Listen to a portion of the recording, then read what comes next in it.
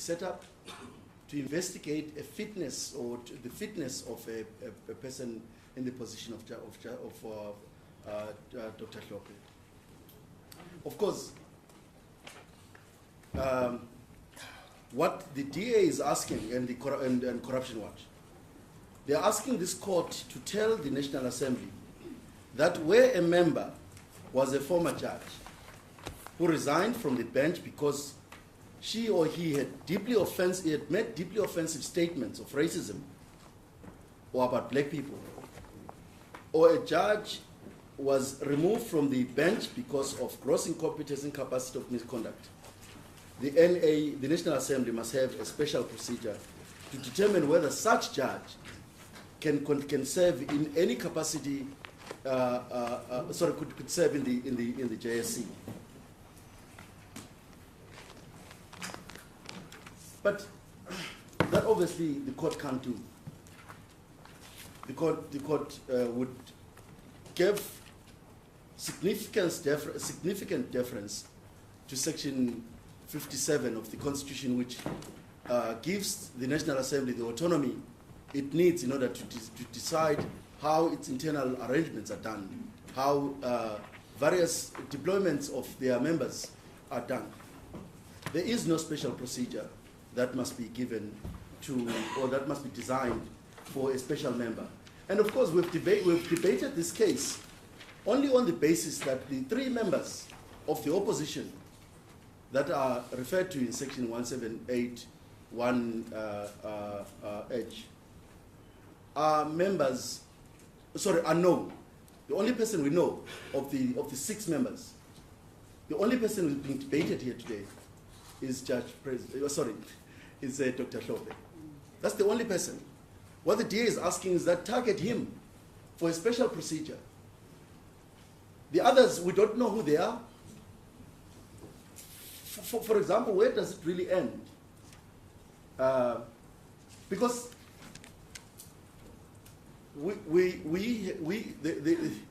the Constitution has remedied the defects of society, which was deeply rooted in racism. The Constitution remedies that. So people who played a role, active role in the judiciary during the apartheid system will suddenly be faced with these kind of arguments by people who played a role in actually dismantling the apartheid system. I mean, I know that Justice Parker dodged bullets fighting for this constitution. My learned friend here on my right served time in prison for this constitution. Are we going to start saying that we must carefully look at the role that a person played in the past in order to determine whether they've got the ethics of judging judges or selecting judges? Where does it end? Because Hlophe's punishment, if you want to put it, ended with this impeachment.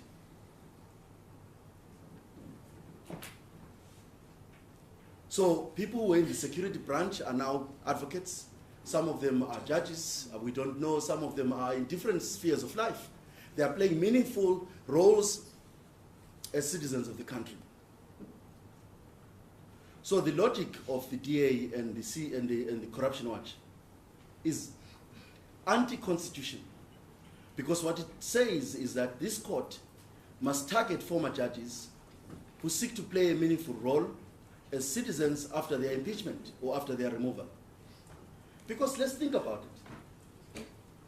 Judges leave the bench for a number of reasons. Some of them, when they are about to be named in a scandal, they leave. Some of them, they just resign.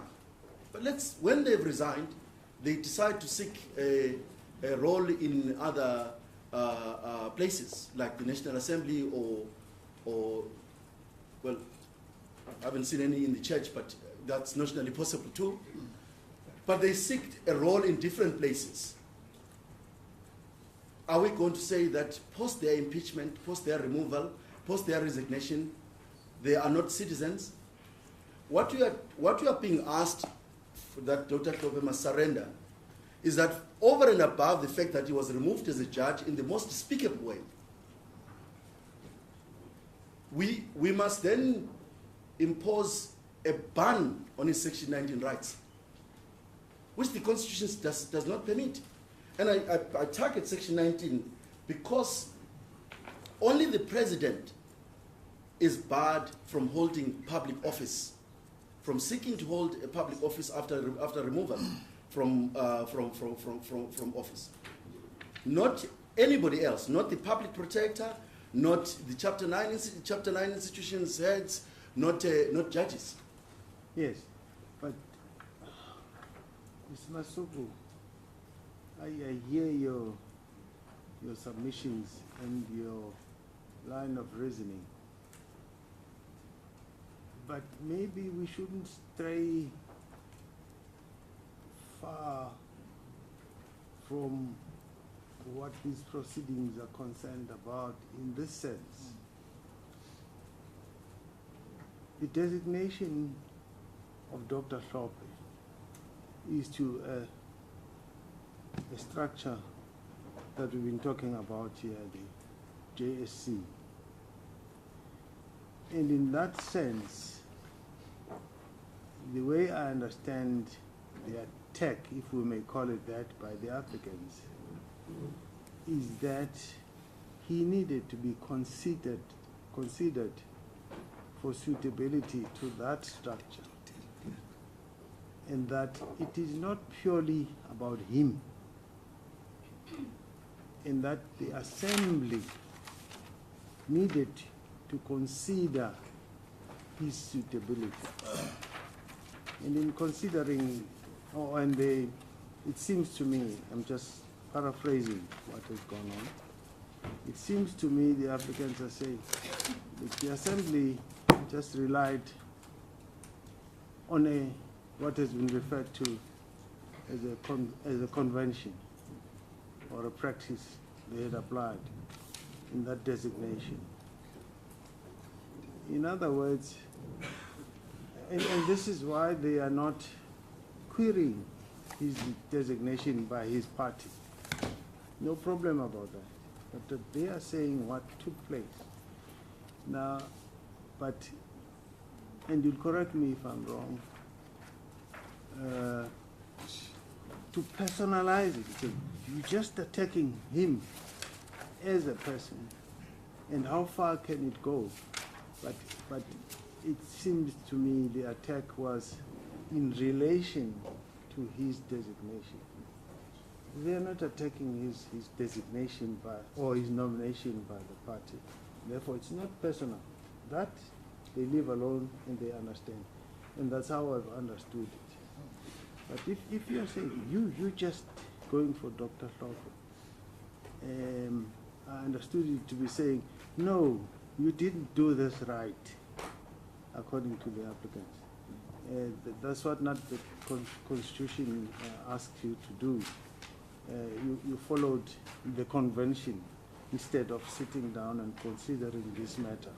So whether it was Dr. Hlophe or somebody else, you say, you must do it right. Because imagine a situation where they had sat down and looked at the law and so on and so forth, and shown that in a record. Maybe your arguments would be saying, no, don't touch this. This is a parliamentary decision. It was done correctly, not according to convention. It was considered all the rationality issues and so on. So I'm just mentioning that for your consideration. Madam, thank you very much for the comment. Your Lordship starts with saying that I mustn't stray. And I've listened to your Lordship's what you put to me.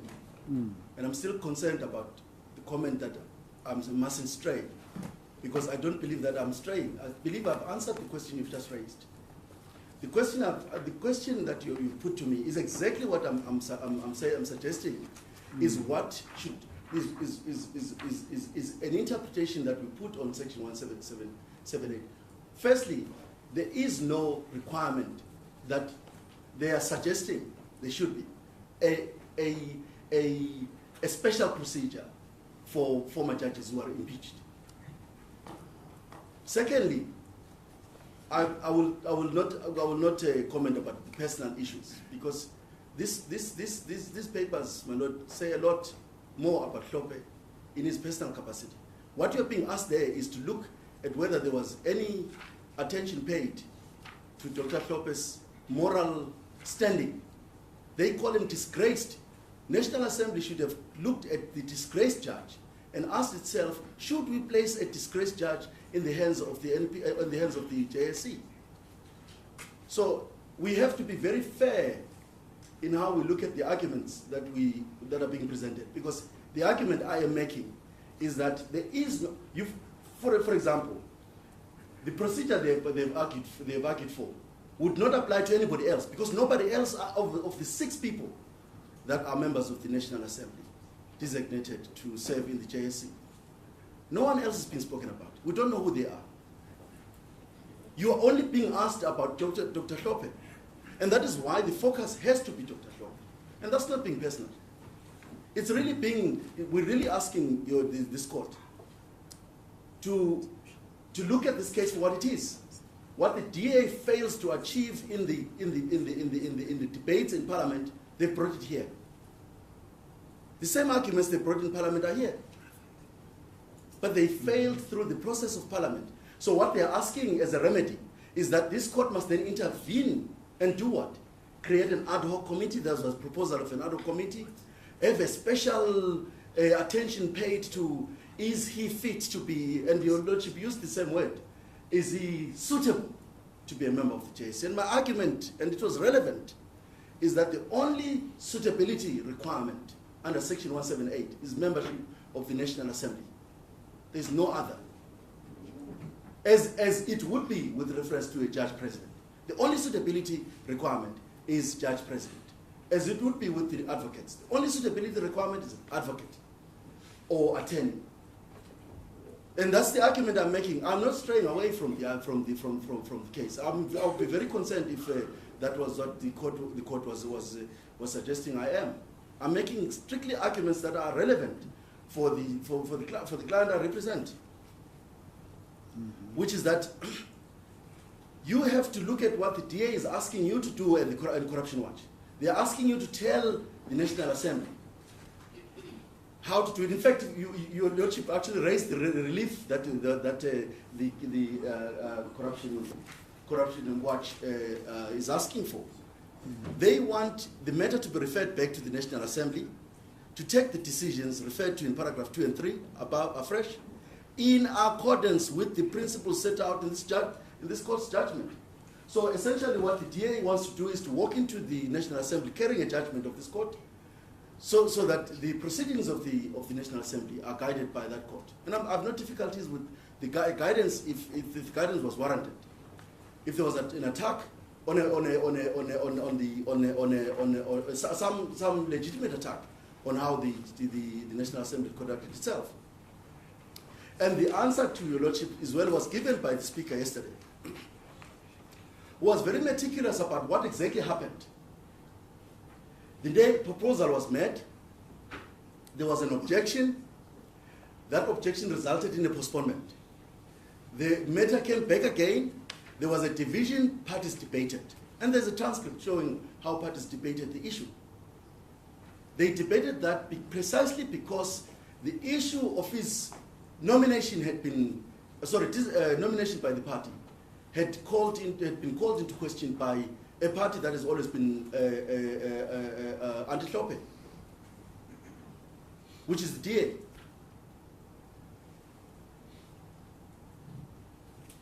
So the point I'm making is that where does this logic take us? This logic of saying target somebody as they seek to do, go beyond the membership of the National Assembly. Go beyond that. That is a member of the National Assembly.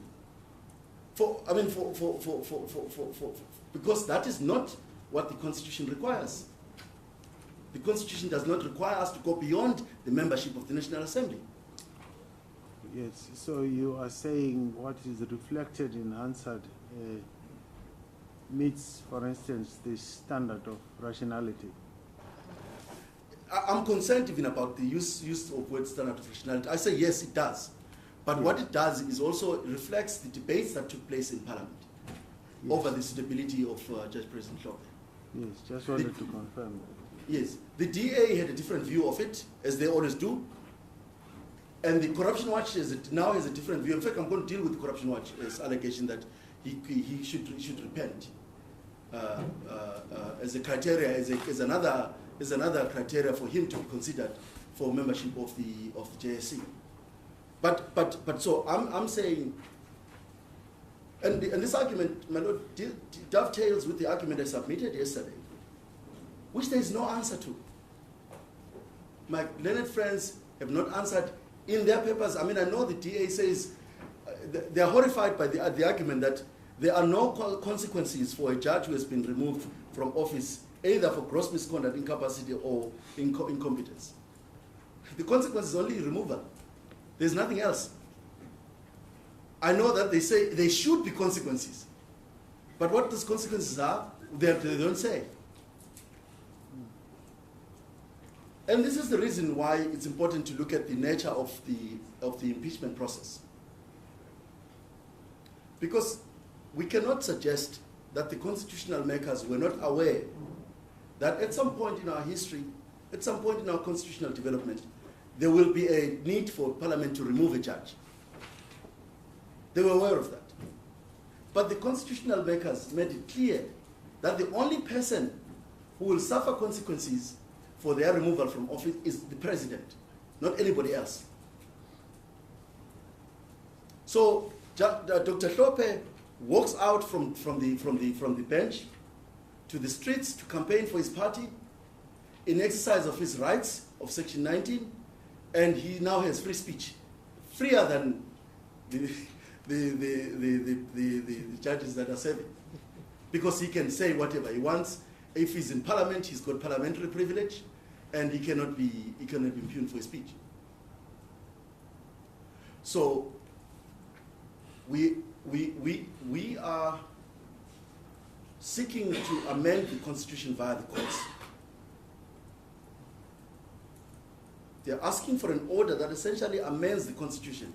So in the order that they are seeking, or in the judgment that they are seeking, there will be something that says, we know that there are no constitutional consequences set out in the Constitution. There are no consequences for judges who are removed, or the public protector, or the chairperson of the Commission for the Human Rights. There are no consequences that are set out. Only the president suffers consequences as a result of removal from office. We know that. But actually, we would like more consequences to be urgent. We'd like an amendment, either in legislation, I don't know whether it would be the remuneration of judges, whatever that act, which is called the Judges Remuneration and Conditions of Employment Act, or some other act which must be amended so that it deals with what happens when a judge takes forced or a leave or leaves the office in different circumstances. One circumstance would be where he's removed by the National Assembly or the President in terms of the Constitution. Then the Act would say, in the event a judge is removed by the President in terms of Section 177, I think it's 2, then these are the consequences that follow. We don't have that. The Constitution was very clear and very, very, very precise. It made sure that the only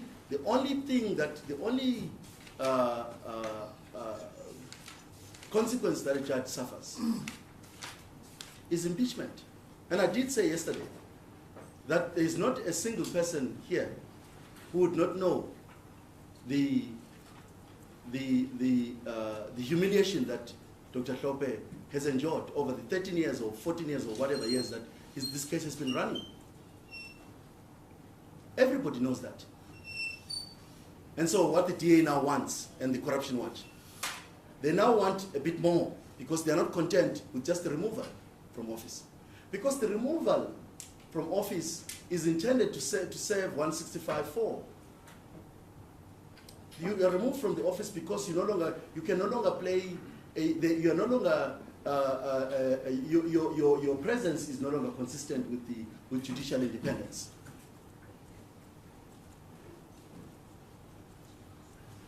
But how does that support the argument that is being made, which is that when the National Assembly designates people for the 6 people in the National Assembly, there ought to be attention paid to 165(4).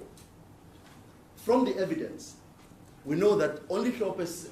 Hlophe's suitability was debated by members of Parliament. There was a vote over his nomination, and the majority, using a convention of decision-making convention that is acceptable in terms of the Constitution, was adopted.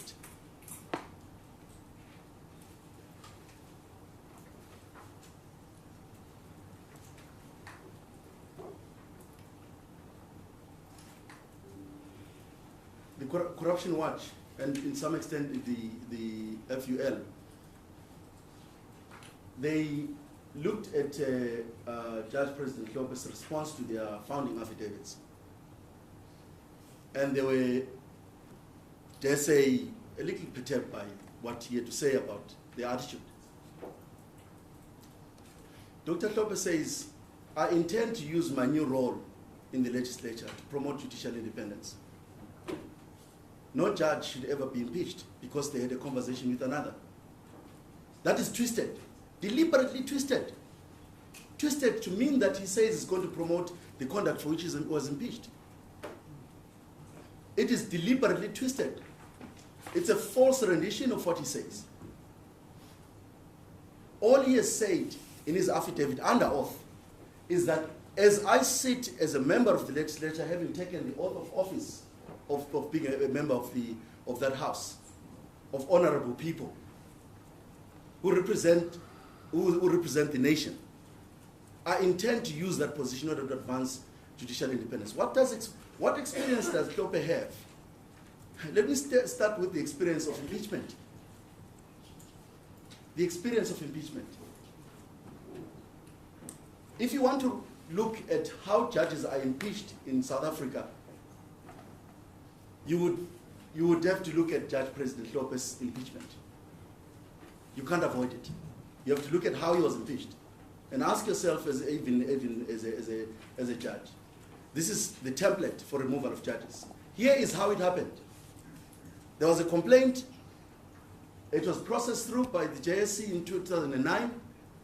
Members of the JSC in 2009 acquitted Judge President Hlophe of gross misconduct. They looked at the same conduct that was looked at by the subsequent JSC. And they said, nah, it doesn't rise to the level of gross. Fair enough. They jump up and down, they say, no, you are referring to a decision of the JSC in which there was a division. If there's one thing that has to be clear to judges, is what is gross misconduct. There cannot be dissenting views about what gross misconduct is. Because a judge sitting there has to be certain that the conduct over which they are judged is precise. So we have the first JSC in 2009. Only there was, I think, a single, two dissenters out of the numbers that were in 2009. They said for the same conduct that he was convicted later, they said he was not guilty of misconduct. When the subsequent JSC took over, that JSC was not unanimous about whether his conduct was gross misconduct.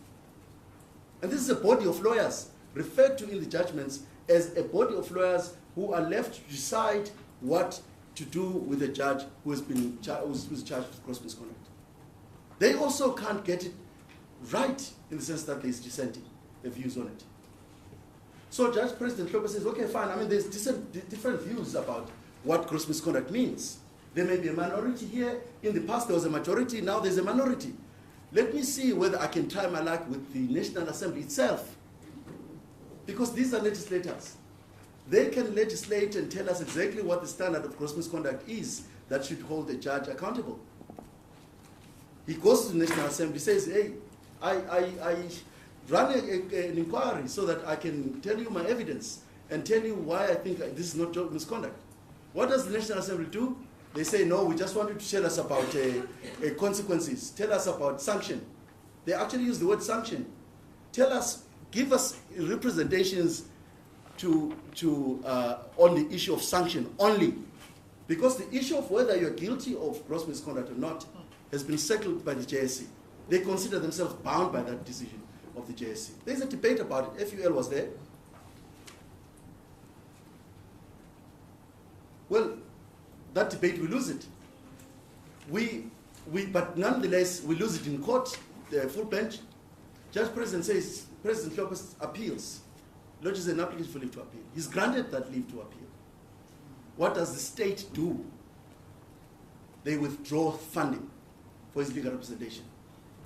Because what then happens is that if he has to produce a record, he must produce a record that costs about 600,000. He doesn't have that money. What happens? The matter lapses. Because he cannot have the money to do that. Because the state, which had always been paying, decides no notice, no reasons given, they just keep quiet. He appeals, he writes letters, ends up litigating. The matter is pending in the High Court, in Gauteng. The reason I am raising this, Honorable Justices, is because you have to be absolutely rigorously fair in how you assess this case in relation to what is presented as settled facts. There are no settled facts here.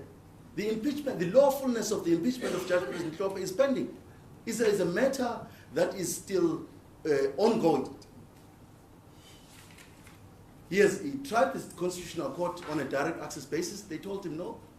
Your matter involving whether or not the National Assembly violated the Constitution when they removed you doesn't belong here on an exclusive jurisdiction basis.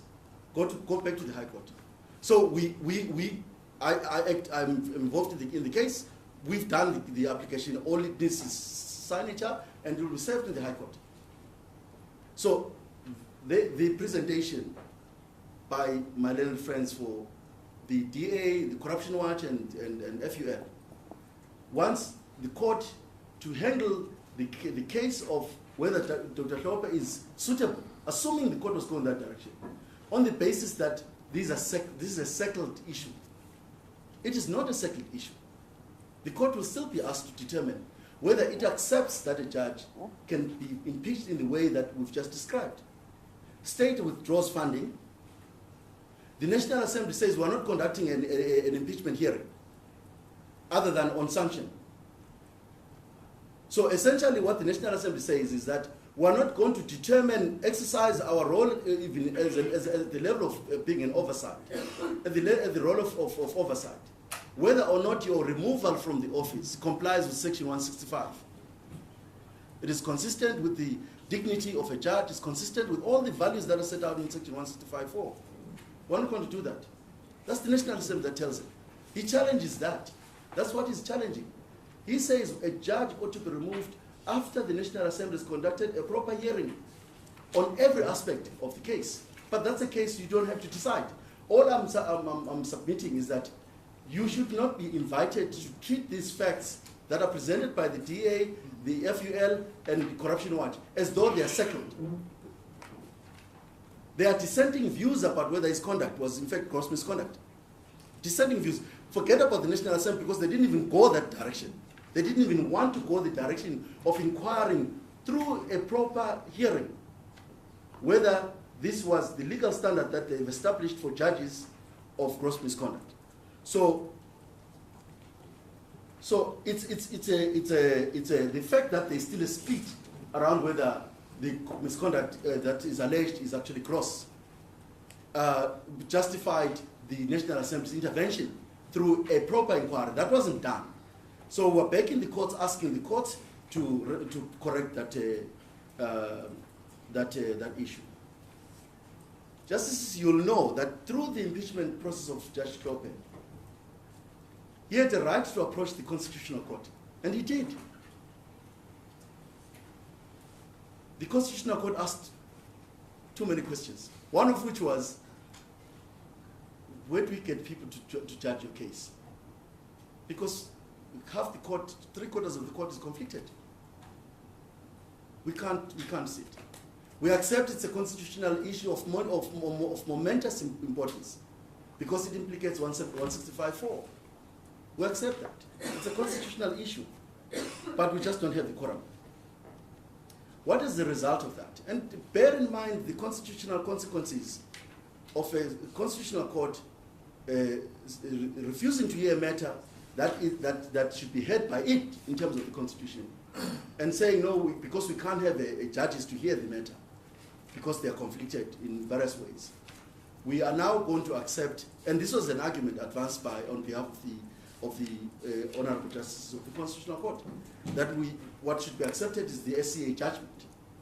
So in the Dr. Hlophe cases, you'll find that although he raises legitimate constitutional questions and has a right to have those constitutional questions decided by the highest court of the land, he couldn't. Why? Because the court said there are no judges to hear the matter. And what the result of that is that a Supreme Court of Appeal, which is which does not have the last word on what the Constitution means, that's the judgment that is binding today. And we say you have to correct this kind of reason. All I'm saying is the impeachment of President Hlophe, of Dr. Hlophe, is a painful chapter in our constitutional history. It's celebrated by others. It's not celebrated by many. Because the idea that this erudite, this man who's come from a jack to a king, from rags to riches, is simply removed with such disgrace. And according to the FUL, the problem was that he came to according to Judge Kriegler, he came to the bench too early, and power got to him. They insult him in the public domain. As a judge, he couldn't respond. They must try it now. He will respond. But as a judge, he maintained stony silence. They would insult him in all corners. I mean, we have sent it out in our affidavit to the Supreme Court, to the Constitutional Court, which was dismissed on the basis of institution. We're going to send it out again in the High Court. And the reason I'm raising this is for the court to understand that there are no barriers to the National Assembly, especially also given the differences on what constitutes gross misconduct, if that issue were to arise. Because there are amongst lawyers, there are dissenting views on it. And the JSC's dissenting voice was even larger. It was 4 to 6, if I recall correctly.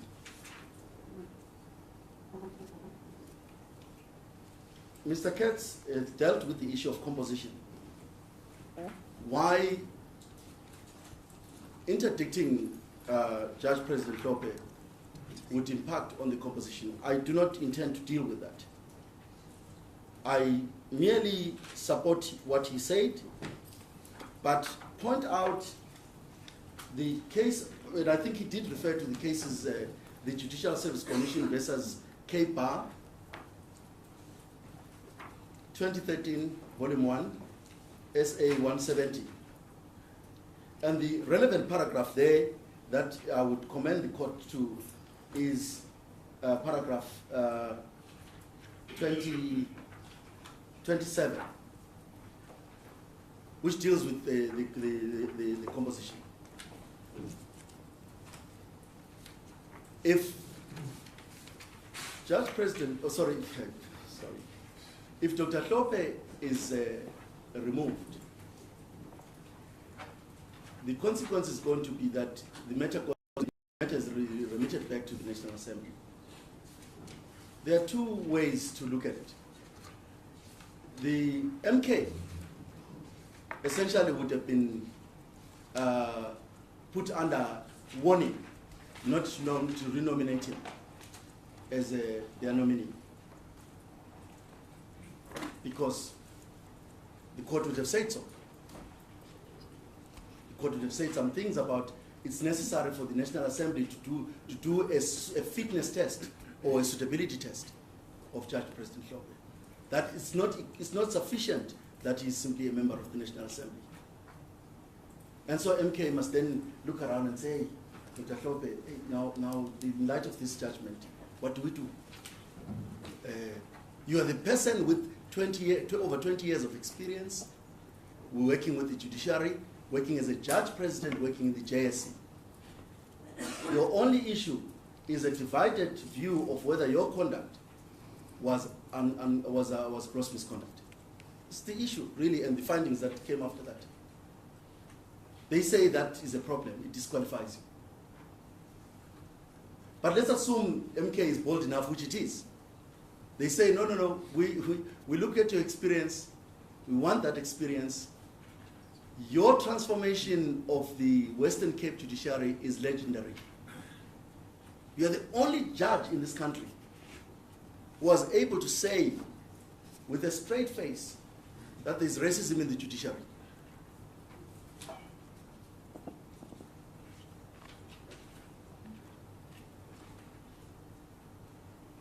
Now, and then you used your position to change things in the judiciary. And if you go to the archives of the Office of the Chief Justice, you'll find that the running of this division was commended as one of the best run divisions. So MK says, we are renominating you. The National Assembly says, no, actually it's true. We are voting for you again. There is now contempt. Contempt is coming their way. Because I can see a crafty lawyer somewhere coming up with the theory that MK's position of insisting to nominate somebody who's a disgraced former judge is in fact not consistent with the judgment.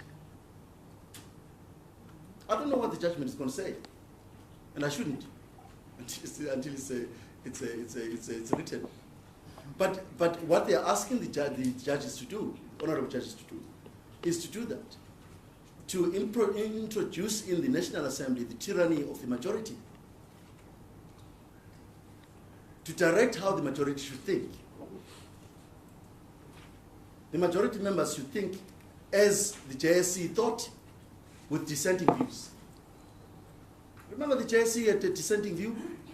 Both the 2009 and the later JSC, they had different views about whether this constitutes gross misconduct or not. The National Assembly must be accorded that same respect of differing on whether or not the issues that pertain to Judge President Hlophe are relevant at all, other than the one issue which is relevant, his membership of the National Assembly. I've already dealt with the fact that the lawfulness of the impeachment is still a subject of pending litigation in different courts. As I said, there is no application to reinstate the Supreme Court of Appeal yet. When the funds are available, that application will be reactivated. There are no funds to raise for the appeal. So when that is done, then it would and Honorable Justice, I just want to paint this picture. What the state placed Judge President Hlophe is inimical to the dignity of the office of the judge. Because essentially what they were asking him to do was to go and look for money elsewhere. So Judge President Hlophe could go and look for money from a rich person who litigates a lot in this court and get a lot of money to litigate further his impeachment. That's undesirable. That is why we still are complaining about the fact that the state has a duty under Section 1654 to make sure that judges who face misconduct hearings are supported. Because you're not supporting the judge, you're supporting the principle of judicial independence. But that's not for this court to decide yet. And then the question that we raised is relates to whether the interdict sought would infringe on the right or privilege or freedom of speech of NPs. I've alluded to the fact that if an interdict is granted, Judge President Hlophe is under a hammer of contempt if he exercises his duties as a member of the National Assembly in the JSC. He would be in contempt. And that, not only that, if, as the scenario I postulated before, the National Assembly is dictated to by the courts that they must ensure that a process is set up that would look at Judge President Hlophe's, at Dr. Hlophe's irrelevant history and decide based on that whether they should designate him. Let's assume they did. It has a freezing effect. It has an impact on their free speech as different parties. So we're essentially asking for an order that when the National Assembly debates the issue of Judge President Hlophe, this is what they ought to say. Yesterday it was dramatic to hear what different members of the Speaker should have been saying in advising the National Assembly. Because according to the scenario postulated by the judge presiding to the speakers to the Speaker's Council, the Speaker should have said, wait, aren't we making an error in processing this name forward? Shouldn't we consider A, B, C, and D about this man? I'm paraphrasing it with respect. But firstly, that's what happened. But secondly, the interdict would have an effect on the rights of the members of the National Assembly in their capacities. There are various capacities, and they, in the National Assembly, they are honorable members. But we all here can't vouch whether they are saints or sinners or what. There is a mixture of different people from different experiences of life, and that must be that must reflect. It must be the case that the House is comprised of different people from different walks of life, different experiences, and all that. That must be the case. But I would commend this court to a judgment of the Constitutional Court, the DA versus Speaker of the National Assembly, 2016, Volume 3, SA 487, from paragraph 11.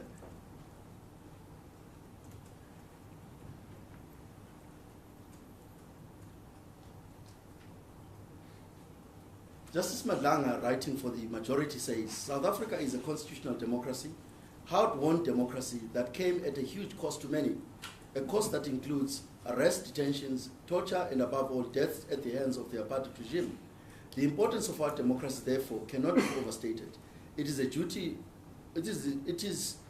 of all, in particular the three arms of state, jealously to guard that democracy. Focusing on Parliament, the pluralistic nature of our parliamentary system must be given its true meaning. And if you want to read further down, it's brilliant in how it explains the role of Parliament and how Parliament must be left to its devices. The only thing that makes Parliament a Parliament of the people is its ability to debate freely issues that pertain to it. But in this inquiry that is postulated, this ad hoc committee that is postulated of the National Assembly, what are the rights of Honorable Member Dr. Hlophe? Or does he appear there and say to them, guys, you're worried about my eligibility. Let me tell you who I am. This is what I've done. This is where I have. This is what I have. Is that how our National Assembly is going to function? Well, the Constitution doesn't say that it should have functioned that way, because it simply says you're a member of the National Assembly, you can be designated to a body like the JSC. So this part of the judgment from paragraph 11 to 17 deals largely with the issue of of Parliament and why it is a body that should really have the freedom debate issues and to reach the decisions that it reaches. We say that an interdict against a member of parliament would really be just inimical to our constitutional scheme, because what you are saying to the judge is that he cannot perform functions that he is assigned by the Constitution to perform in terms of the Constitution. You are not simply stopping him from going to the JSC. You are stopping him from performing his functions as a member of the National Assembly in relation to matters that have to do with the JSC.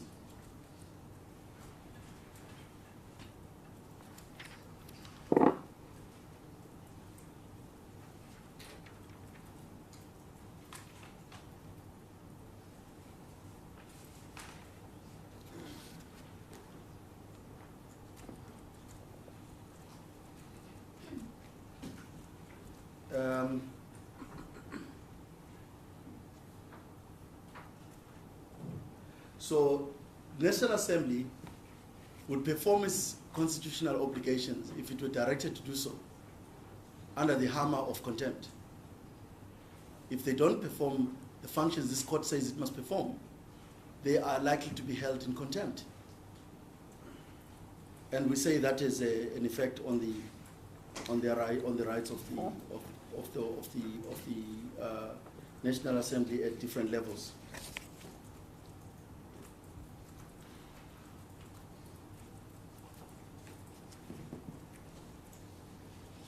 I want to then deal with this notion that's been raised by Corruption Watch.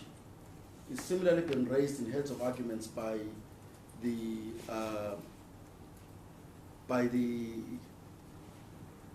Freedom Under Law. That the reason why you ought to intervene in the affairs of the National Assembly in relation to its designation of Judge President Hlophe is because Judge President Hlophe is unrepentant. Judge President Hlophe has not repented. Now they haven't told us which altar he should go to in order to repent. They haven't told us which God he must go to in order to repent. Well, the Constitution perhaps. But it's an extraordinary submission to make in light of what Judge President says, in light of what Dr. Hlophe says in his affidavit about his commitment to judicial independence. DA will never believe that Judge President Hlophe his commitments are valid, and they may have reasons for it. Well, similarly with the FUL. But under oath, Judge President Hlophe says, I'm going to use this position I have to promote judicial independence. One thing I'm going to make sure is that no judge is subjected to the tyranny, to the kind of impeachment that he was subjected to. Why is that being unrepentant? But in any event, is repentance a requirement? Is it a requirement for, okay, let's assume he offered his repentance. He said, look guys, I'm sorry, I'm really sorry. I'm really sorry. This is what happened. I won't do it again. Would he now be suitable, according to the Corruption Watch and the theory of the DA, of FUL? There is no requirement of repentance. There's no qualification of repentance that is required. Just like there's no qualification for repentance for any other member of the National Assembly. None of them go there under a cloud of repentance. We shouldn't impose qualifications that are not there.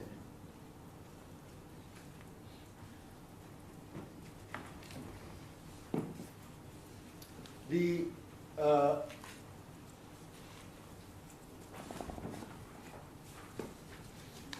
FUL says that a cost order, a punitive cost order, ought to be awarded against Dr. Hlophe. But that's a familiar refrain. I've been against the FUL in most cases. That's exactly how their cases read. They're asking for punitive cost orders all the time. And they say extremely disparaging things about President Hlophe. Well, I called him President Hlophe, I'm prophetic in it.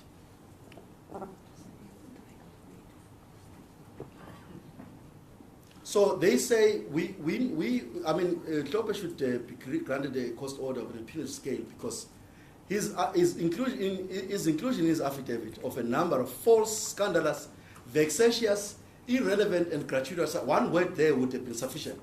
But of course, for dramatic effect, this is what they do. Attacks and false allegations against freedom under law. Retired Judge Katalia, and they had to draw in judges, and retired Judge Krikler. But look at the references under those heads of those statements. Look at the references. They are made in reply. And you will see why Judge President Hlophe, you will see why Dr. Hlophe responded the way he did. Here is how they describe him. Other than describing as a disgraced judge, this is the big thing when they factual background. Dr. Hlophe is a disgraced former judge. Then they go on, they say in addition to the serious issues, the exceptionally serious nature of the findings against Hlophe. And please, I'm not belittling the serious findings that were made by the relevant institutions. I'm saying Hlophe's view is a different one, and he's taking it to the relevant bodies in order to test whether they were correct or not. He's allowed to do that. Then they say, which is a favorite of FUL, in addition to the Stalin grant, I don't know where they discovered this word from. It features in every case that I'm against them. They say Stalin grant legal tactics he has employed. Judge President Hlophe, sorry, Dr. Hlophe has no money to actually promote his cases. Stalin grant is defined as a tactic used by rich people, like the FUL. Well, they have money they get from very rich people. So they accuse Hlophe of employing Stalin grant. They say Dr. Hlophe has conducted, and I want to really, for the court to pay attention to this, Dr. Hlophe has conducted his defense in a scandalous manner and made scurrilous and unjustified allegations against various senior judges, as well as the judiciary as a whole. He has done so without any factual or legal basis. Many of the cases and arguments that Dr. Hlophe brought were so hopeless that his attempt to advance them could arguably be unethical. Now pause there. If you want to find the evidence for these allegations, you go to the replying affidavit. That's not fair. That's not fair. That's not how pleading should be done. But because they have taken this attitude that Hlophe has no dignity, he must just be insulted at every opportunity they get, whether outside the courtroom or inside the courtroom. This is how they're going to deal with him. It's reckless litigation to say that he has adopted Stalin grant because he's asserting his rights. They have the privilege, and if one looks at what they have said, what we have said in our founding affidavit to the Constitutional Court, we will make that story consistently as long as this matter is before the courts. The role played by FUL in having Dr. Hlophe removed from the bench. The role that they played. There's a whole chapter on it that will deal with it, where they say they caucused with different, they campaigned basically to have Hlophe removed. So I really think that it's unfair to call his response, oh, this was the founding affidavit. So in order to find the evidence for this Stalin grant, this alleged Stalin grant tactic, you've got to go to the replying affidavit. So when he reads it, this is what he gets. He doesn't know which judges are various, this is against various senior judges, as well as the judiciary at all. They don't even tell us exactly where he insulted the judiciary.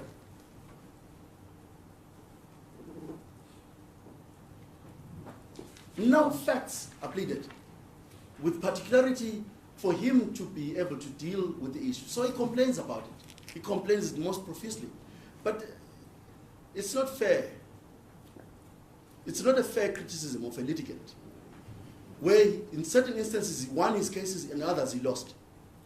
To say that he brought hopeless cases that his attempts to advance them could arguably be unethical. What does that actually mean?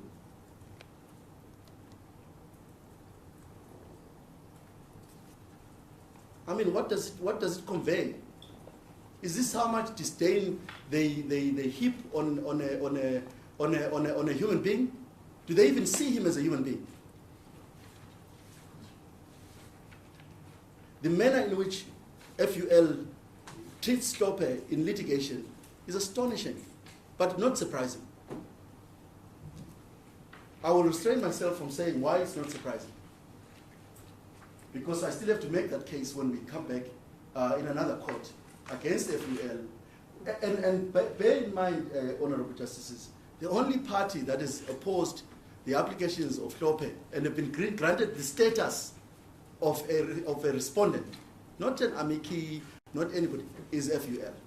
So Dr. Hlophe could cite the JSC because that's who he's targeting. FUL will come in and they ask to be respondents. Oh, they've been given, the judgment says they are now respondents in all cases that involve Hlophe.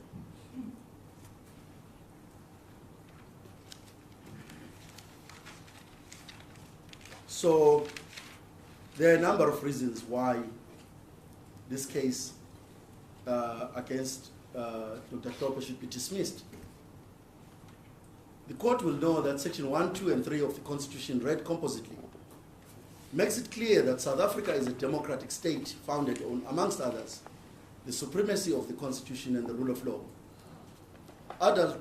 universal adult suffrage, a national common voters' roll, regular elections, and a multi-party system of democracy. Any conduct inconsistent with the Constitution is invalid, and obligations imposed on it must be fulfilled. All citizens are equal before the law. What we're being asked is to fashion a special law for Dr. Hlophe, so that there is further investigations that are conducted into his suitability to serve in the JSC. But it's also worse, because what's happening here is that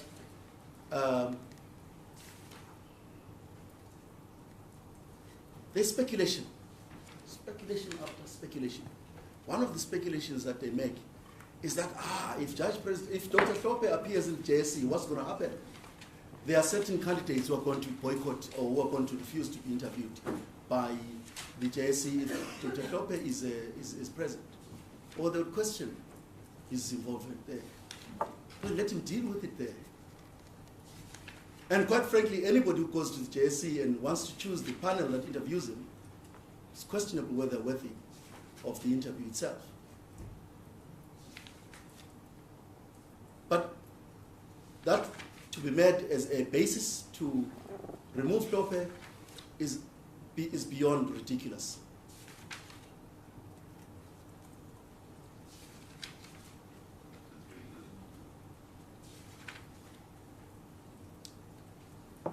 So the interdict that is sought would violate a number of rights that Dr. Hlophe has. It would violate his firstly it would violate his Section 19 rights, because what the DA and I mean the applicants in all their formations, what they are asking is that the court must uphold that the membership of Dr. Hlophe in the National Assembly is lawful, is in accordance with the Constitution. But as a member of the National Assembly, he cannot serve in the JSC. That's what they want you to hold. But that limits the very rights that he has as a member of the National Assembly. In terms of Section 19, the reason I say Section 19 is because he's a member of MK. MK has nominated him, so he has a right to, having been a member of MK, MK has a right to nominate him for any committee or any constitutional body which requires members of the National Assembly to be appointed. To put a barrier to that is really to limit his rights unduly. Here, what So is big, what is that 19, was it 19 subsection? I think Is it three? section 3, yeah, 3. 3. 3B. Thank you.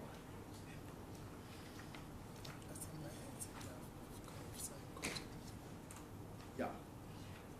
Thank you. So if it is term for public office and if elected to hold office. There is a view that appears to be suggestive that it should be easy for the National Assembly and it's easy for them to designate any of their members to the committees of Parliament. And then it should be, when they designate members for any other bodies that operate outside Parliament, in the sense of the JSC, a different criteria should be used. But I don't see the logic. Firstly, Parliament's engine is through committees.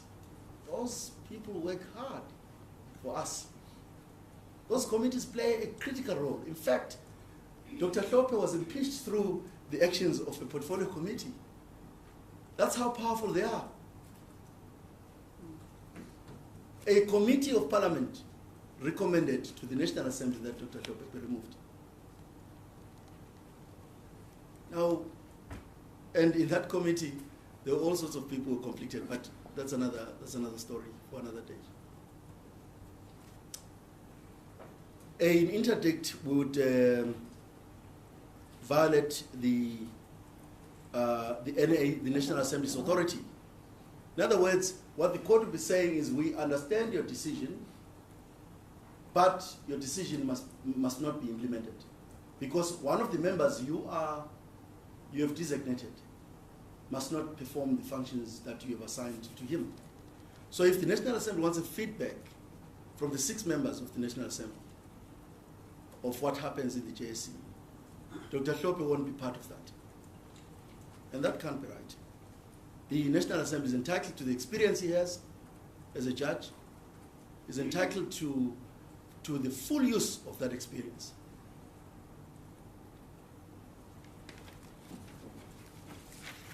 Let me close with the issue of cost.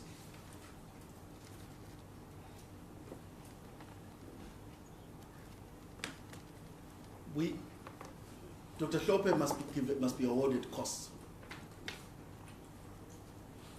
He's here not because he wanted to. He's been dragged here. So whether he loses or he wins, he must be given costs.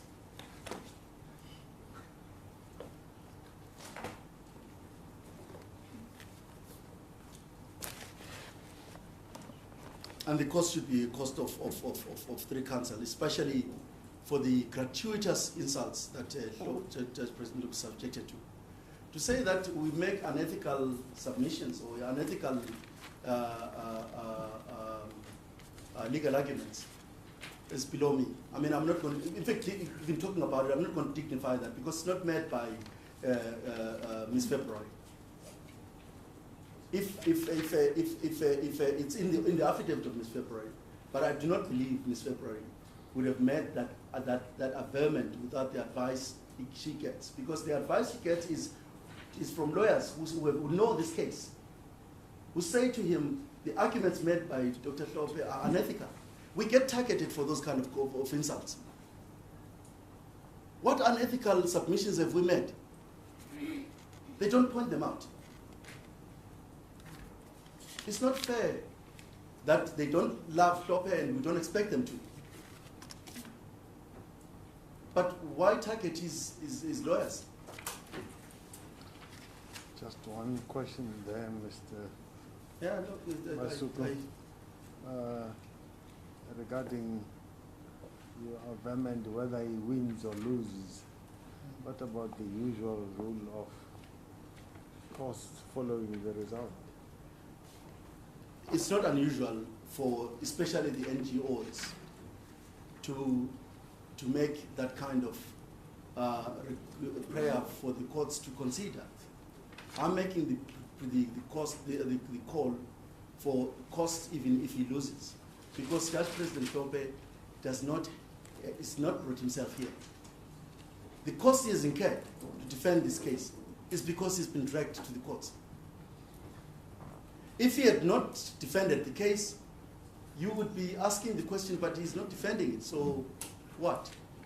If he had simply said, no, I'm going to stay as a member of parliament, the courts can do whatever they want. We are really here to assist the court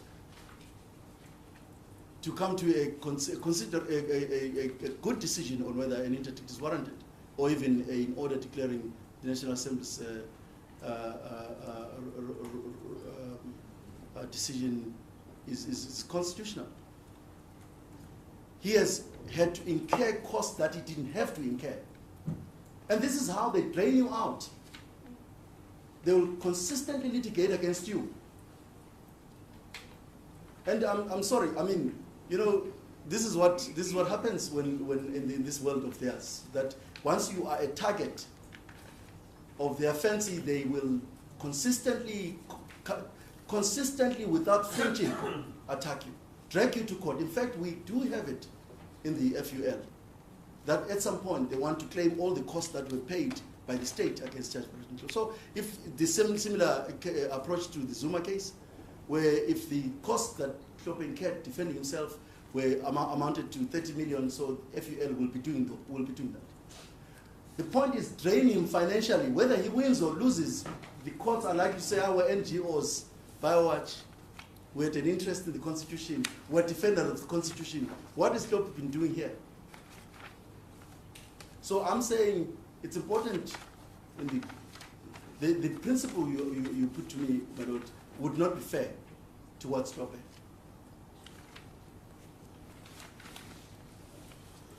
And because you have a discretion, you have to consider how Hlophe has been treated here. He's asked to repent, he's a disgraced judge. This is another platform for berating him. He's moved out of the judiciary, he's no longer a threat to their interests.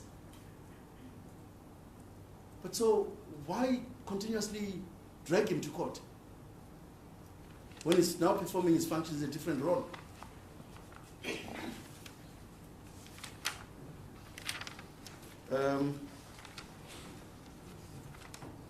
I think I have managed my time well. If I say I stop here, but before I do, let me see if there is anything I am leaving out.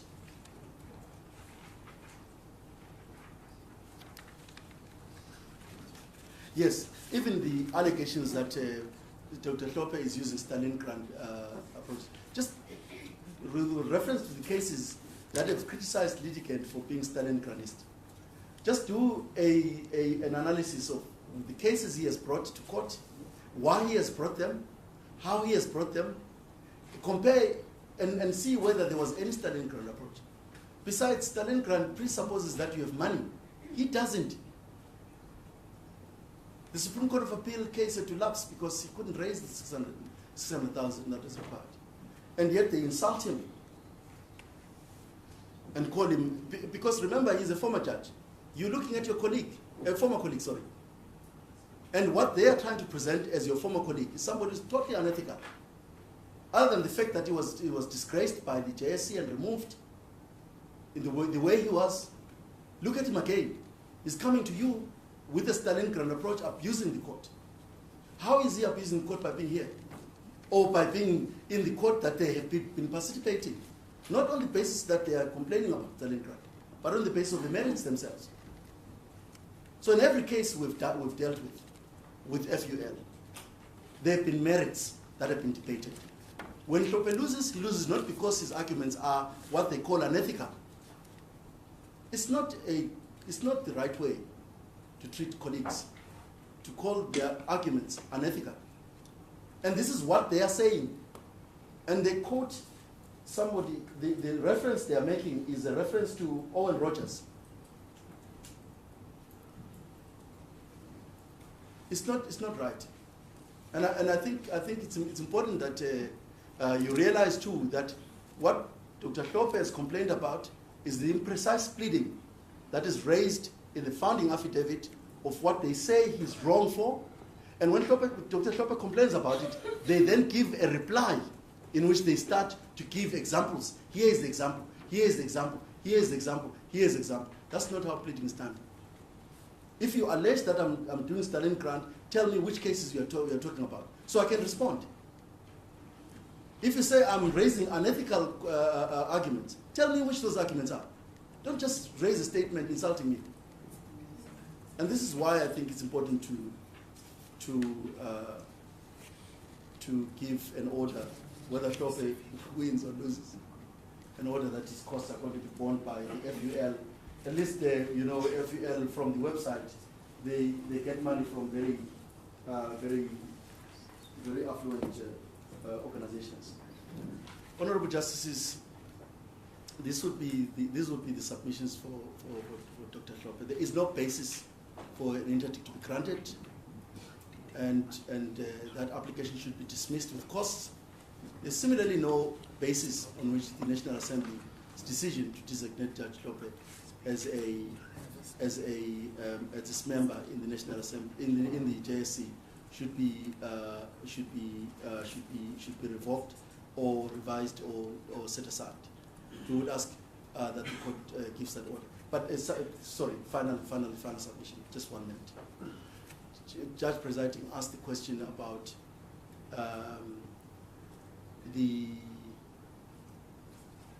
whether the dismissal, whether in relation to the two applications, the fact that FUL is asking for a final order, and what should be, or how it should be dealt with, and whether the DA is asking for an interdict. If you dismiss the interdict, which you submit you should, then we submit that for the purposes of Judge President Hlophe, that would be it. If you decide not to deal with the FUL's case, then you don't deal with it. Although arguments have been advanced, probably would pretend that you deal with it. But the complaint raised at the beginning was a valid complaint that these cases should not have been running on the same courtroom. Precisely because now we have three cases where there's got to be some understanding of how you would deal with it. So if you hold that the National Assembly's decision was unlawful, then perhaps an interdict won't be necessary, because once you set aside that decision, what is the need for an interdict? Because that means the decision on which Hlophe would have gone to the JSC is no longer there. The interdict is no longer necessary. So if you uphold the FUL's application, then the interdict must similarly be not necessary. You only give an interdict against Dr. Hlophe if the argument is that, irrespective of what this court says about Part B, Dr. Hlophe will be seen in the doors of the JSC, which is obviously would be a ludicrous suggestion. Dr. Hlophe intends to play a very big role, and that role, I'm sure, terrifies others, but it makes others a bit more happier, especially MK. What they are asking this court to do is extraordinary. If the National Assembly were to today elect Dr. Hlophe as president, because the president appoints judges, they suggesting that there would be a basis for another inquiry into how you appointed a president who was a former judge. How should you do that? Because he was impeached. So if he's going to appoint judges, so 165 is implicated. No, I say that with tongue in cheek, but it's not too far-fetched. If he's appointed, if the National Assembly votes him as a president, these arguments will come to haunt us again if the court doesn't make a ruling in our favor, which is that this application should be dismissed. Those are the submissions. Thank you, Mr. Masuku. Thank you. I'm sorry, Judge. I didn't ask my colleagues.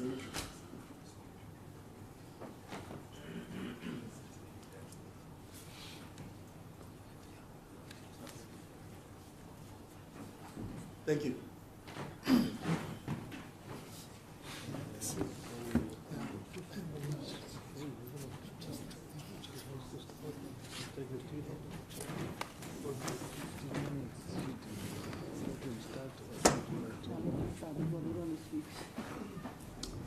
Mr. Hlophe.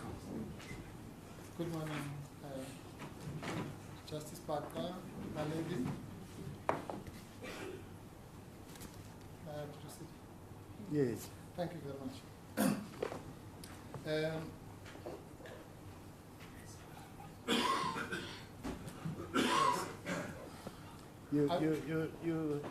We have 15 minutes before tea adjournment.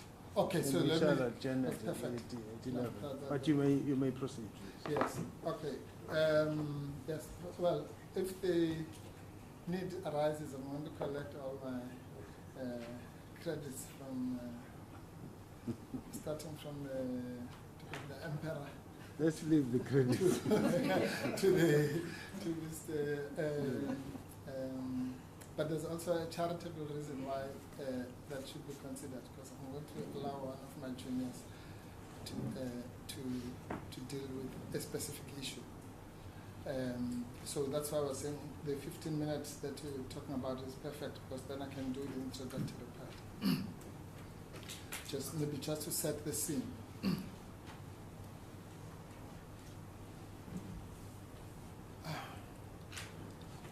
Now, this matter involves, everyone has said, complex, novel, all sorts of adjectives have been used to describe it. But, and there are many sections and subsections and topics and subtopics and so on. So I'm just going to try to do a signposting of some sort, so that there's a logical flow to what we're about to present. Lady, my lords, ultimately, and I'll deal with this when I deal with the merits, there's only one real issue that permeates the entire issue, and that's the issue of rationality.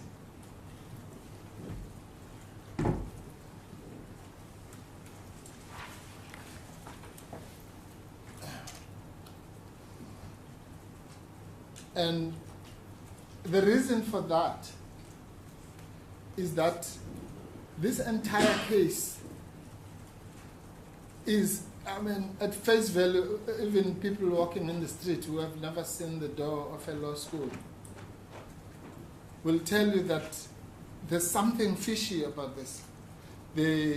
Why would the court want to deal with what is happening in Parliament and so on and so on? So they might not know the words separation of powers. But they'll say, but this thing was happening in Parliament just now it's happening in a courtroom. What's going on in this country? So the separation of powers permeates everything that is around this case. Everybody, literally, that I've spoken to about this, from Uber drivers and anybody, ask the same thing. But Parliament has done this thing. Why are you busy debating in court?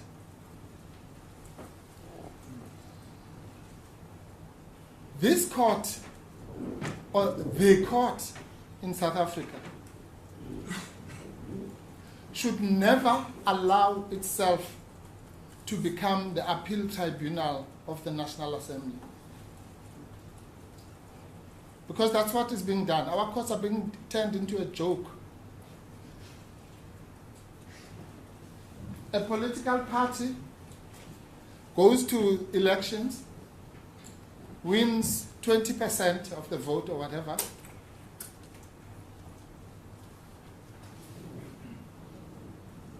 it goes to Parliament, where it should go. It objects to the designation of Dr. Hlophe, as it is entitled to. It loses the vote in the Parliament of the people. And then what does it do? It runs to court. What is that?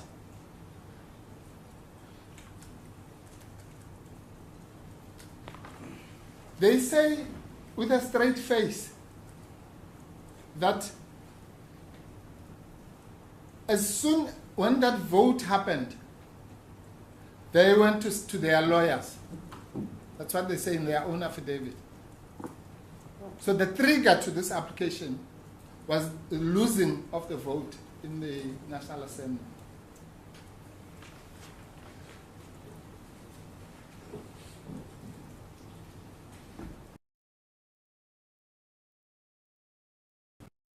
Imagine, close your eyes and imagine if the DA had taken that debate to the House and won. Would you be here? No. Even a 3-year-old child will tell you that. We're only here for one reason and one reason only. They lost a democratic vote in the Parliament of the people that represents all of us. This is not Parliament. You are not elected representatives of the people. How can unelected representatives of the people be the appeal body for the represented people of the representative, the body that represents our people? How can that be? What is that?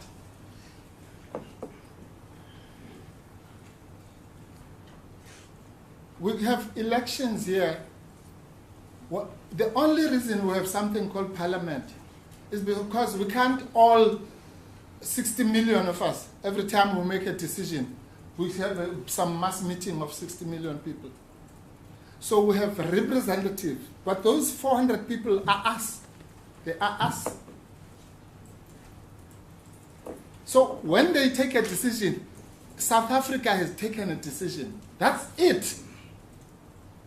There's nobody, it doesn't matter what you are called, whether you are the Chief Justice or the Chief Magistrate or the Chief or the Speaker or whatever it is.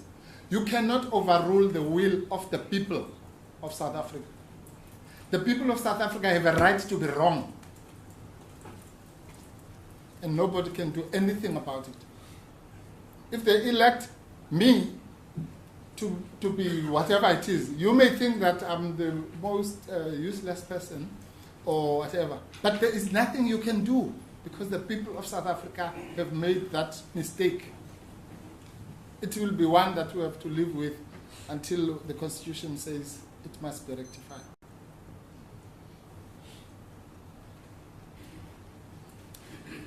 Anyway, so we have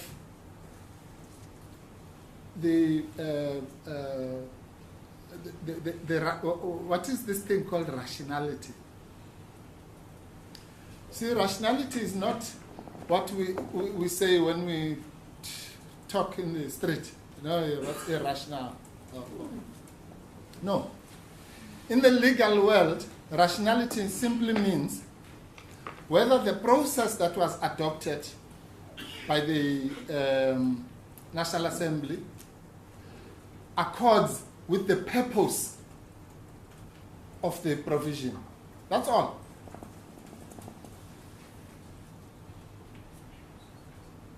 Now, you've not been told what is the purpose of the provision, and you've been lied to as to the process. The process is very, very simple. The Speaker of Parliament, nobody has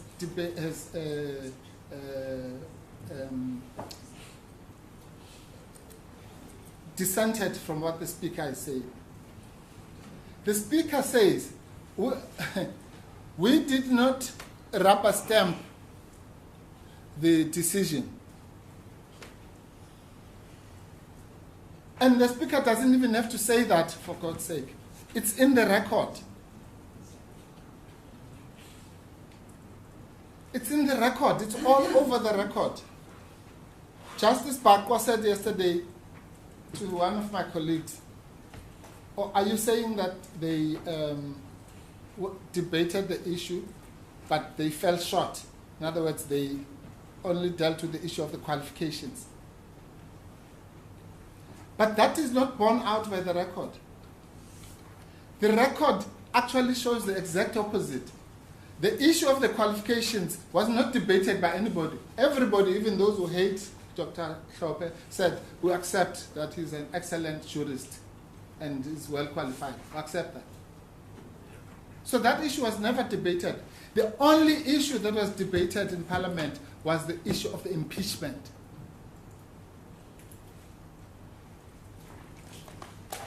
That's what that debate was all about.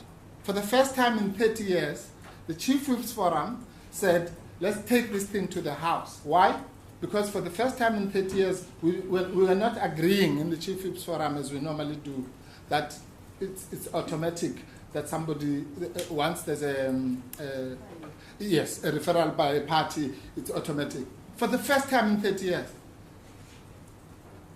And because they could not agree, not about qualifications, they couldn't agree about the issue of impeachment. They said, let's take it to the House.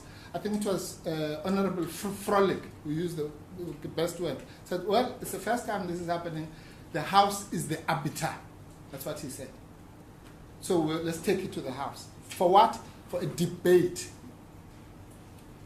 So how can anybody, FUL, comes here and says, I think it's paragraph 2 of their heads of argument, we are here because the Parliament failed to consider, they use that word, underline that word.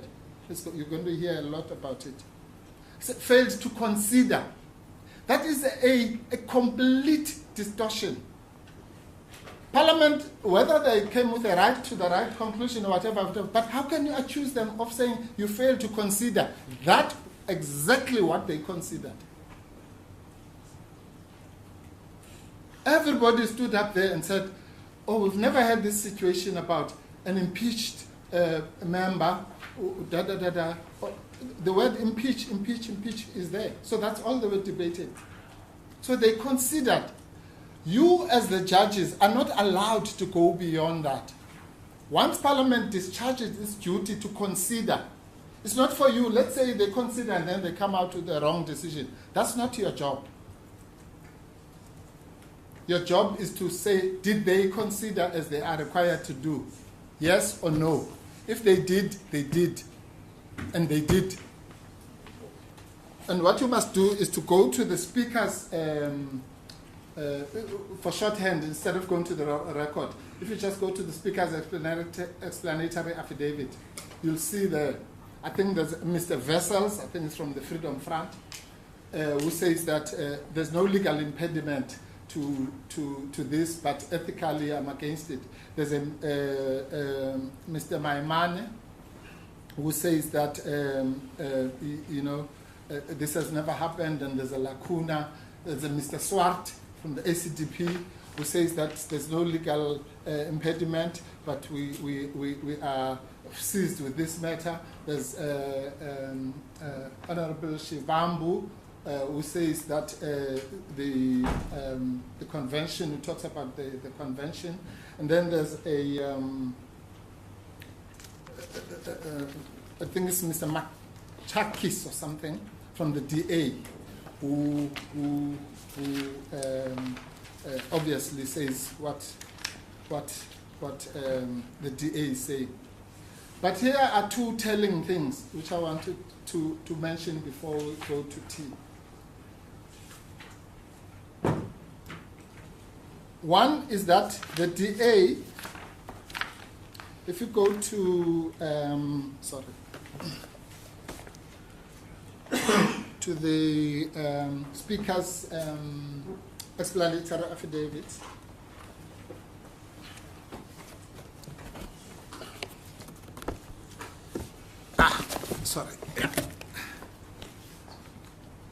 which you'll find this particular reference is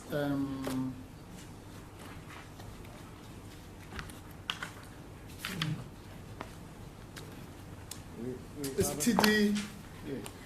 TD4, which is it's actually the minutes to the Chief Whip's Forum.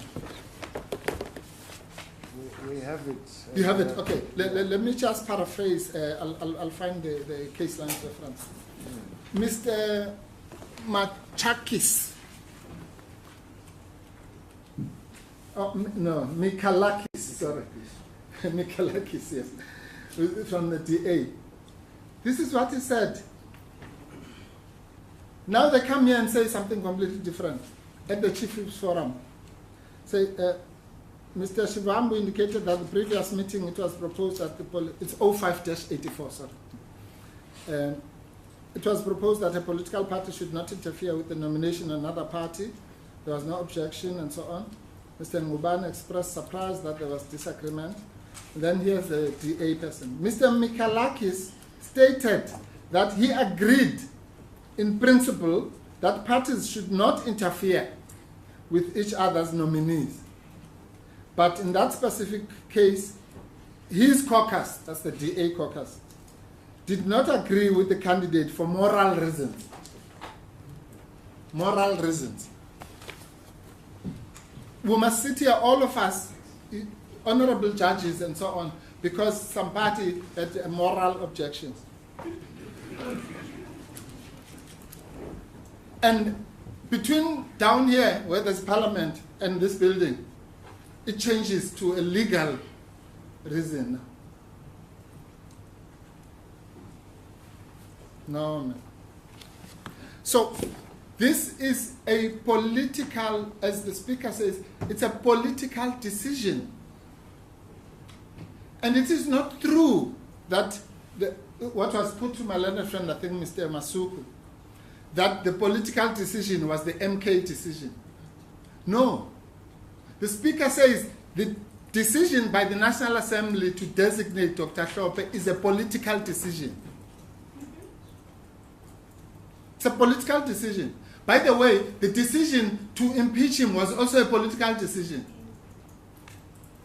So let's not elevate it as if it's some godly decision that says that objectively Dr. Hlophe is a person who has got some inherent wrongdoing.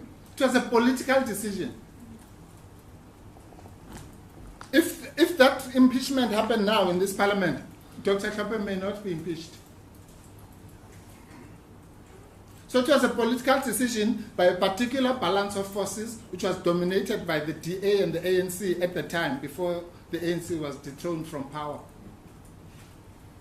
in February this year. So let's not elevate it to something, oh no, you know. No, it's a political decision. Some of those people didn't even know what was happening, they just vote. Hey, Siangab, oh, and then they vote. And on the basis of that, you want to condemn a person for life beyond the grave. Beyond the grave. You have condemned him, you have vilified him, you have booted him out of his job, and now you go to the grave to dig the grave and say, I want to kill you again. That is what's happening here. Let's not glorify it with these pieces of paper.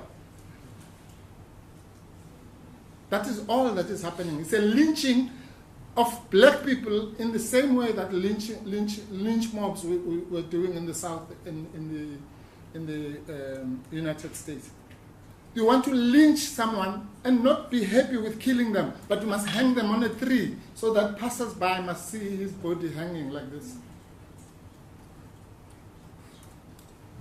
And you call it the rule of law. The rule of law, my foot. It's not the rule of law. It's the law of the jungle.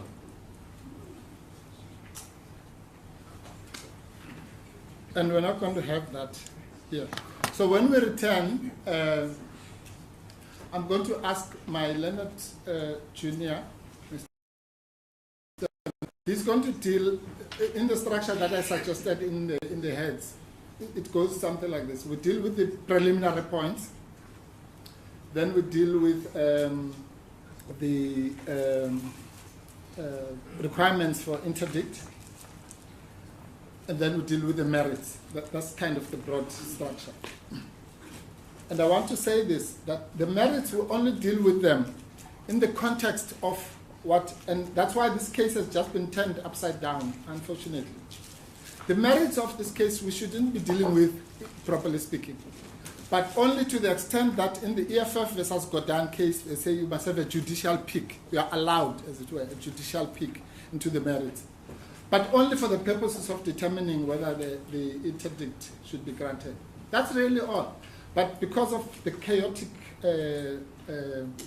structure, which I will deal with when I deal with the abuse of process, it looks like, actually we started at the tail end. We started by dealing with part B, which we shouldn't even be reaching.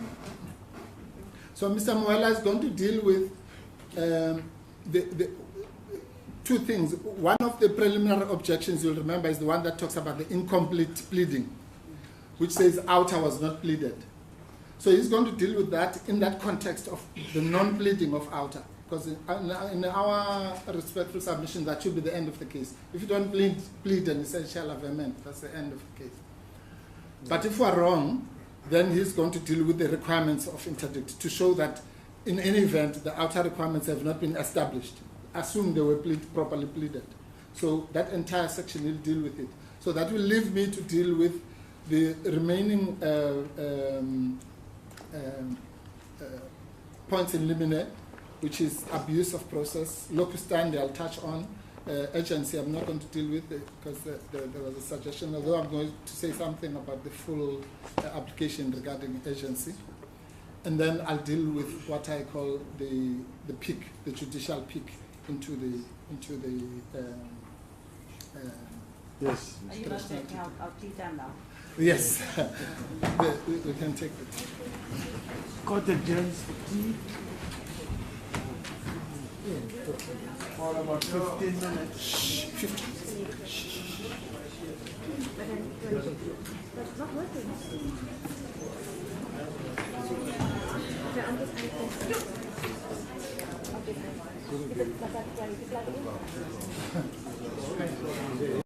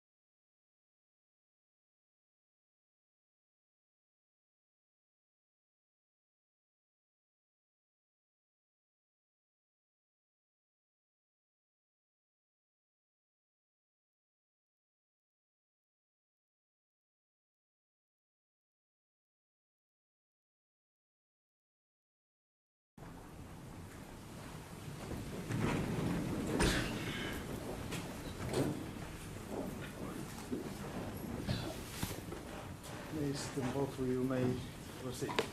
Thank you, Justice Becker. I'll without any further ado, then hand over to my learned friend, Mr. Muela, to deal with the sections that I've outlined. As God pleases. Thank you. Good morning, Justices. Morning, Counsel. My learned senior has set out the tone for this matter, demonstrating that this is about the democratic will. In other words, it's about the democracy and not democracy.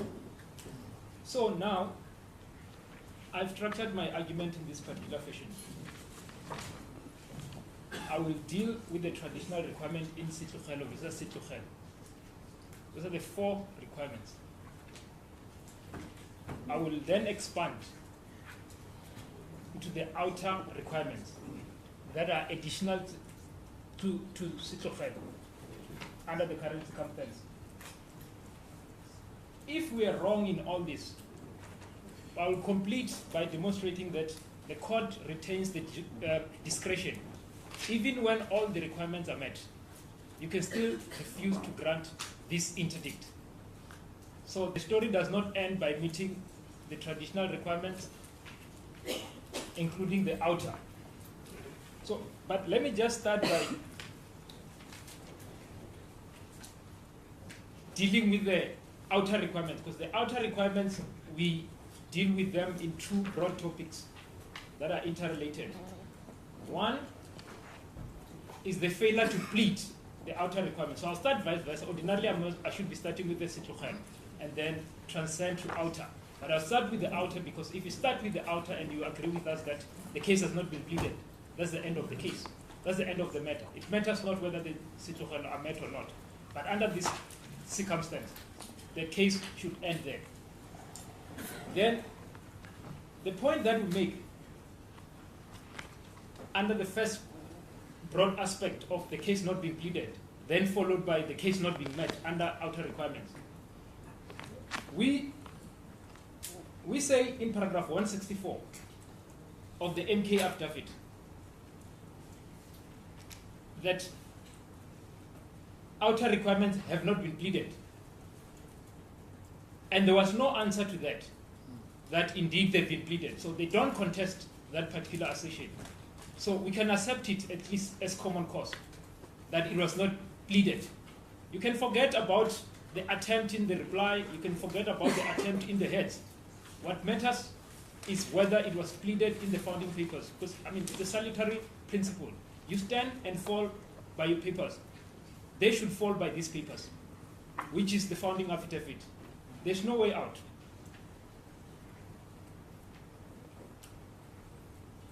Then,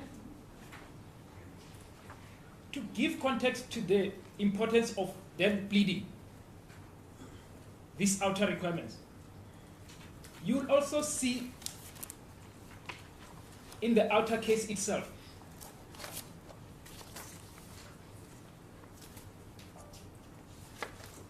in paragraph, let me start with the EFF, the Economic Freedom Fighters versus Godard, 2020, volume 6, SA 325 Constitutional Court.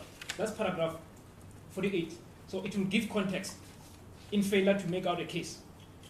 It says that an interim interdict would only be granted in exceptional cases in which a strong case for that relief has been made out. So they must make out that case. And there's no way of making the case without pleading it. So if you don't plead the case, you can't make it.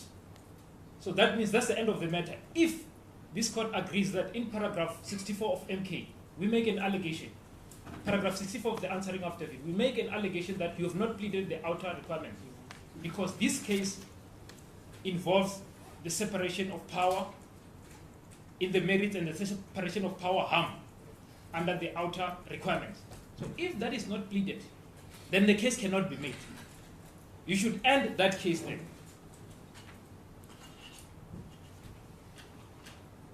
That sentiment was repeated in the outer case itself, in paragraph 71. It says that a court should caution itself not to stall the exercise unless a compelling case has been made out. So I will not belabor that point. I'll then pass to another point.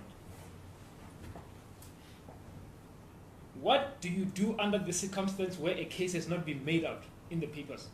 You can raise the preliminary point. And from the beginning, this case must not even see the light of day. It must collapse there and then. And you will see that I'll rely on a case that it's not in our head, so I'll try to give full citation. The one that simply supports the proposition that you can raise this as a preliminary point. As I've said that in the outer case, we have two aspects. The one of preliminary point that you fail to plead, so it's a preliminary point. And then the other one, it's merit. You don't meet these requirements of outer. That is a case of Valentino Globe BV versus Phillips and another. 1998, volume 3, SA 775 SCA. That's page 779.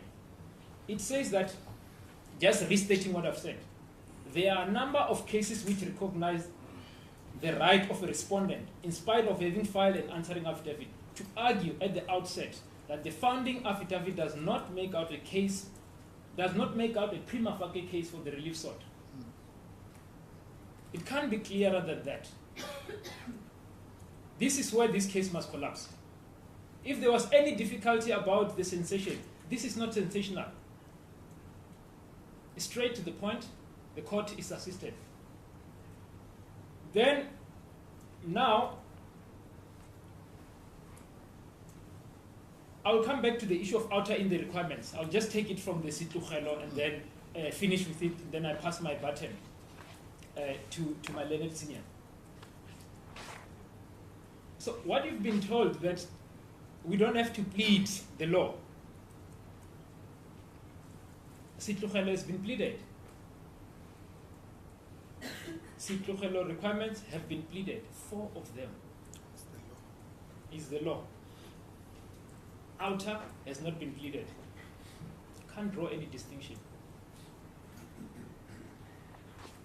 That's the difficulty they find themselves in. Then let's start with the first requirement of Sitlugelo, which is then the prima facie right. Let me just put it up front that under this exercise we are dealing with the Corruption Watch and the DA, because that's the parties that are before this court properly. My learned senior will belabor that point in due course. The DA case, now we are going to their founding papers, that they plead, that they've met the prima facie requirement. In paragraph 67 of the founding affidavit, you will find that paragraph 67 of DA founding affidavit, you'll find that on page 01-26. That's a case line reference. So this is what they've pleaded. The right that is going to be asserted, they are protecting the right that is going to be asserted in Part B. That's one aspect. They say it in that paragraph. We are protecting the right that you are going to assert in Part B. In Part B, we know that they are going to assert review. And then some unclear assertion, the right to effective remedy and the right to independent judiciary. That's what they're saying they are going to plead. I mean, that's what they are asserting that they are relying on to establish a prima facie. But it presents them with difficulties. Because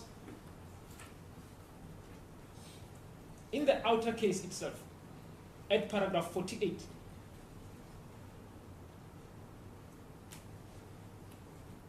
I beg your pardon, that's a wrong reference.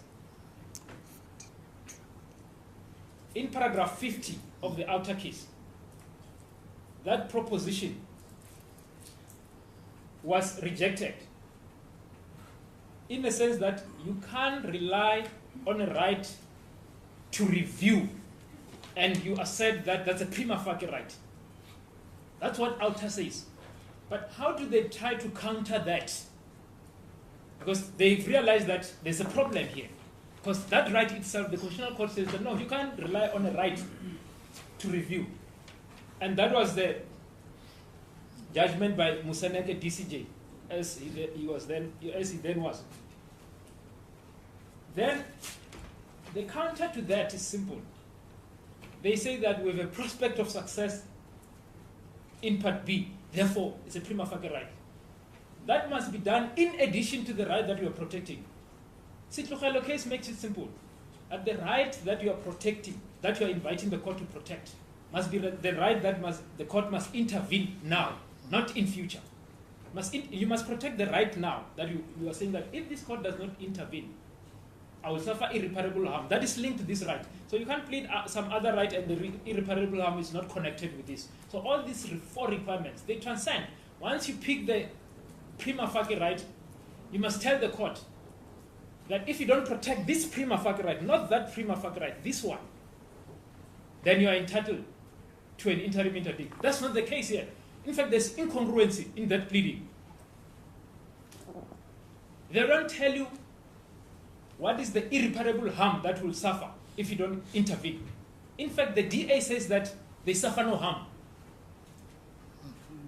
We suffer no harm, but they want an interim interdict. On what requirements? Because the Tlogele says you must suffer, the party that is asserting that right must be able to demonstrate that they'll suffer that harm. But the DA, they said it. DA does not assert any right of its own, so it won't suffer any harm. Then it's not entitled to this requirement. I mean, it does not meet this requirement.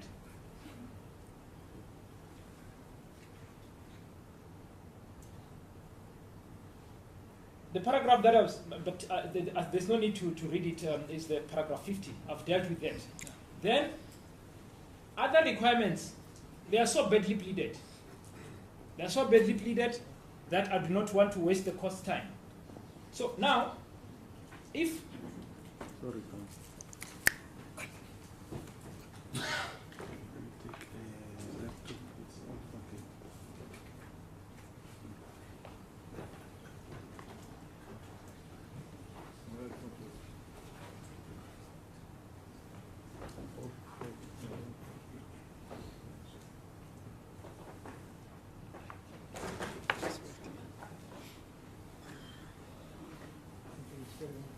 yes, you make as the court pleases.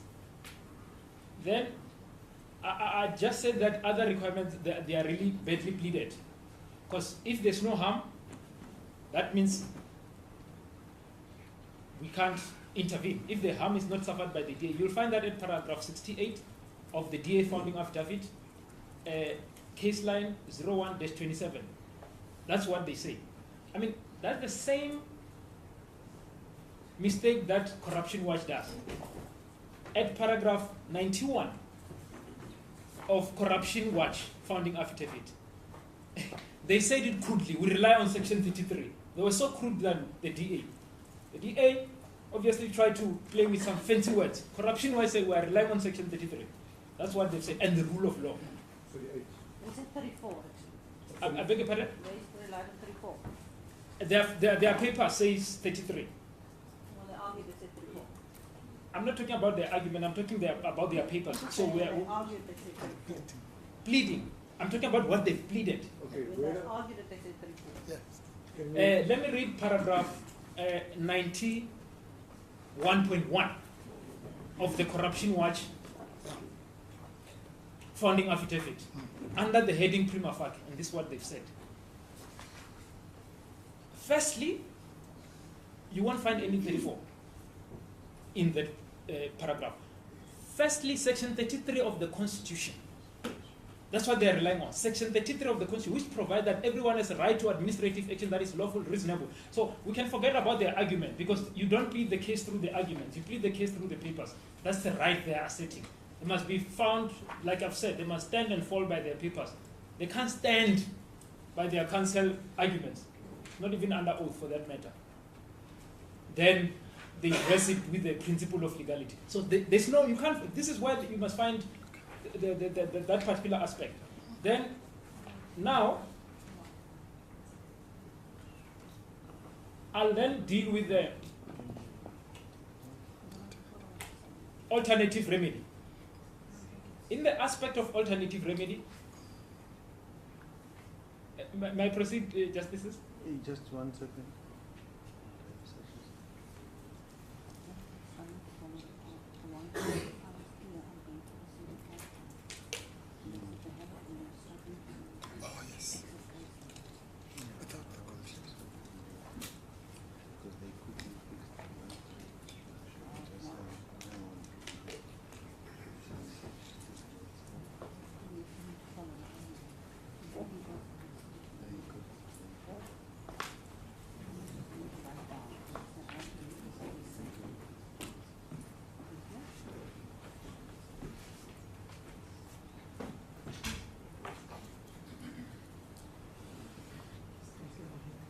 Yes, you can proceed, Council.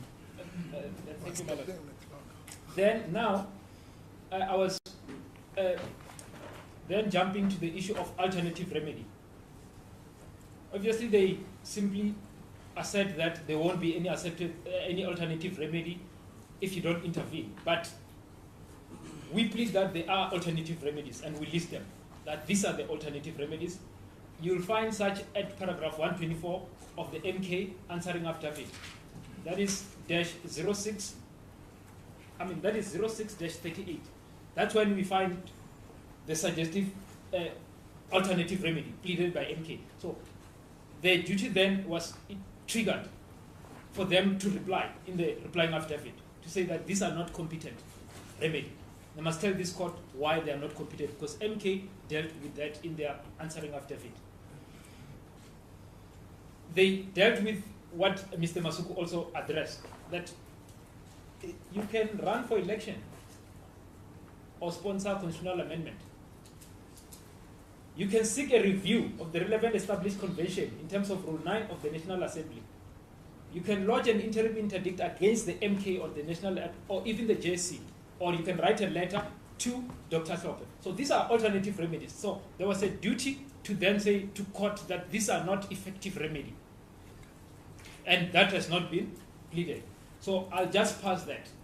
So now, the last requirement of Situkhelo. Are these remedies that can be employed before the next sitting of the JSC? I beg your pardon? Are these remedies that can be employed before the next sitting of the JSC? Yes, you can seek, they're seeking a review now before the sitting of the JSC. Paragraph 124.2 speaks about seeking a review of Rule 9 of the Constitution. No. So it can be done before that. And then 124. That's not my question. Yes, no, I was going to point out that was not the question. Oh, no, I apologize if I missed the question. Can I just get maybe the rephrase of that question? Yes. Yes. My question was, are these remedies that can be employed before the next sitting of the JSC? Because you're suggesting alternative remedies, that there are adequate alternative remedies available in this paragraph. Yes. So go through it and explain to the court why you're saying they can actually employ these ones before the next sitting of the JSC. Going for the elections and so on, as Yeah. you're reading from your paragraph 124. Yes, paragraph 24 says seek. Let me start by just answering. Let me give two answers. One, we are here because it's a review, and that review is happening before the sitting. So, and that's why they are approaching this court at least. They are coming to court before the sitting.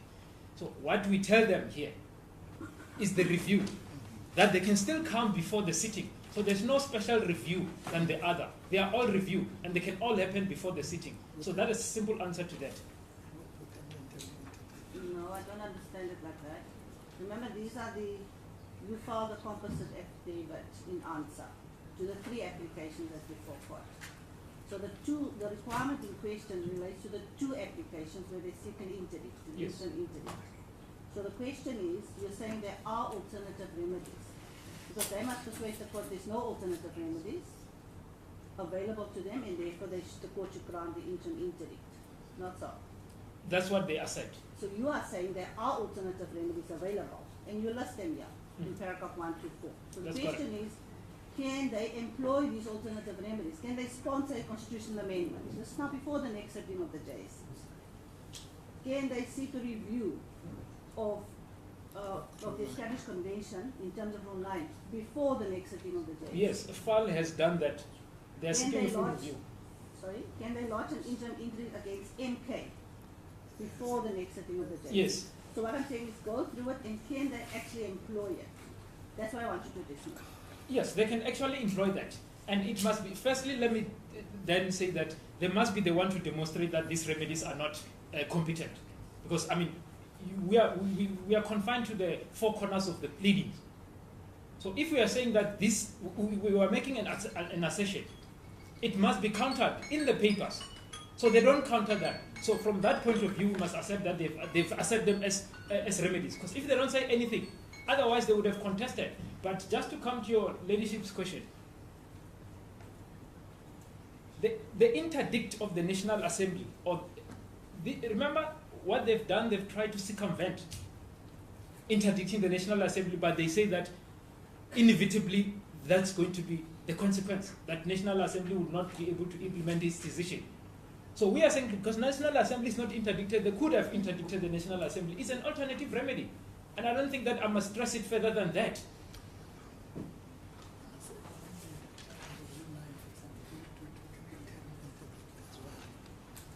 And just to add on the issue of Rule 9, because I was doing Rule 9 review with pari passu with FAR, but they can also do it with an interim as well. So they are not forced to simply come for a full review. They can do a Part A and Part B to win Part B in terms of Rule 9 review. So that's an alternative remedy. They must demonstrate that how inadequate it is. And they say nothing about that. Then now, I'm just looking at the issue of time. I'm trying to reserve some time for my learned senior so that he can, because these points, they are interrelated. So some of the points is going to demonstrate in a great length. Then, let me then go to the outer requirements as the merits. Because the outer requirements establishes additional requirements to Sitlogelo. If Sitlogelo has 4, if you add outer, then notionally you have 8 requirements. 4 plus, it must be in the clearest of cases.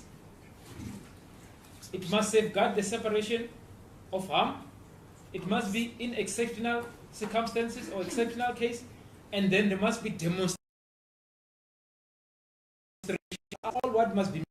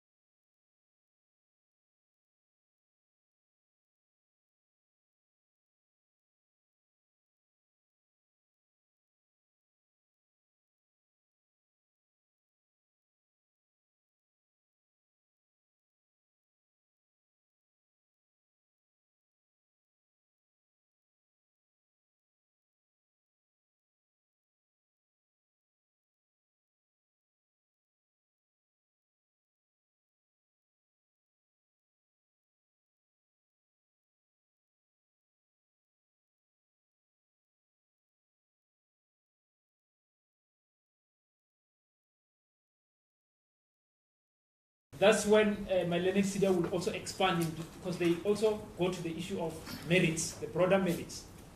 And if there is no question, that will be my address, and then I'll then pass my baton to my learned senior. Thank you, Mr. Moya. As the court pleases. Yes, Mr. Hlophe. Thank you, my lord. Indebted to the court, to my learned junior. Now, let's then quickly dispose of the preliminary points, such as they are, so that I'll end up with the merits and dovetail with what my learned junior has said. So, in other words, when it comes to the last 2 requirements that you mentioned of outer, the clearest of cases and prospects of success, that's obviously tied up with the merits. And when I deal with the rationality test, I'll demonstrate that, firstly, this is not the clearest of cases, and secondly, the prospects of success are 0. The prospects of success in Part B. But before we do that, I want to address the elephant in the room, which is the abuse of process.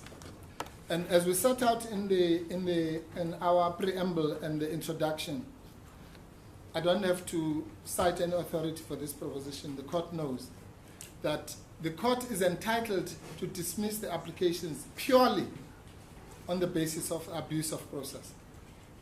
This proposition has been put out in so many incarnations since the Hudson versus Hudson case of 1929.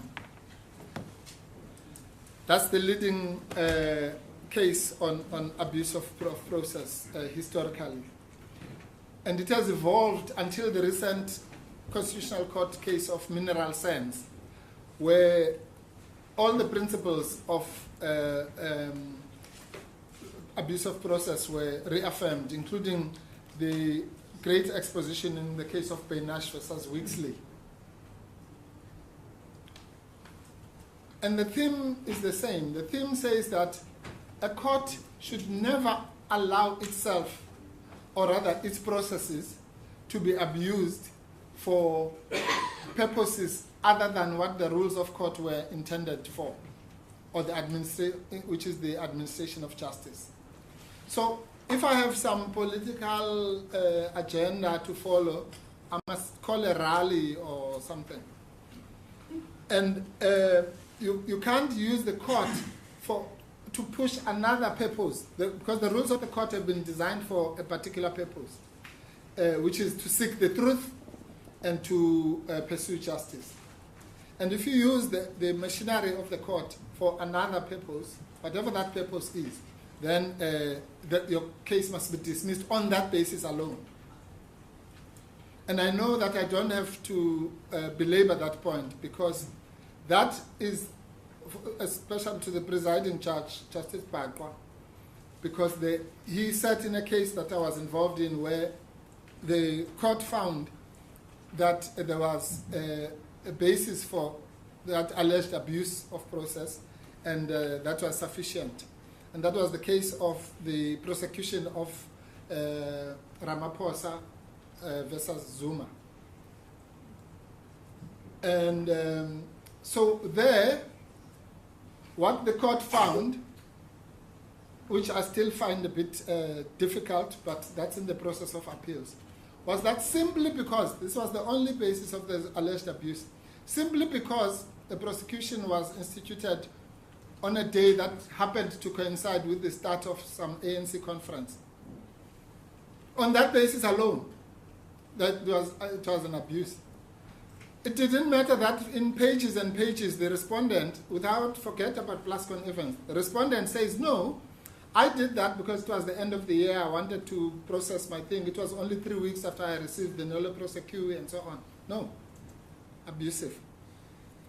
Now compare that example, which really, as I say, it's hopefully the Constitutional Court will give us a hearing on this, to what we have here. An avalanche of attack from all corners at the same time. You know, the DA leads the charge, AfriForum, this side, FUL, Corruption Watch, all of them against one person, all at the same time. And they claim to represent the public,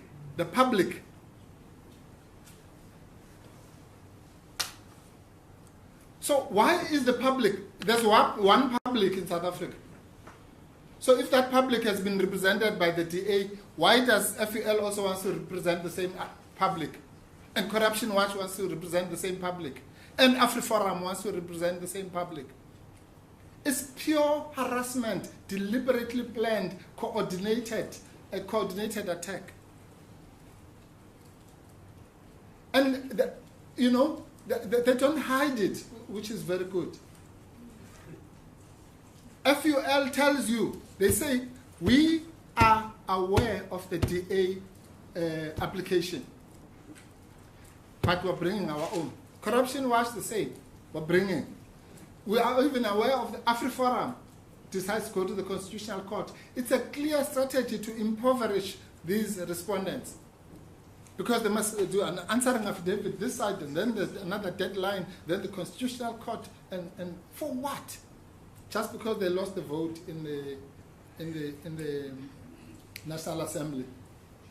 We must bring judges from other provinces and everything. For what? To waste our scarce judicial resources because somebody lost a vote. But, And then we say, I'm sorry, Justice. Before you depart from that, Point, yeah. Mr. Hlophe, does that, well, yes, you are submitting it constitutes abuse, Yeah. but maybe in a more technical way. Yes. Does that exclude their right to act in terms of 38D? No. That's not what I'm saying. Sorry, Justice. No, Yeah. I'm not saying that. Yes. I'm saying they even have a right to act in terms of 38A. Just like Mr. Zuma had the right, nobody, even in your case, you never said he didn't have the right to go to court. No, he did have the right to go to court, but he said in going to court, it was an abuse of the process. So let's not conflate the two things. Nobody, even in all the Hudson, in all those cases, nobody said, no, you shouldn't, you don't have, you are the special person who doesn't have your constitutional right. No. So they do. They do, of course. They have everyone, all of us, you, me, the MP, what you call the thing, SPCA, everyone has a right. Yes, what I am trying to understand is then the abuse lying in the almost simultaneous. Yes, on this aspect. On this aspect, I'm saying yes. As I said, former President Zuma says in his affidavit, they hunt in packs. So it's not some one day, like was suggested yesterday, FUL brought an application, and then, by some coincidence, the DA, no. This is coordinated. They say to you, we're all coming on the same day. And we're aware of the other application. If you're aware of the application, why do you need another application? That's what you must ask in the first place. There's only one job. If he's going to be removed by the DA, he's gone. Why do you want another application? And another one, and another one. So that's a clear strategy because they have money from the foreign funders that they have. They can do that, but Dr. Hlophe and MK don't have that kind of money. Yes, I just wanted to understand. Yes, no, I understand the question. And we say that it's hypocrisy because all this comes from this theme of the so-called rule of law. The rule of law is another red herring that gets bandied about.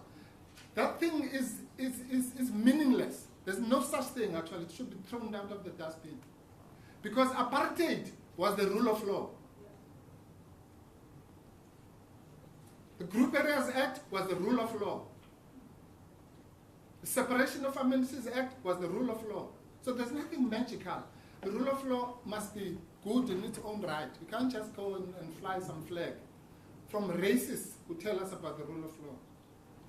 Now, number 5 in our thing, we say MK feels strongly that these busybody applicants who claim to be the enforcers of the rule of law are notably silent when black women are murdered in cold blood by members of AfriForum and fed to their pigs, and many other criminal transgressions suffered by black people and the country at large at the hands of their puppets. Now, that might sound to be an emotive submission, but it simply says that the court lives here in South Africa. It doesn't come from the sky. We know that there are certain causes that are ignored by these people. And there are certain causes and people who are pursued, as I said, beyond the grave by them. And former President Zuma lists examples, I won't go into that, of how he personally, in his affidavit, how the PEC came when he was supposed to be paroled. The PEC came when he was bringing another matter in KZN. The PEC comes whenever these things happen. And it must end here. you know. So the court must not allow its machinery to be used for those kinds of purposes, for political purposes in this case. Just as in the case I was saying, what really the court was saying in the case that Your Lordship was sitting in, was that the process of the court was being used for political purposes, in effect. Forget about the ANC conference and whatever, but in fact it was saying the court process was being used for political purposes. So, and I'm saying this, if that is true, was true in that example, this is 1,000-fold of the court being used to pursue political objectives, particularly political objectives that people have failed to succeed in the democratic parliament. And then we say that, so just one by one, Corruption Watch, I've already made the point about the multiple, we've just debated the multiple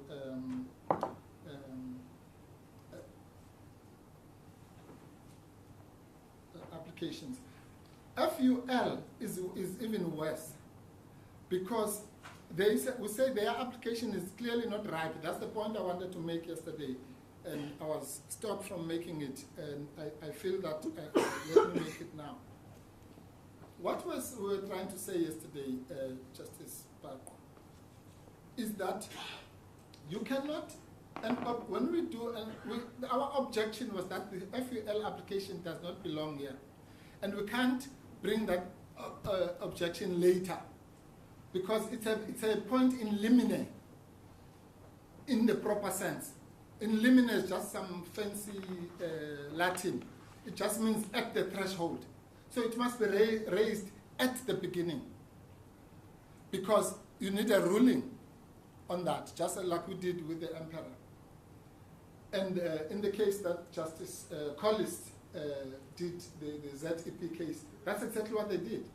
The whole issue was Part A, Part B, then it says in the judgment. Then the court, it was raised, then the court took a short adjournment, and then it came back, and then it said, okay, we will proceed with Part A.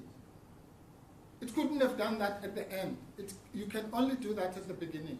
And that's why I was distinguishing that point in limine from the other points in limine which could wait, like abuse of process and whatever.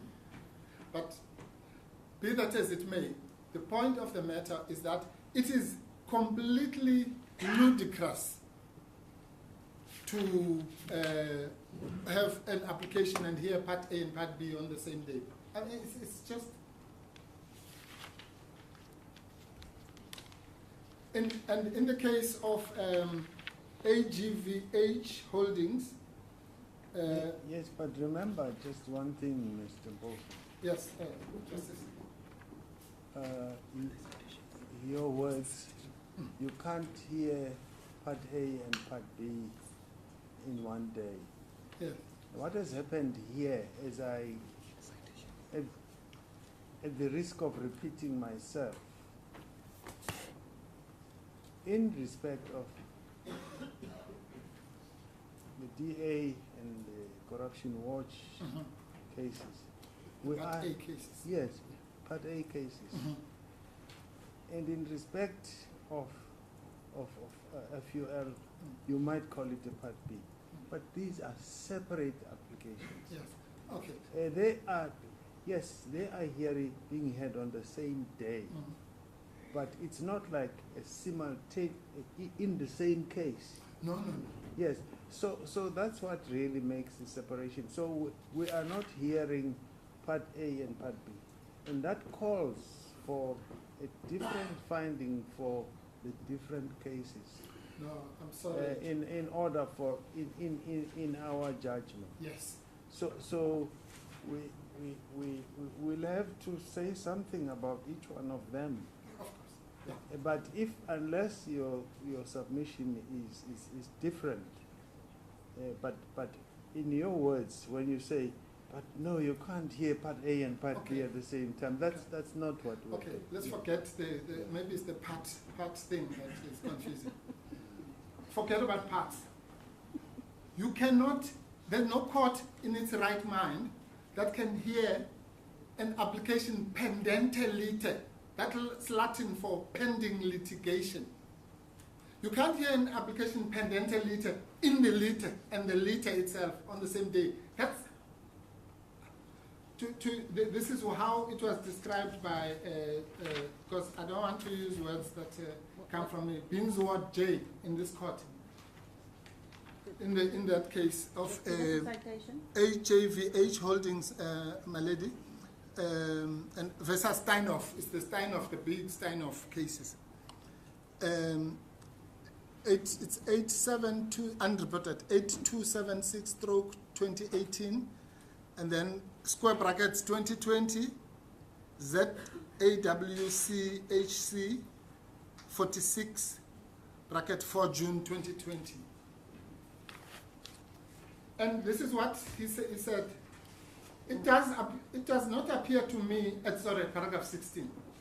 It does not appear to me to be in any sense fitting or appropriate for action for interim relief pending the determination of a principal case, whatever you call it, the principal case, to be consolidated with the action in that principal case so that both actions can be determined contemporaneously. Merely stating this proposition shows it to be a nonsense. There cannot be any prospect of interim relief pendente being a real issue deserving a court's attention if the case for it is to be decided together with and at the same time as the principal case. Nonsense, he says. So why does he say that? Because by definition, and this is what I wanted to read yesterday morning. By definition, if you say, you see, Justice Parker, your example could work if there was some coincidence of cases. Here they tell you we know that there's a Part A case. Actually, not only do we know, we're asking you to please hear it on the same day. But we're only going to ask for what is the main relief in that. Call it what you like if you don't want to call it Part B. But we're only going to ask for that, the main relief, in other words, the review of the main relief in the DA. But let me just assist the court really with, to cut this to the chase. This application that they say they are aware of the DA says at paragraph 64, and you will find that quoted at 17.3 of our heads. The DA accepts that it will not obtain final relief in Part B before the October interviews. Even if it is able to obtain a determination by this court, any judgment will be appealed, and it is impossible that all appeals will be resolved before 7th October 2024. Impossible. They don't say difficult, unlikely. It's impossible. The DA also accepts that the final relief, you call it what you like, final relief it seeks is of public importance, that the respondents must have a proper opportunity, that's us, to answer it, and that it should not be determined hastily. I never thought I'd praise the DA, but here, they are right. Mr. Hlophe, They are very right, that we must be given an opportunity to deal with, I'm sorry, Justice, to deal with such a matter, and not be slapdashed here and dragged to listen to a presentation of the main presentation. Sorry, Justice. I think one must understand what has happened here. There were the three applications. The deputy or the acting justice president of this division made an order, and apparently by agreement, we were not there. I was there. These three applications be heard simultaneously. And you agreed to that, well knowing that full is asking for final relief and the others for interim relief. Now the proposition is correct, is that it would be wrong to make final relief and simultaneously interim relief, because it cannot work. We'll have to consider that. And that's why your protest was raised yesterday, and we said, let us deal with it on the basis that everybody gets an opportunity to argue the matter. We eventually, when we've got to give a judgment, we'll have to sort this out. Yes, no, Justice, I'm with you. All I'm saying, I'm not, that's what under the bridge, whatever happened yesterday. I'm now doing what I was told I must do tomorrow. it's tomorrow now. No, no. So I'm saying that and I take your point, but surely, Justice Tafil, you know, just from your own experience as an acting DJP, that the case management. Now, if I go to case management to your chambers with my learned friend, and I say, we then agree, no, the matter will be heard on Thursday or Tuesday or whatever, it doesn't mean I'm not taking away my right to object, to say this application should not even be here.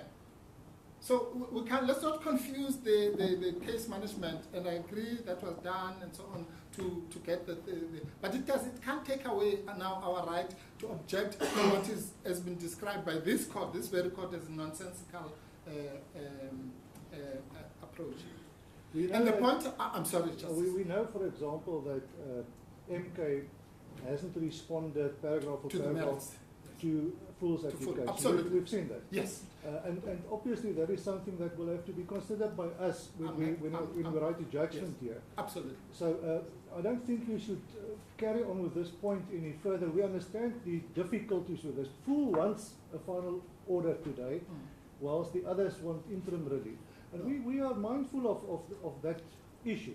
No, Justice, please forgive me. You might be mindful of that. But remember, I'm raising this in the context of abuse of court now. I'm not raising it for these procedural quibbles. I'm saying that to do that knowingly, knowing that it has been described as this, and to persist. You remember what we say in the MK affidavit? We say that we're not going to deal with the full affidavit. We ask for them to withdraw it, failing which we will do what I'm doing now. Point it out to be an abuse and ask for punitive costs. And they failed to withdraw it. That was friendly fire. We accept. Yes, I accept we were what you saying say. yes. So I'm raising it only in that context, but I take the point. I'm sure the court, even the questions you asked from my colleagues, I know the court is alive to this issue. So I'm not raising it from that point of view. And what I really want to emphasize is the fact that they say we are aware that there's a DA application. The DA application says we must be given proper time if we're going to deal with these complex times. But they say, no, we're going to court anyway.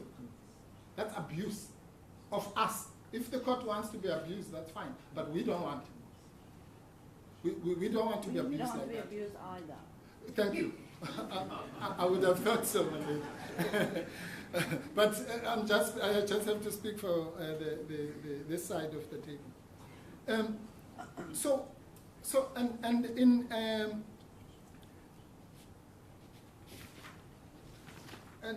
Okay, I want to, the mineral sands I've already referred to.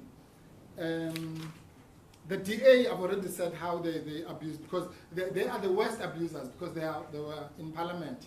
I mean, the others, you can say, well, they're NGOs, what else must they do? But those ones were in parliament and then come and want to abuse the court to be, as I say, it's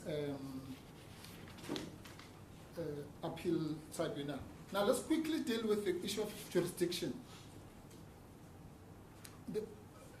If I'm correct on the abuse of court, of course, that's the end of it. Now, very quickly, my learned friend, Mr. Katz's issue on jurisdiction. Mr. Katz said he was in a lonely place. Just because one point in a matter, everyone is against him. Well, he must try and trade places with me. Well, that's what I do for a living, to be lambasted and vilified for representing people. So I don't have much sympathy with him. Now, the only reason that we part ways with Mr. Katz on the jurisdiction is simply the following. And I had a debate with him after court. Mr. Katz is, if the trust of this case was the designation in 178(1)H per se, then Mr. Katz would be correct. In other words, if the crux of the attack, I know that 178 features strongly, and I'll deal with it. But how the applicants have pleaded the constitutional obligation issue is that they have based it on section 165.4 and 165.3, I think. So they're saying Parliament failed in its obligation to uphold the independence of the judiciary. That's really the crux of the obligation attack. Now, if that is true, then that power says all organs of state must do that. So it's obviously not a power that's specific to Parliament. It's all organs of state. So therefore, from the Nkandla case, it has been said that if the power is a generic obligation that Parliament shares with other institutions, then you can't say it's exclusive jurisdiction, because that 167.4e must be restrictively interpreted. That's the main issue why we differ with Mr. Katz. But also Mr. Katz is wrong on another point, because he also says, well, what if the Constitutional Court, they go to the Constitutional Court and the Constitutional Court also finds that it doesn't have exclusive jurisdiction? But as we all know, in the Constitutional Court, there's another route to get in. If you don't have jurisdiction, exclusive jurisdiction, you can get in through direct access. So that wouldn't be such a crisis either, because in any event, it has been pleaded by AfriForum, I think, as an alternative. So that's why we say this court has jurisdiction. Apart from that, and let me dispose of another easy issue, PAJA. We also say PAJA doesn't apply.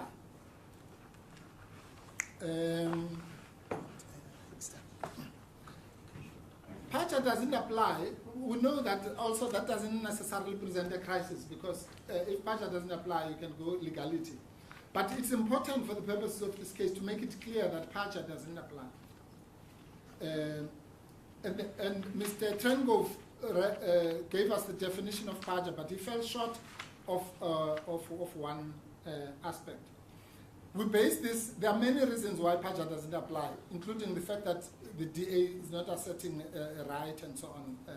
I don't want to go into those esoteric reasons. I want to just deal with it at the level of the exclusions. PAJA says that in section 1,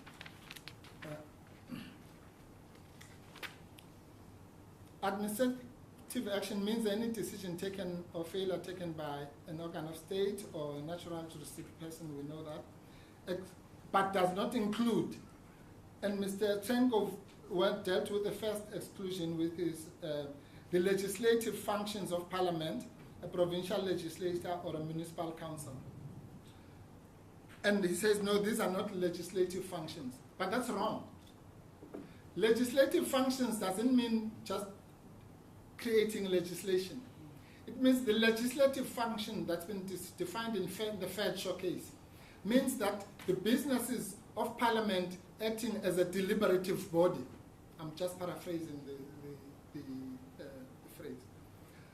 And in this case, Parliament, clearly we've seen from Hansard, was exercising its powers as a legislative body and a deliberative body. So we say that's a first exclusion. So PAJA cannot apply to those. PAJA applies if the legislature or the president or whoever was doing an administrative act, not a legislative act. But let's assume we're wrong on that. Go to the other exclusion, which they haven't dealt with, GG. So GG says, PAJA excludes a decision relating to any aspect regarding the nomination, selection, or appointment of a judicial officer or any person by the Judicial Service Commission in terms of any law. How can it be clearer than that? Any decision relating to any aspect regarding the nomination, selection, or appointment of a judicial officer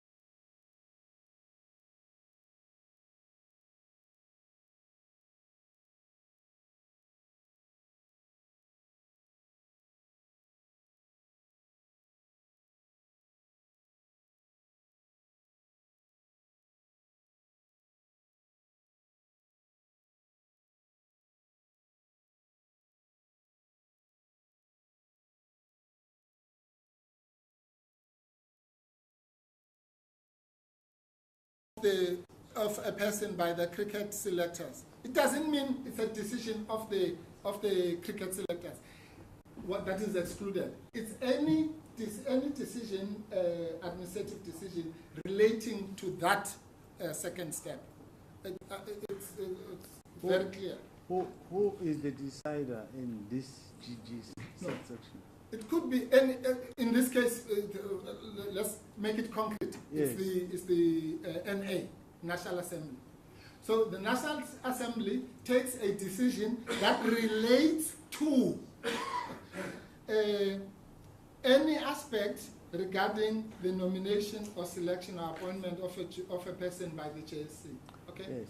So that's what it means. Mr. Mpofu, you have highlighted that, so I don't think we need to, the judges, I think yes. No, there's no point, yes. I think in good time, the judges will engage with the GG. Section 1, GG, that's all. And it's explained in Hoopstar, it's explained somewhere in the text, that exclusion. Yes. Right. So it's excluded by, is it DD, the first one, DD and GG, I think.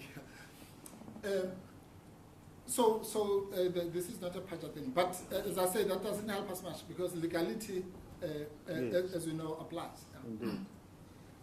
Now, which then takes us to the crux of the case, and that is this. And again, I must, at the risk of repetition, say that I'm doing this for the purposes of the so-called judicial peak. Because you are not seized now, unless if you want to entertain the FUL application. You are not seized, at least from the CW and DA. They say in 100 times to their credit, you are not seized with the merits of the review application. You are only seized with it insofar as Justice Habebe said you are entitled to a judicial peak. For the purposes of what Mr. Muela was saying, to demonstrate, for us to demonstrate that in any event they are unlikely to succeed in Part B. That's really the, or they don't have good prospects of success, which I think in a way is two sides of the same coin. Now, here is the thing. You remember when I was doing my opening address, I said it's a connection between the process and the purpose. And then I went through the process, and I showed that the process was flawless, at least according to the speaker. That the debate happened, and to lose the debate does not mean it has not happened. It happened. So you can't say the National Assembly did not consider the issue of impeachment. They considered it extensively. It just came out with a particular outcome. So if you don't like the outcome, you can't come to court and call it a review. A review is not about the outcome, it's not an appeal. It's a review of the process. So the process was followed, and the speaker has given us chapter and verse. I don't have to repeat that. But you can follow the process and be to 1,000%. But if that process does not speak to the purpose, then it's irrational. So let's talk about the purpose. What is the purpose? And nobody has addressed this. What is the purpose of Section 171H? Mr. Masuku should not be included in that slab because he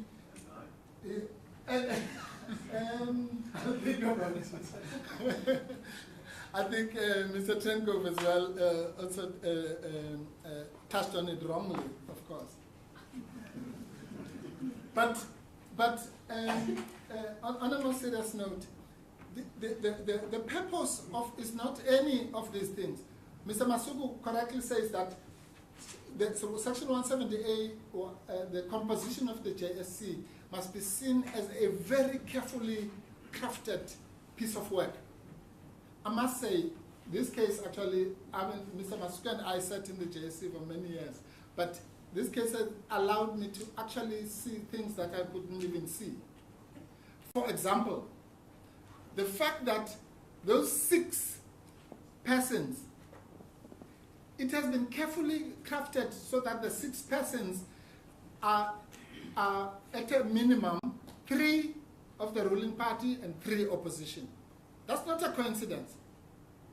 So when 178(1)H says 6 members of parliament, at least 3 of whom must be members of the opposition, it means they must go there as 50-50. It's a deliberate purpose. Why? Because it wants to accentuate the value in section 1D of the Constitution, multi-party democracy. That's what it is. Otherwise, opposition parties would never see the light of day because they would always be outvoted. So it's constitutionally entrenched that you have to include opposition people. But the other thing that most people miss is the word "at least." So everyone says, no, you must have 3-3. No, that's not what it says. It says at least. That means a minimum of 3 must be opposition. What does that mean? It means all 6 could be opposition. But all 6 can never be ruling party. Are we together on I think the numbers are 50, it's at least 50%, which means it's like what we do when we do women representation. So you say if you have 2 people, they can't both be males. But if you have 2 women, you can't say you don't qualify.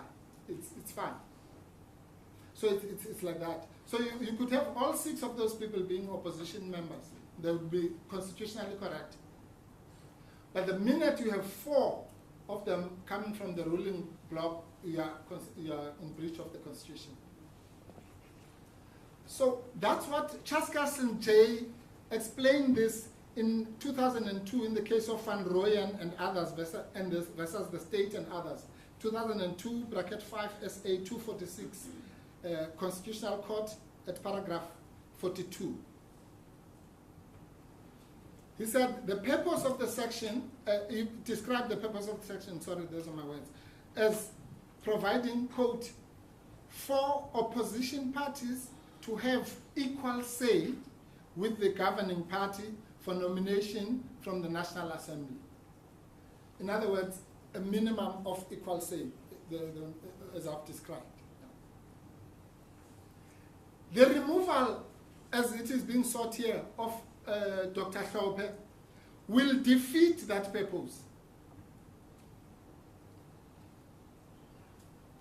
His designation as a leader of the opposition, Nohal, fulfills that constitutional purpose.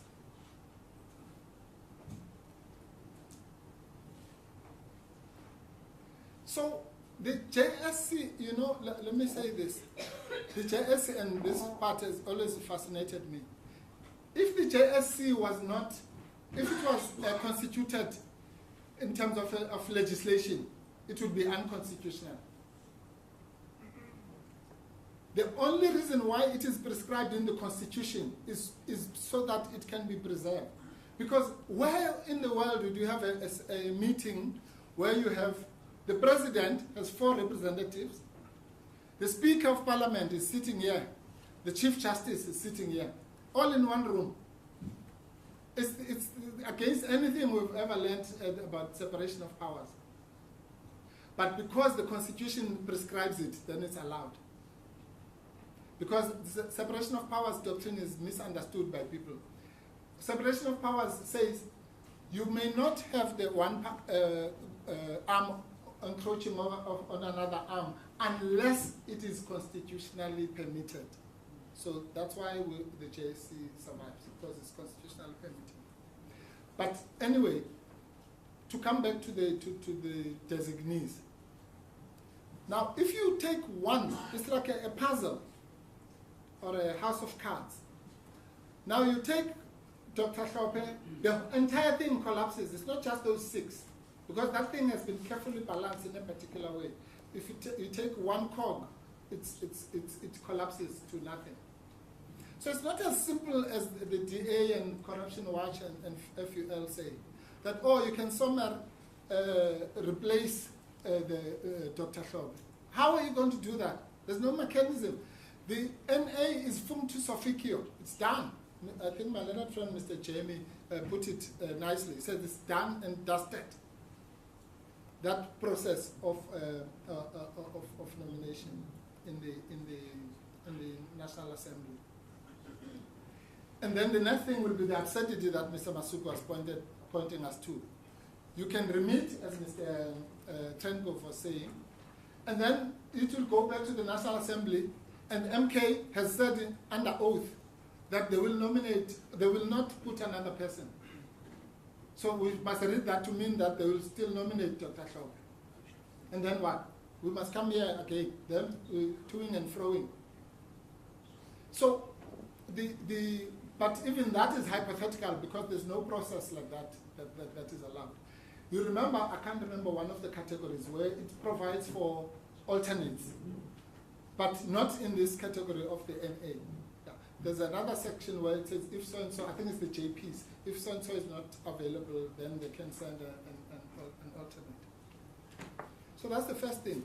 The other red herring is this thing of, as I say, okay, I've already made that point, but let me just say that.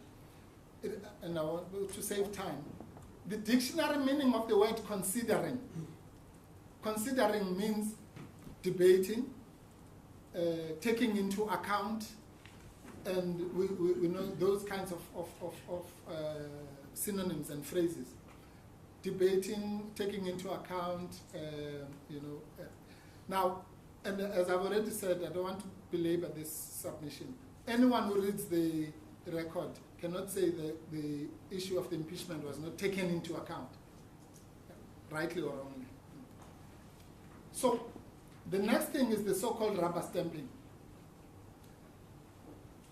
The Speaker of Parliament tells you in so many words that this was not a rubber stamping. She says the issue was debated. And that's just a matter of logic, by the way. Because if it was rubber stamping, then it would have been finalized in the Chief Whip's Forum.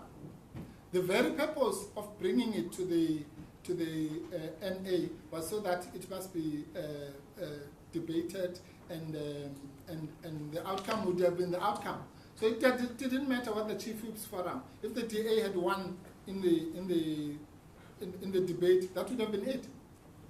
Then the House could not have designated Dr. Hlophe. What has been the response to the DA on the allegation that that debate took place? Has it not been that we followed convention? No. Yes, thank you. No. That's a big mistake. It is true, Justice Bakwa, that I think it was Honorable Zungula from the ATM and somebody from Al Jamaa. It is true that one or two of the speakers said, look, we have a convention and we must just follow the convention. But it's false to suggest that that's all that happened. Many people, including DA people and other people, referred specifically to the issue of impeachment and said, okay, we're here now. We know about the convention. It's all very well.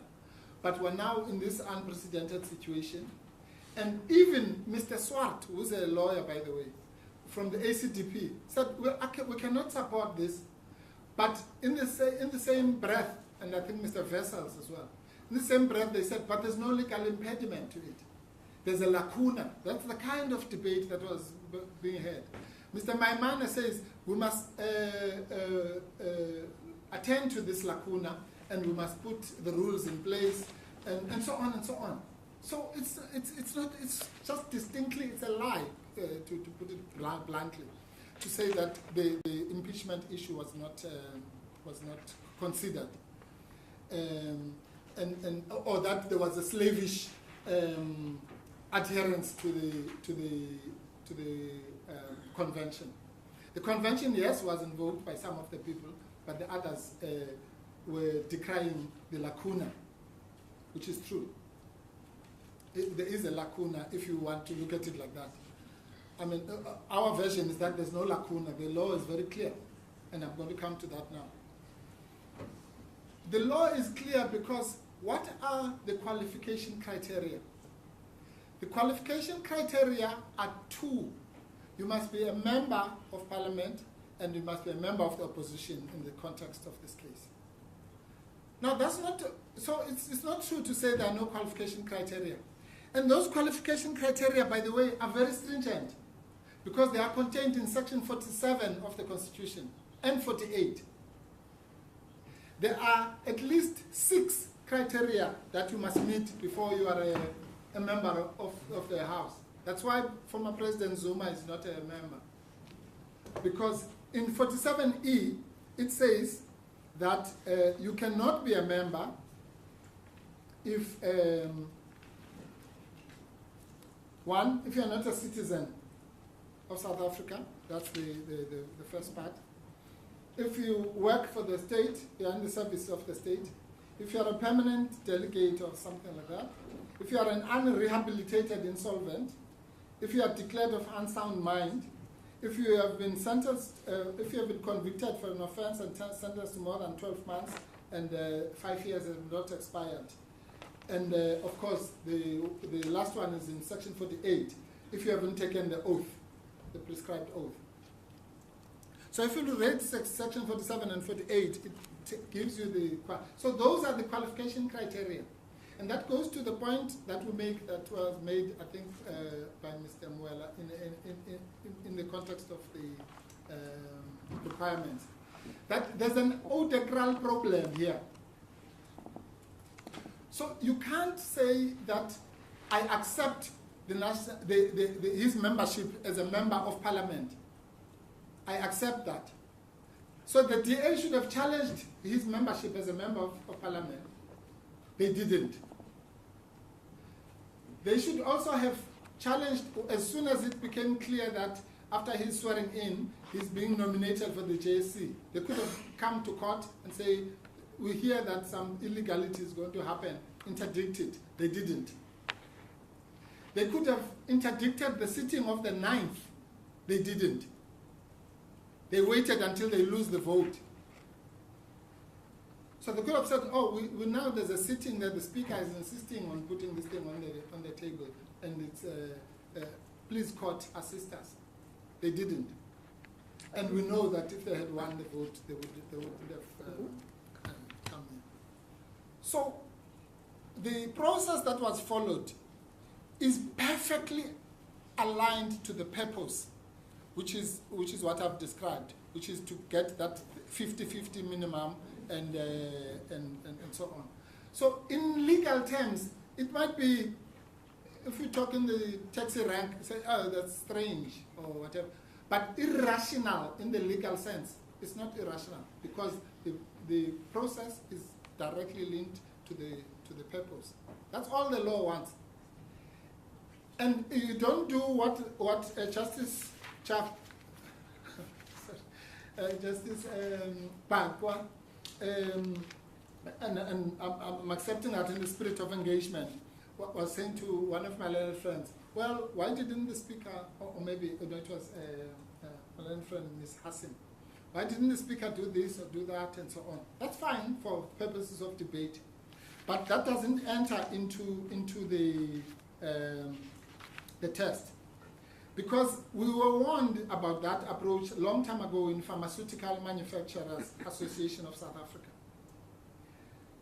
where it was said by, I think, Chaskalson again, Jay, the court cannot or should not substitute their opinions as to what is appropriate for the opinions of those in whom the power has been vested.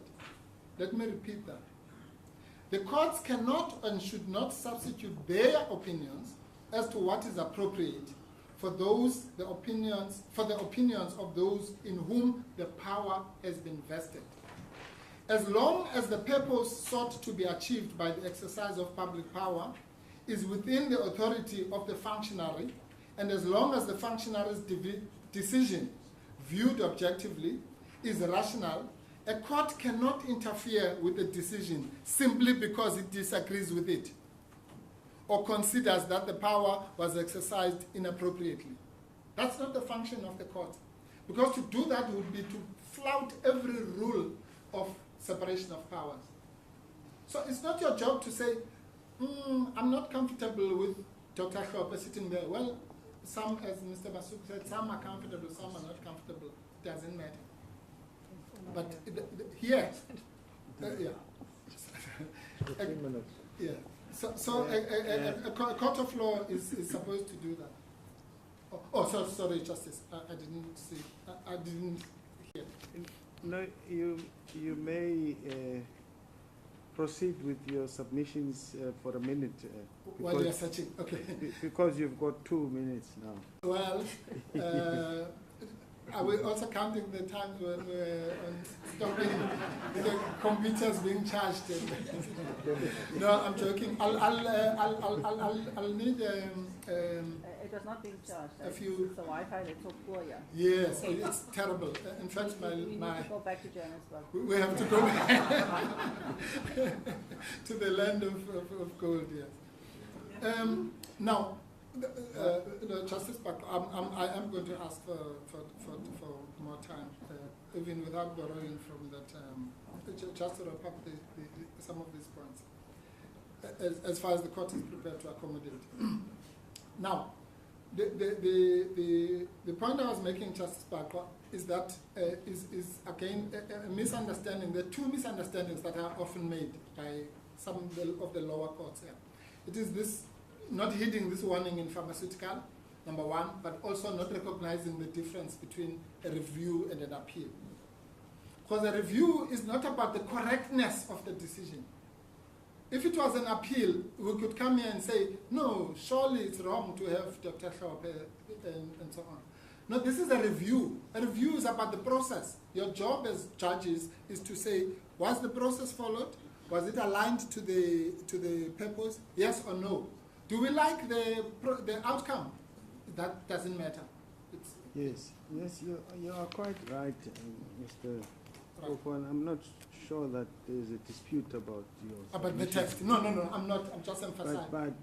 But maybe I just wanted to, in the context of what you are saying, refer you to 165.4 yes. of the Constitution. Yes. Which I'm sure all around this table are aware of. Familiar with it. Yes. But for the sake of emphasis, just read it. Organs of state, through legislative and other measures, must assist and protect the courts to ensure the independence, impartiality, dignity, accessibility, and effectiveness of the court. Yes.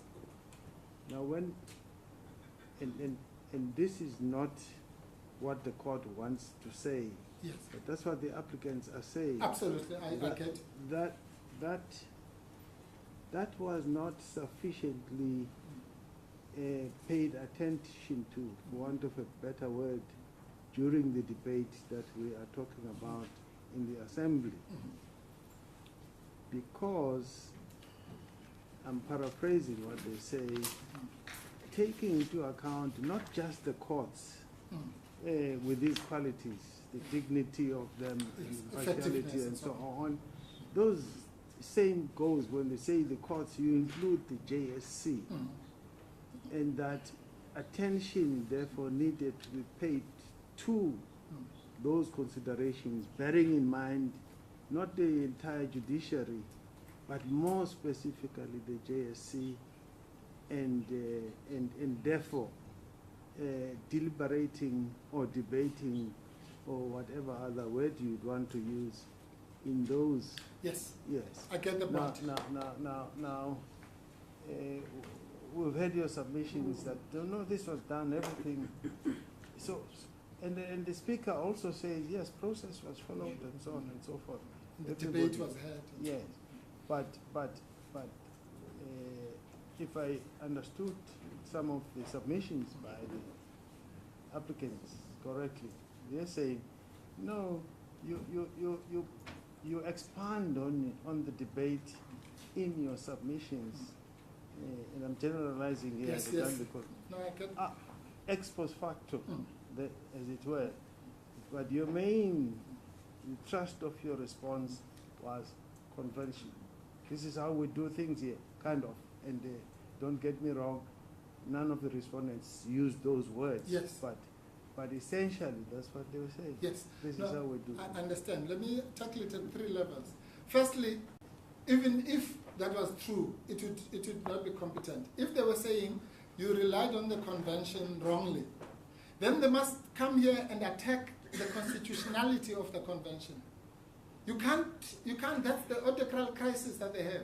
You can't just jump the queue and say, I accept your convention, I'm leaving it intact. It says once you nominate from your party, you're fine. And then we go and vote. And I accept the constitutionality of that convention, because that's what you do when you acquiesce in it, when you're not challenging it. But I don't like its outcome. Courts are not for that. You can't accept the convention, embrace it, and then, as Mr. McCannis is the Greek surname, sorry. Mikalakis, yeah.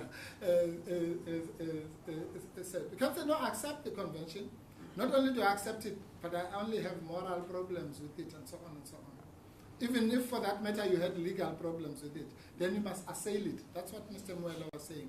You can't, you have so many list of alternative remedies along the way. So that's the first problem they have. But the real problem on this section 165 point is the following, Justice Park. It seeks through the back door, as Mr. Masuku was saying, to amend the Constitution and introduce a new qualification criterion, which the drafters of the Constitution did not do. You know, what we say to students is when we are interpreting the Constitution, the starting point is the Bill of Rights. If you make that mistake of not starting with the Bill of Rights, you 100% you're going to go wrong. Because the reason why those rights in Chapter 2, and Section 165 is not in Chapter 2, the reason why those rights in Chapter 2 are entrenched and elevated above all others is because everything else in life must be interpreted according to them, even the common law. Legislation, regulations, rules of court, whatever, must be interpreted through the prism. That's what the court in the Constitutional Court said, through the prism of the Constitution. And fundamentally, it's the Bill of Rights. And that's the Justice Collis, in a discussion with Mr. Masuku, touched on this. Dr. Hlophe, like all of us, citizens of South Africa, has the right to hold public office. If you start there, you can't go wrong.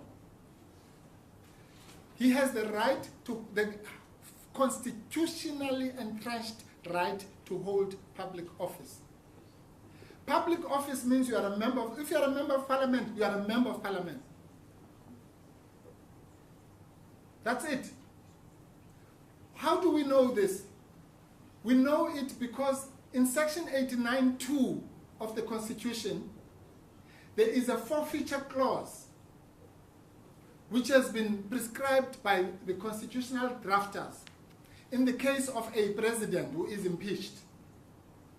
And the drafters of the Constitution say in 89(2), it's uncanny.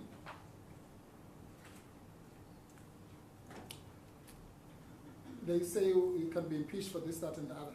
Then they say anyone who has been removed from office, the office of the president, in terms of subsection 1A or 1B, that's misconduct or incompetence, may not receive any benefits of that office, and here's the catch, and may not serve in any public office.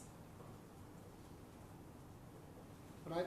So the Section 89(2) takes away your right as a citizen to hold public office because you are a president.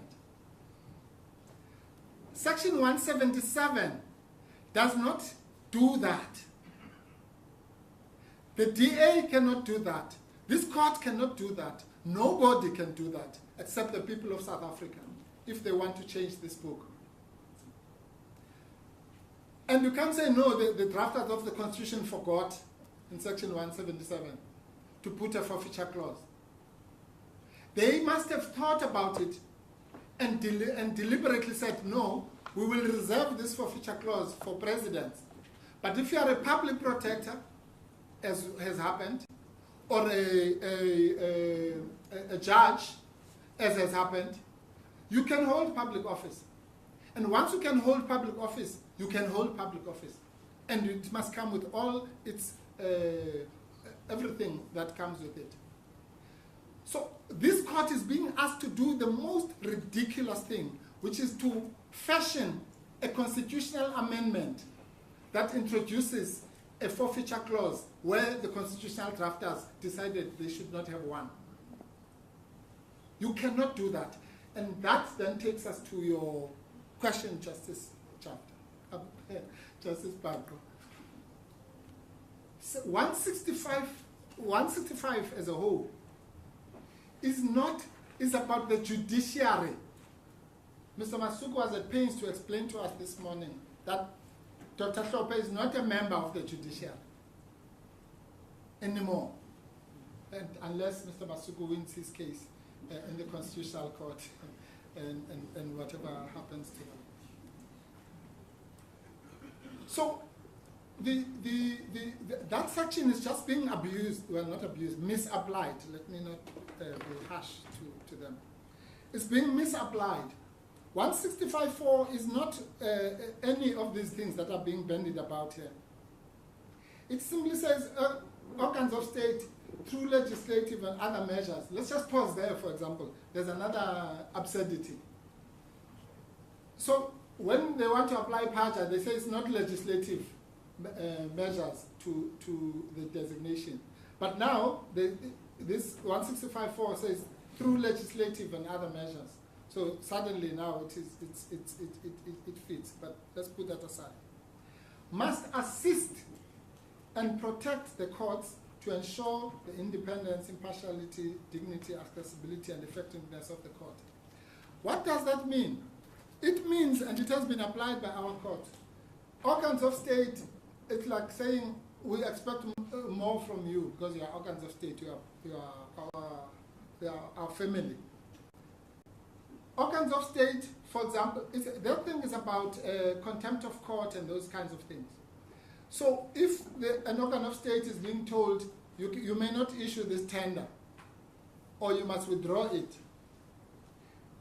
unlike some of us might want to dodge that, but the organ of state is expected to assist the courts in their dignity and their effectiveness by implementing their outcomes and that kind of thing. And so you can't turn a section in the rest of the Constitution and want to elevate it as if it's a fundamental Chapter 2 right. It's not. In fact, Justice Madlanga, in the case, I think it was New Nation. Well, without interrupting you, Parliament is an organ of state. Yeah. Yeah. So why turn anything? Nothing is being turned. It's just being applied and referred to as a section that applies to Parliament. No, Justice. I think maybe we're talking at cross purposes. Section, okay, the case is called New Nation. It's fine. It's one of our cases. Because of time, I'll yes, time is. Yes. In New Nation, at paragraph 99 of New Nation, Madlanga J says that, and he's talking about this very right, the right to hold public office, and that was repeated by Kolapen J in the other case, the more recent one. The right to hold office is sacrosanct in its own right. We all know the history of South Africa, people not having the right to vote and to stand for office and so on. And it says one of the mistakes you cannot make, I think in that case it was section 157, says you can't interpret section 157, one of the, yes, it was 157, thanks.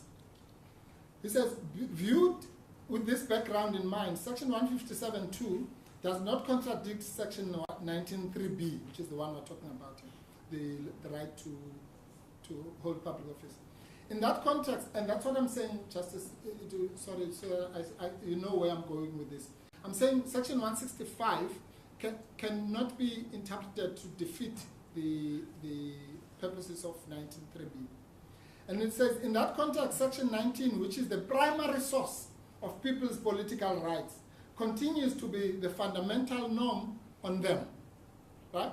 Not section 157.2, which is tailor-made for municipal elections. So you can read there, not section 165.4, which is tailor-made for the judicial. I'm just cutting and pasting. The normative force of section 19 continues to apply in every instance where the Constitution has not specified a system of representation different to what section 19 requires. Therefore, and here's the punch, in the election of members of the National Assembly and provincial legislatures, the normative system the Bill of Rights itself creates in section 19 must apply. It must not be derailed or diverted by provisions specially created for municipalities under 157. And again, you can paste there. It must apply, it must not be derailed or diverted by provisions specially created for the judiciary and all those things. The sum total is very simple. A normal constitutional provision, which is not in the Bill of Rights, cannot be interpreted in such a way that it defeats the Bill of Rights, a provision of the Bill of Rights. So it can, section 165, you can interpret it as much as you like the whole day, but it can never be used to take away Dr. Hlophe's rights in 19.3b to stand for public office and then be treated like any other person. That's what it says. The starting point is always the Bill of Rights. And then you can go to all these other let me just wrap up. Please, we have reached lunchtime. Yes, thank you, Justice. I'll just go through.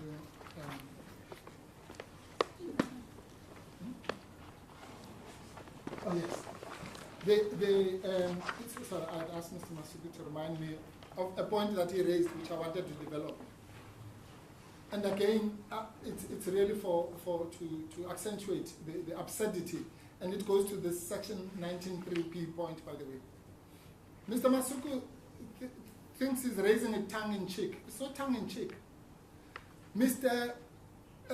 Dr. Hlophe is the leader of the opposition, as we speak, of the official opposition. In other countries, that would be, he's the shadow president of the country. That's how they do it. So it's not beyond the realms of possibility that tomorrow he may be voted the president of South Africa. Maybe after the Pala issue has been dealt with properly.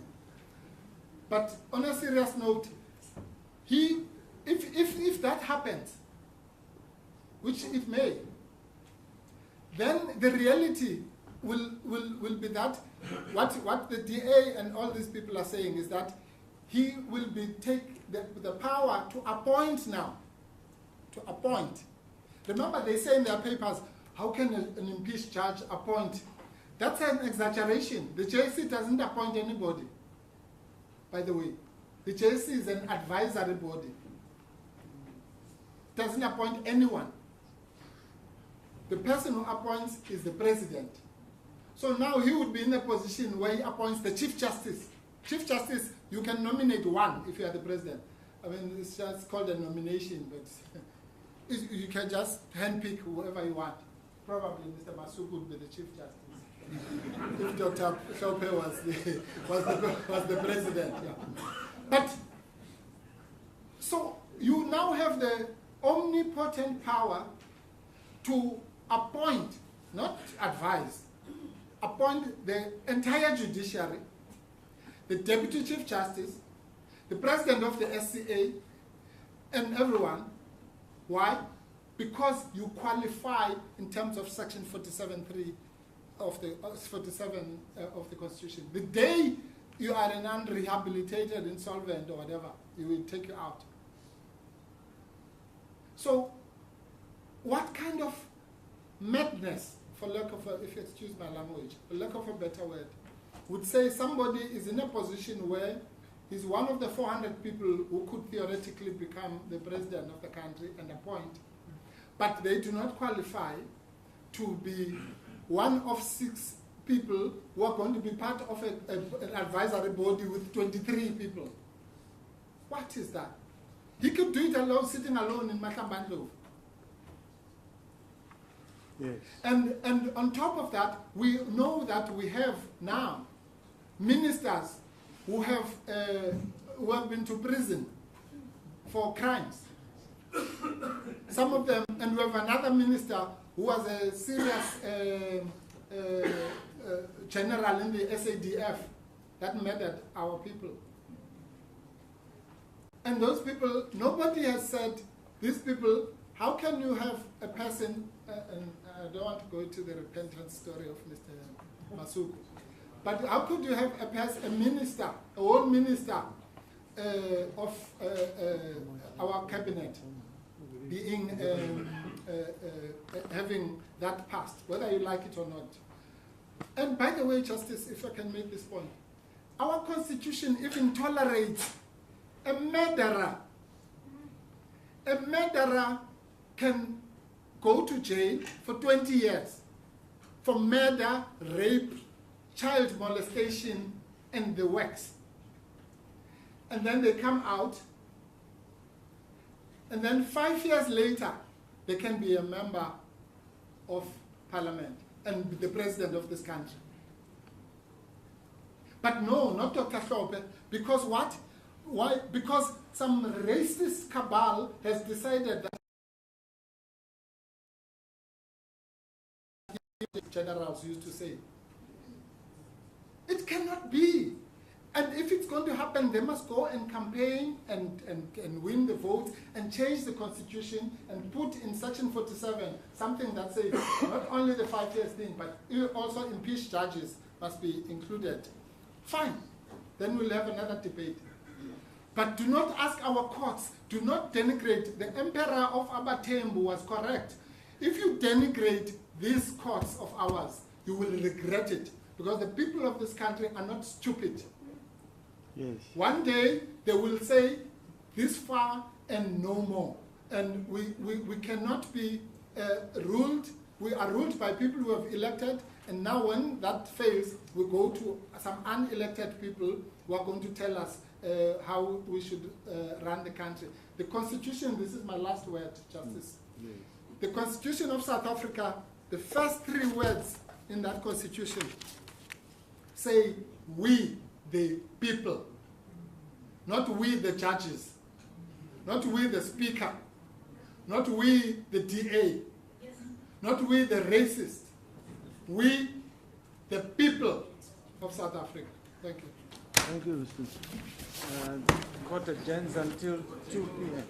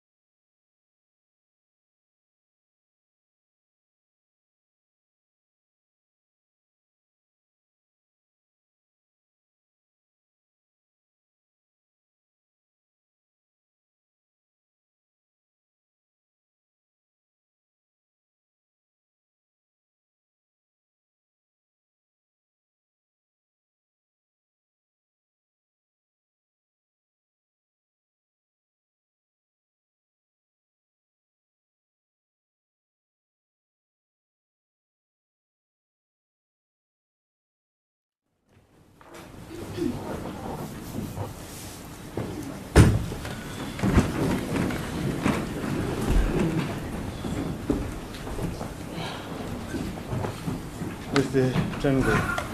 May it please the court. May I report that I started at 2:05. You have your allocated. Thank you very much. Yeah.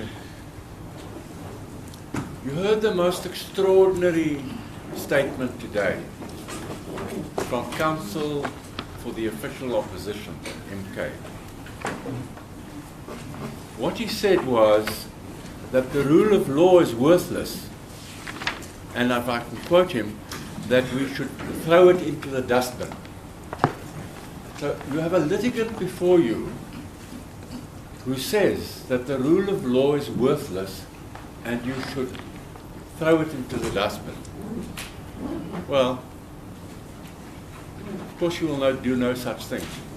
Section 1C of the Constitution says that the founding values of the Constitution include the supremacy of the Constitution and the rule of law.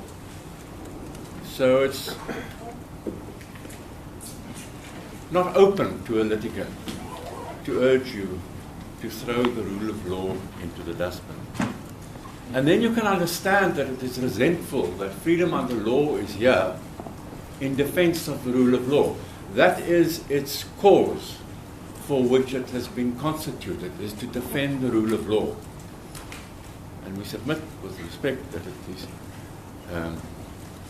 ill behoves a litigant who says that you must throw the rule of law into the dustbin to be resentful about the fact that freedom under law is here to do what it was created to do, and that is to defend the rule of law. Yes, it sounded like an extreme expression to an extent where one would have thought, is it a hyperbole maybe, Well, to try and make a point, but I don't know what point one makes when you say you must throw the rule of law into the dustbin. And my learned friend mustn't interrupt me now. You can speak when I've done. Mr. Mpofu, Yes. Well, my lord, I just want to clarify, because I'm now being distorted.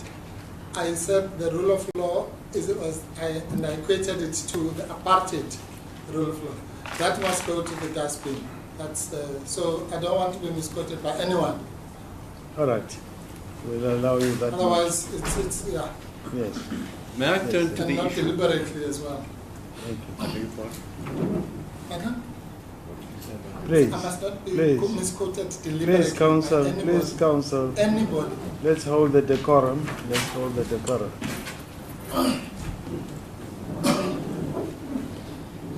May I go to the issue of remedy? Yes. Now, on that score, freedom under law is here with a freestanding application of the simplest kind for final relief. It affords the respondents the normal time required by the rules of court to respond, so they weren't in any way restricted in their responses by the time allowed to them. Having launched an application of the most ordinary kind, it is before you today entitled for its case to be adjudicated, and if it makes out a case, for an order to be made in its favor. We submit with respect that if a case is made for final relief, in other words, if it established its cause of action, then it is entitled to an order from this court to that effect. And we say so for three reasons. Firstly, Section 172(1)(a) of the Constitution says that when deciding a constitutional matter within its power, a court must declare that any law or conduct that is inconsistent with the Constitution is invalid to the extent of its inconsistency. And we emphasize a court must declare. And the Constitutional Court has held must to mean must. It did so, for instance, in all pay, as All-Pay Consolidated Investment Holdings v. Chief Executive Officer, South African Social Security Agency, 2014, Volume 1 SA, 604 CC, paragraph 25, where it said the following: once a ground of review under PADJA has been established, there is no room for shying away from it. Section 172(1)(a) of the Constitution requires a decision to be declared unlawful. The consequences of the declaration of unlawfulness must then be dealt with in a just and equitable order under Section 172(1)(b). And the court reiterated that in the Nkandla judgment, that's EFF v. Speaker, National Assembly, 2016, Volume 3, SA 580 CC, paragraph 103. Said declaring law or conduct inconsistent with the Constitution and invalid is plainly an obligatory power vested in the court as borne out by the word must. Unlike the discretionary power to make a declaratory order in terms of Section 38 of the Constitution, this court has no choice but to make a declaratory order where Section 172(1)(a) applies. Section 172(1)(a) impels this court to pronounce on the inconsistency and invalidity, in this case, of the President's conduct and that of the National Assembly. That's the first reason. The second is that freedom under law as a litigant is entitled to an order in its favor. If it comes to court and it makes a case, that it is entitled as of right to an order to that effect, vindicating its claim. But in the third place, we submit with respect that it is also the right thing to do, that the appropriate manner in which a judicial function is to be performed in this case is to resolve the dispute before you, if you can, by a final determination today, rather than an interim order. Then one might say, well, what about the pending matter before the Constitutional Court, the AfriForum matter? Shouldn't the case be postponed pending the outcome of the Constitutional Court application? We submit with respect not, for the following reasons. Firstly, it would be an abdication of the duty imposed on the court by Section 172 and at common law to give a litigant final relief when it makes a case. Secondly, what happens if the Constitutional Court dismisses AfriForum's application and we come back to this court? What happens then? Do we re-argue the case? It just doesn't make sense for us to be required to come back again for reconsideration of our case if we have made a cause of action. But in the third place, what if the Constitutional Court takes on AfriForum's case?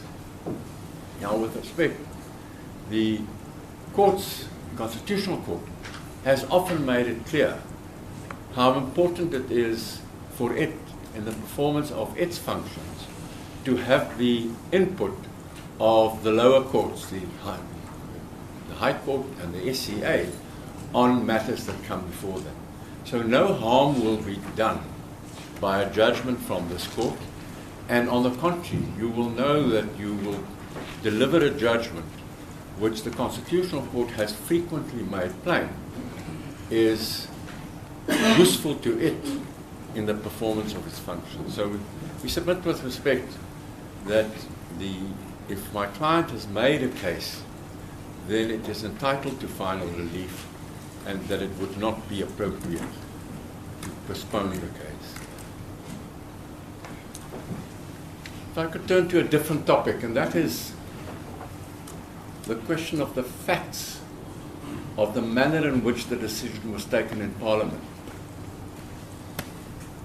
My learned friend, Mr. Mpofu, said that somebody lied to you about the process. Well, I don't know whether he included me in that accusation, but what I would remind you of is that I based my submissions to you on the events in Parliament, in large measure on the answering affidavit of MK deposed to by its leader, Mr. Zuma. And I invite you to look at his affidavit again, when he makes it absolutely clear that what happened in Parliament was in accordance with the convention that the majority parties endorsed the nomination of the EFF. In his affidavit, from page 06-25, paragraphs 60 to 62, 66, 141 and 142. Sorry, you said paragraph? Firstly, paragraph 60 to 62, 66, 141 and 142. I won't read out all of them, but maybe if I could remind you just of 2.5 of them. Paragraph 61. It is common cause that in the Chief Whip's forum, all parties, including the DA, adopted an unwritten rule granting total and undiluted autonomy to political parties in the selection of their own representatives. And then at 141, I admit that no political party represented in the National Assembly, including the DA, contradicted or challenged the established autonomy or prerogative rule or convention which provides that the decision of a nominating opposition party is binding on the National Assembly, nor did any party ever seek to review the said convention. And in the following paragraph, 142, he says, the statement of the ANC Chief Whip is absolutely correct. Now that statement is this, if I can just give you the reference, that statement is quoted by the Speaker at 05-29, paragraph 53. So you have spokespersons for the two majority parties. Both say that we adhere to the convention that the National Assembly endorses the nomination by the minority parties. So you were not lied to, you were quoted the evidence given by MK and supported by the ANC.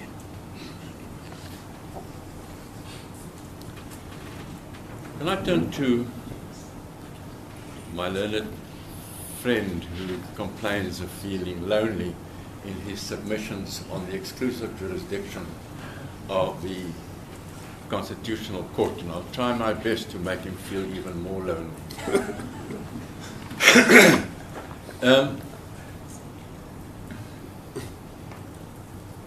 Under section 167(4)(e), the Constitutional Court has exclusive jurisdiction to determine whether Parliament has failed to fulfill a constitutional obligation. That is what the area definition of exclusivity is. Has it failed to fulfill a constitutional obligation? Now, my learned friend assumes that the constitutional obligation we're talking about is the obligation under 178(1)(h). That's the duty to designate 6 people to the JSC. But it is not our case that the National Assembly has failed to fulfill that obligation. It has designated 6 people. So there's no contention that it has failed to fulfill 178(1)(h). the contention against it is that it has failed to make that designation in accordance with PAJA or in accordance with the rule of law, the legality principle in Section 1C. That is the contention. So the constitutional obligation that was violated here was the obligation under Section 3 of the Constitution, read with PAJA, or the obligation under Section 1C of the Constitution. But they are stock standard, generic standards which apply to the exercise of all public power. There's nothing exclusive about them. So the fallacy in the contention of my learned friend is that he starts from the wrong premise. We're not here to contend that Parliament failed to fulfill 178(1)H. We are here to contend that Parliament failed to adhere to PAJA and to Section 1C of the Constitution. And that distinction was made clear by the Constitutional Court in the case of Women's Legal Centre Trust, the President of the RSA, 2009, Volume 6, SA 94, Constitutional Court, paragraphs 15 to 24. And if I may just read a few extracts from it. Paragraph 15. Justice Cameron said, any exercise of the judicial function may cause tension with the other arms of government and trigger political contention. Hence, the mere fact that a matter is or may become politically fraught does not of itself mean that this court has jurisdiction to deal with it. That will resonate yesterday's argument, where it was said that when there is political sensitivity in the case, then it is one that falls under the constitutional, exclusive jurisdiction of the Constitutional Court. The Constitutional Court held that that is not so. Paragraph 16, Section 167(4)(e) itself contains a significant pointer, its agent-specific focus. The provision means Parliament and the President and them alone. This court has recently observed that the constitutional duties in the provision are pointedly reserved for the actors in question. The wording suggests that the exclusive jurisdiction relates to obligations resting on these agents only, in contradiction to constitutional duties they may bear together with other agents. In other words, if it were a case of a breach of 178(1)H, that would have been in the exclusive jurisdiction of the court. But if it is a case for a breach of a generic obligation of the rules that govern the exercise of all public power, then it is not exclusive. 24. Women's Legal Centre submitted that, on the respondent's own account, the adjudication of the present dispute involved questions that relate to sensitive areas of separation of powers and would require a decision on crucial political questions. That's the argument made to you yesterday. It would therefore fall within 167(4)(e) and this court's exclusive jurisdiction. That was the argument made to it. But Justice Cameron then says, but as indicated earlier, all exercise of judicial power in some way affects the separation of powers and may involve the judicial determination of questions with political overtones.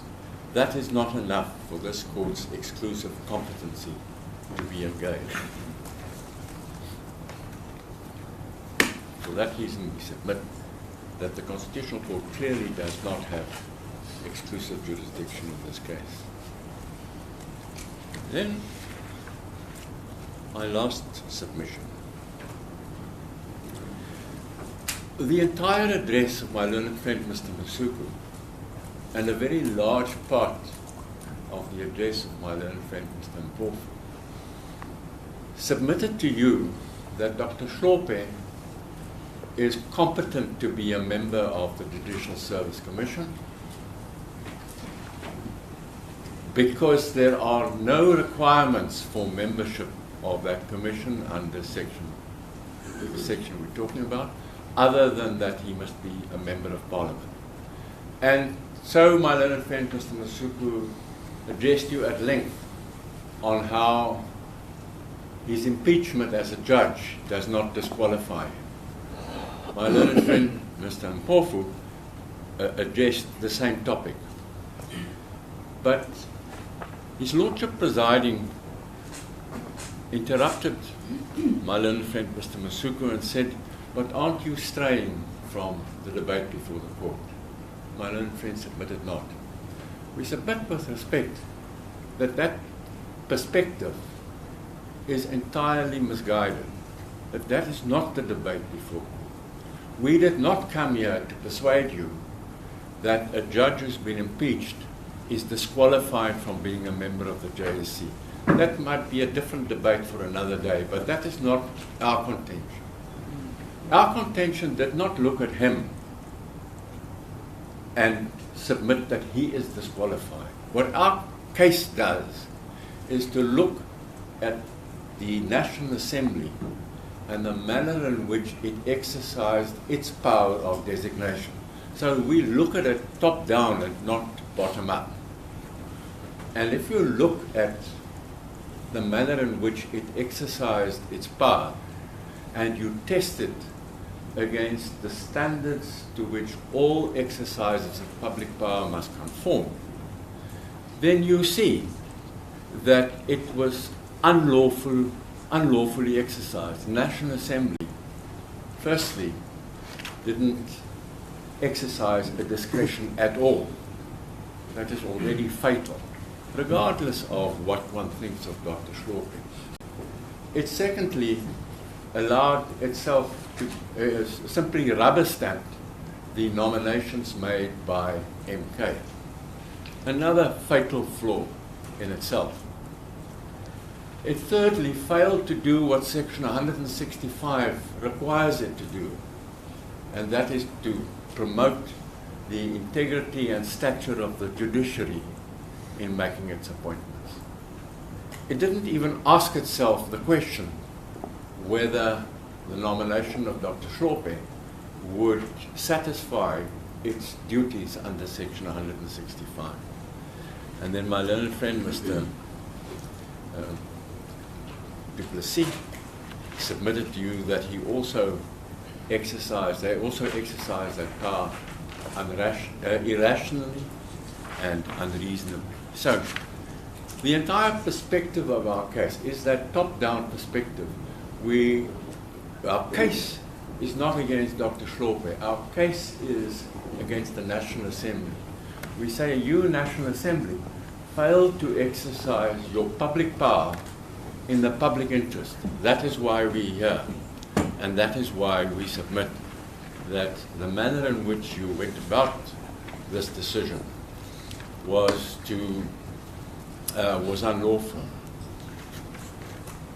As a footnote to it, my learned friend argued yesterday that if this designation is unlawful, then the other 5 designations were also unlawful. Well, that might be, but there's only one designation before you, and the rule established by the SCA in Oudekraal and by the Constitutional Court in Curlin says that a decision, administrative decision, stands and is regarded as valid until reviewed and set aside. So the only decision which has been challenged before you is the one to designate Dr. Hlophe. The other decisions are not under challenge, and under the Curlin rule are regarded as valid and binding until reviewed and set aside. So that is not your concern, because that is not before you. I thank you for your indulgence. Thank you, Mr. Tringo.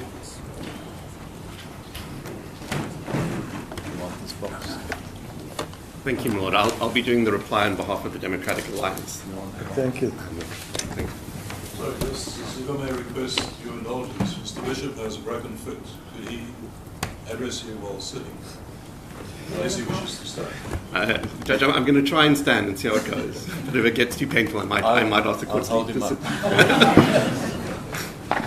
That's not a metaphor for full supporting the DA. It'd be a separate case. Lord, I'd like to begin with what we submit this case is not about.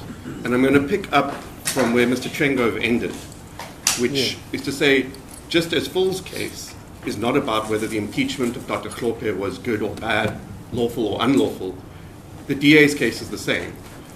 Whether that impeachment was a good decision or a lawful decision is irrelevant to our case. It's irrelevant to our argument of mistake of law, it's irrelevant to our rationality claim, and it's irrelevant to our Section 1654 claim. So it doesn't matter. The arguments you heard from Mr. Masuku this morning do not affect. It may be that in the future Dr. Hlophe wins a challenge to that decision. It's irrelevant to the case we brought. It's the question of whether Dr. Hlophe has repented or not repented is also irrelevant to the DA's case. We don't rely on that. We rely on the fact of his impeachment, which is not disputed. The second thing this case is not about is whether Dr. Hlophe is entitled to be a member of Parliament.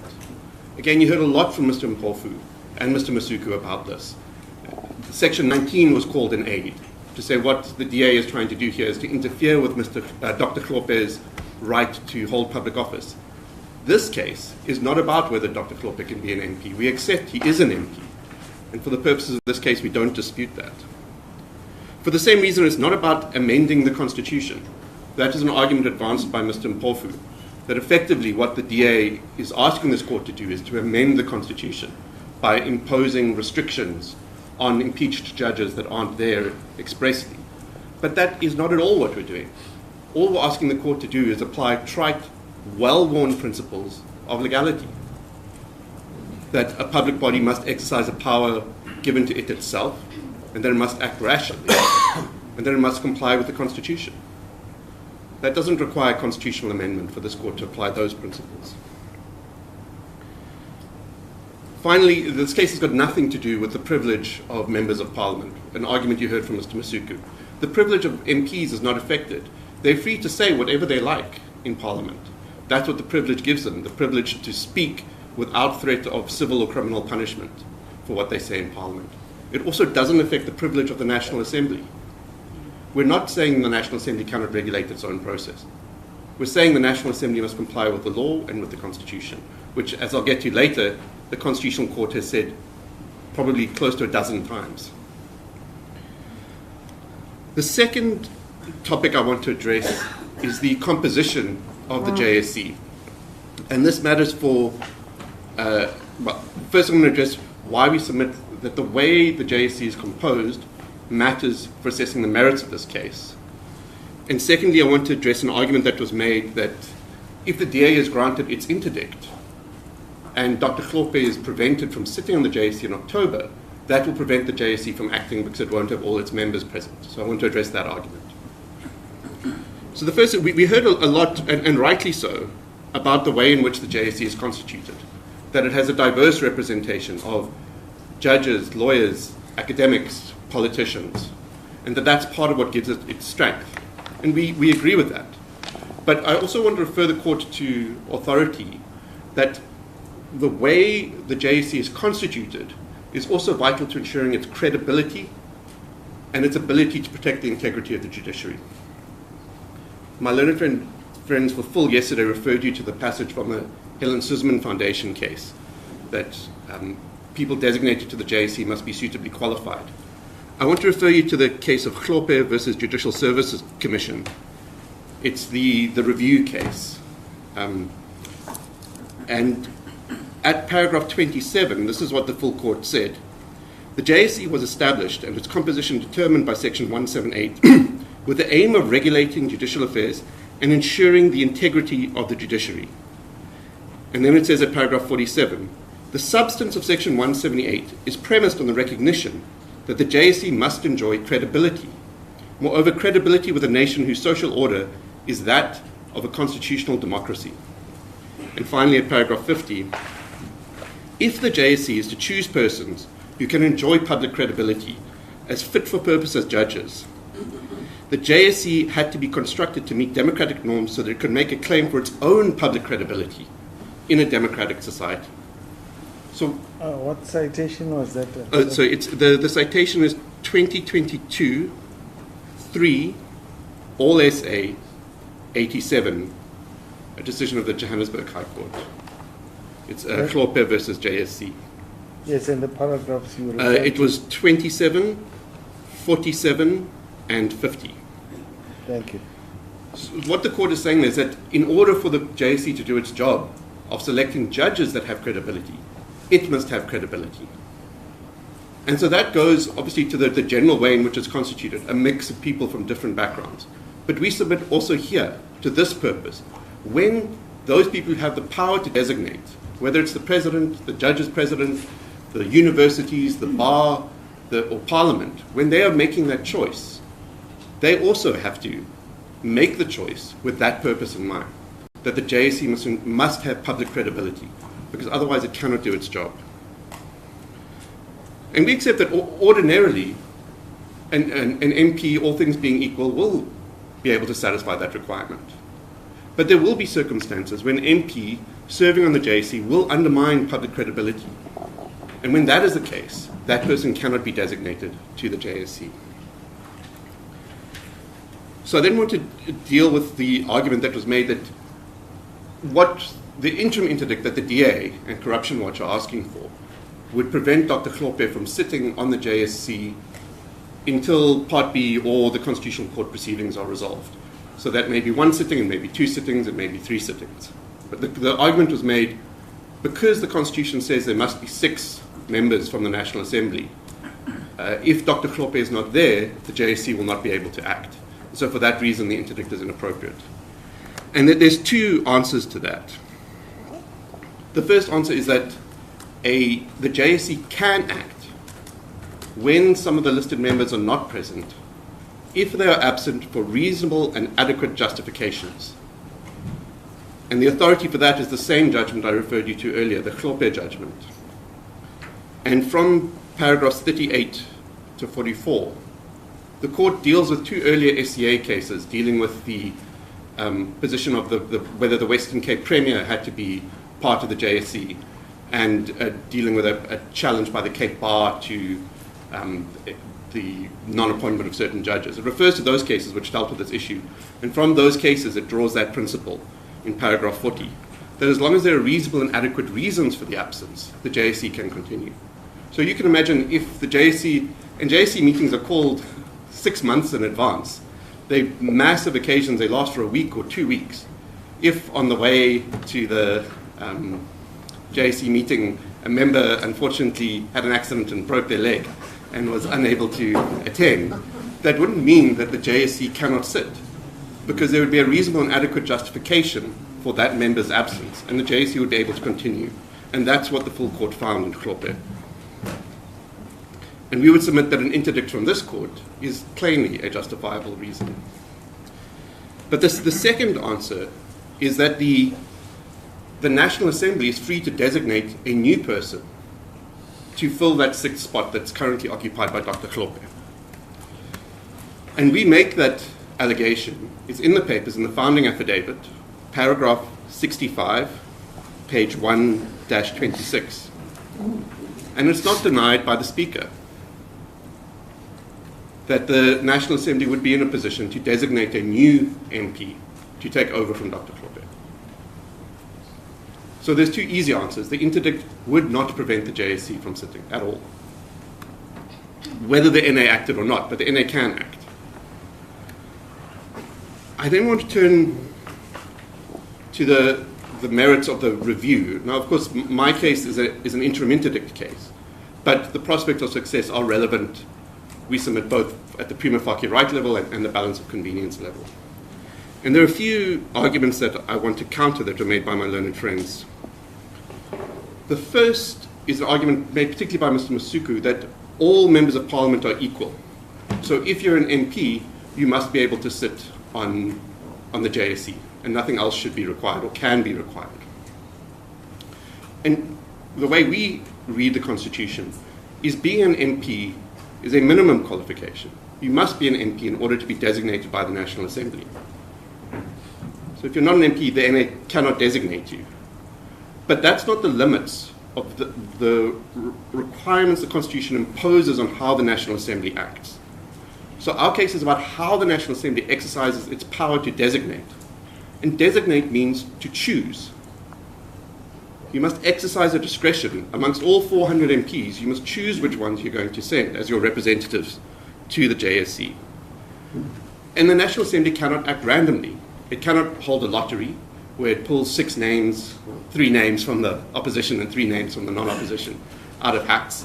It cannot sell the positions to the highest bidder.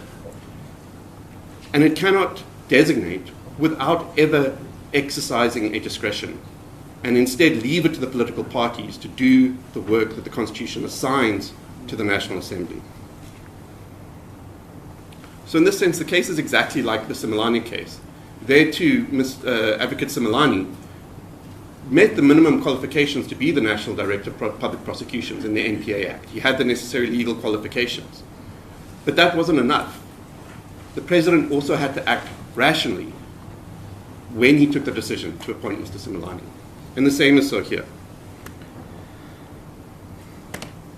There was also a submission made that there's no situation in which limits are placed on members of Parliament serving on committees of the National Assembly. And we point out in our heads of argument that that's not true. Under the Intelligence Oversight Act, which creates the Joint Standing Committee on Intelligence, it creates strict requirements for which MPs can serve on that committee. You have to obtain a security clearance, you have to be approved by a committee made up of the chairperson of the NCOP, the Speaker, and the President, and there's a whole process for how you get on that committee. And it's because of the particular work that that committee does. That's an internal committee, it's a parliamentary committee. But because it's doing intelligence work, it requires that we say, even though you're an MP, if you cannot get security clearance, you cannot be on that committee because you will have access to top secret information. And so we're limiting the pool of people who can be on it. And we submit, in a similar way, that's the case here. Most MPs, yes, they can be on the JSC if the National Assembly takes a proper decision to designate them. But if that MP, because in this case they're impeached as a judge, if their presence on the JSC would undermine the JSC's credibility, making it impossible for it to do its work, then that person cannot serve on the JSC.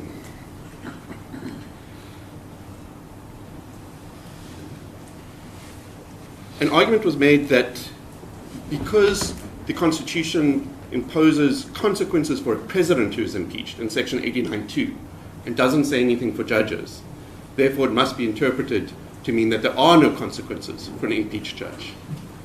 And we submit, firstly, the argument doesn't really answer the attack, because the attack is that when you designate, you must act lawfully and rationally. So it's not an answer to the attack. But in any event, merely because the Constitution imposes certain restrictions on the President doesn't mean similar restrictions cannot be imposed through other principles of the Constitution, the principle of legality, and Section 1654 of the Constitution. Third, my learned friend, Mr. Mpofu, made the argument, he emphasized the word consider, and he made the argument that these issues, the impeachment of Dr. Hlophe, his suitability, were considered by the NA because they were raised by the various members who debated the issue, and therefore they were considered. That's not our argument, that they failed to consider them in that sense. Our argument is that they didn't consider them because we know from the transcript that particularly the African National Congress said, even though you said all these things about him being impeached, they're irrelevant because we must simply accept the nomination. So that's why they weren't considered. Even they were mentioned. Everybody's aware that Dr. Hlophe had been impeached, but they weren't considered because they said we're bound by the practice and we don't have the power to refuse to designate Dr. Hlophe. So that's why they weren't considered.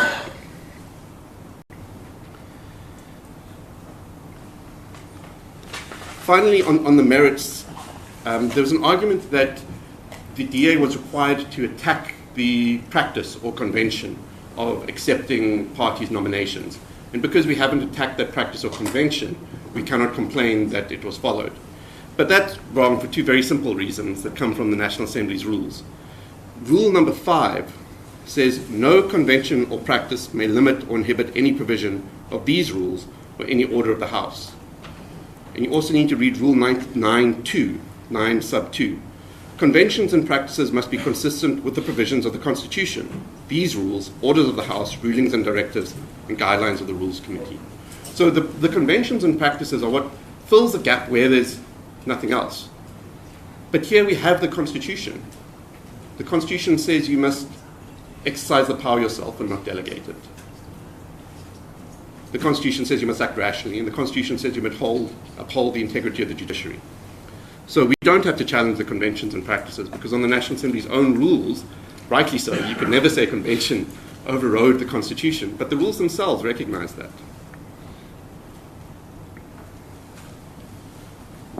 I next want to turn to the requirements for interim relief. And there's 4 arguments I need to address here. The first is that granting the relief would violate the National Assembly's authority. There's 2 answers to this. The first is that the National Assembly hasn't opposed the application. So when we cited the Speaker, we don't just cite the Speaker as the Speaker, we cite the Speaker as a representative of the National Assembly. The Speaker is here as the National Assembly. One cannot cite the National Assembly in papers, you always cite the Speaker. So the National Assembly has not opposed this. So in those circumstances, it's difficult to understand how it would violate the National Assembly's authority. And the National Assembly says, we have no difficulty with this order that the DA is seeking. But the second is that the Constitution permits invasion when it is justified. And the authority for that is many cases, but particularly the decision in Doctors for Life at paragraph 38. So in paragraph 37 of Doctors for Life, the court talks about the importance of courts not interfering with parliamentary processes. But then it says in 38, but under our constitutional democracy, the Constitution is the supreme law. It is binding on all branches of government and no less on Parliament. When it exercises its legislative authority, Parliament must act in accordance with and within the limits of the Constitution. And the supremacy of the Constitution requires that the obligations imposed by it must be fulfilled. Courts are required by the Constitution to ensure that all branches of government act within the law. So where Parliament has not acted within the law, it is permissible to grant this type of relief. The second issue on the requirements for interim relief is about OTA. And the argument was made, well, the DA didn't plead the requirements of OTA, and that should be the end of the case. But of course, as the bench knows, one pleads facts, one doesn't plead law. And a useful authority in that is VENMOP 275. The citation is 2016, Volume 1, SA 78. And it's a decision of the Johannesburg High Court. And what the judge there is dealing with, the sort of common refrain you see at the beginning of every affidavit, that legal submissions are made on the advice of my legal representatives. You see that at the beginning of every affidavit. And he says he has problems with this. He says, however impressive this might be to a lay client in justifying a legal representative's fee for voluminous affidavits, I find this practice disturbing in at least 4 respects. First, by their very nature, these submissions have neither evidential content nor probative value. As argumentative, they have no place in affidavits. It is not for nothing that Rule 6.1 of the Uniform Rules of Court provides for an application to be supported by an affidavit as to the facts. He says, secondly, the argumentative submissions that follow expressly admitted hearsay and as such inadmissible. Thirdly, the submissions amount to legal opinions on matters upon which the court is required to decide. So the OTA test is that this is the clearest of cases. Various other words are used. But that's not a fact. That's an opinion you draw from the facts. Is this the clearest of cases? It's not so just because a deponent says this is the clearest of cases. The question is, have they pleaded facts that show this is the clearest of cases? So I, of course, accept that DA is bound to the facts that are in the founding affidavit. But the fact that it didn't in the affidavit say, these facts mean this is the clearest of cases, there's no reason to dismiss the application. And does Sitlogelo or rather OTA create new requirements other than in Sitlogelo? In our view, it doesn't create a new requirement. What it says is when the court is dealing with interdicts, of organs of state or the exercise of public power, it must be particularly careful when it grants it. So when it's weighing the balance of convenience, it comes in at the balance of convenience stage, that the balance of convenience will only favor the grant of that interdict against an organ of state in the clearest of cases because of the separations of power harm. But I've never understood it as a new, separate, self-standing requirement. It's an elaboration or yes. clarification. Yes, it's about how one of those requirements applies in a particular subcategory of cases. Yeah.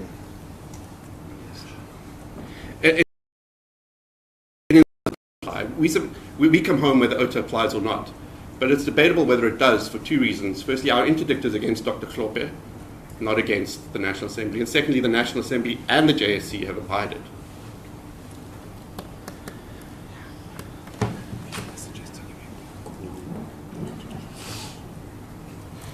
The next point on interim relief is about the prima facie right.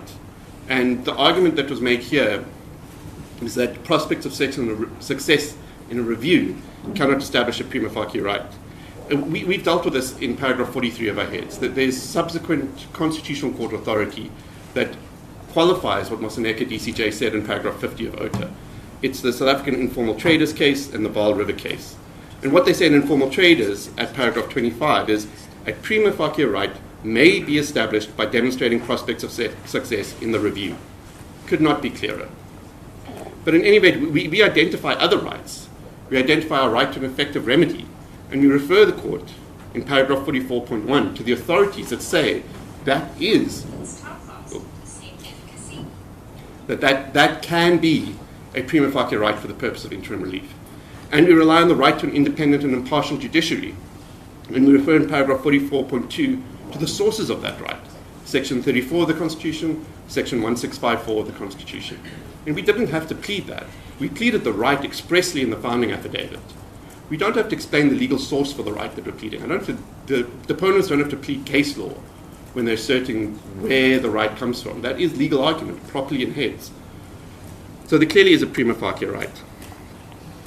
On the question of alternative remedies, the argument was made that in their answering affidavit, MK listed a variety of alternative remedies. We didn't deal with it in reply, and therefore therefore they must be accepted that there are alternative remedies. We do deal with it in the reply. It's paragraph 46, case lines 08-17, where we say we deny any of these are alternative remedies. And they're obviously not when you look at them, because the one is to amend the Constitution. But an alternative remedy for the purpose of interim relief cannot be, well, you could change the law. Yes, that's always the case. We could change the law, and then maybe we wouldn't need interim relief. But that's not a reason, that's not an alternative remedy. An alternative remedy is an alternative remedy under the existing law, where I could go to court. Could I get damages? Could I get some other type of legal remedy that would avoid the need for an interdict? And as Justice Collins pointed out, these could never be obtained before the 7th of October. You could never amend the Constitution before the 7th of October. You almost certainly couldn't amend the NA rules before the 7th of October. Those processes would take far longer. There's also an argument that, well, our alternative remedy is we should have interdicted Parliament or MK.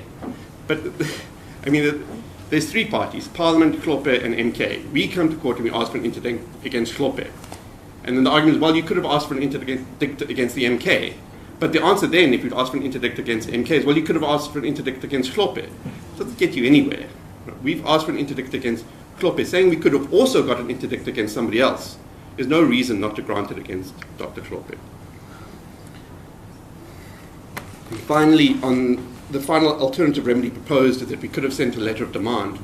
In our replying affidavit at paragraph 46.2, we invite Dr. Hlophe to concede to the relief and agree not to attend the JSC sittings in 7th of October and to treat the request in the replying affidavit as a letter of demand.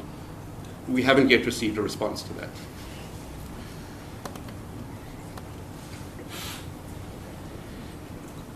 Lord, I was going to deal with this issue of the abuse of process, but I was largely going to deal with what Mr. Trengo began his address with about the rule of law. So I'm not going to repeat what he said, but just to emphasize the fundamental importance of the rule of law.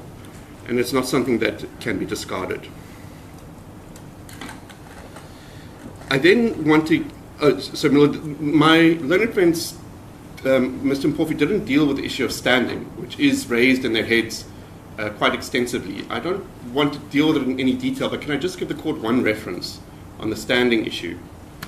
And the case is Democratic Alliance versus Acting National Director of Public Prosecutions. It's one of the first of the so-called spy tapes cases. It's 2012, Volume 3, SA 486, SCA, in which the Justice Navsa for the Supreme Court of Appeal overturned a decision of the High Court saying that the Democratic Alliance lacked locus standi to review a decision to drop charges against then President Zuma. And it said the Democratic Alliance is entitled to act in the public interest, supporting the rule of law, because that's one of its. And exactly the same applies here.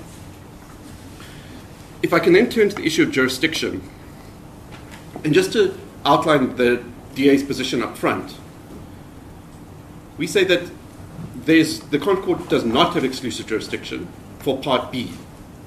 This court has jurisdiction for Part B.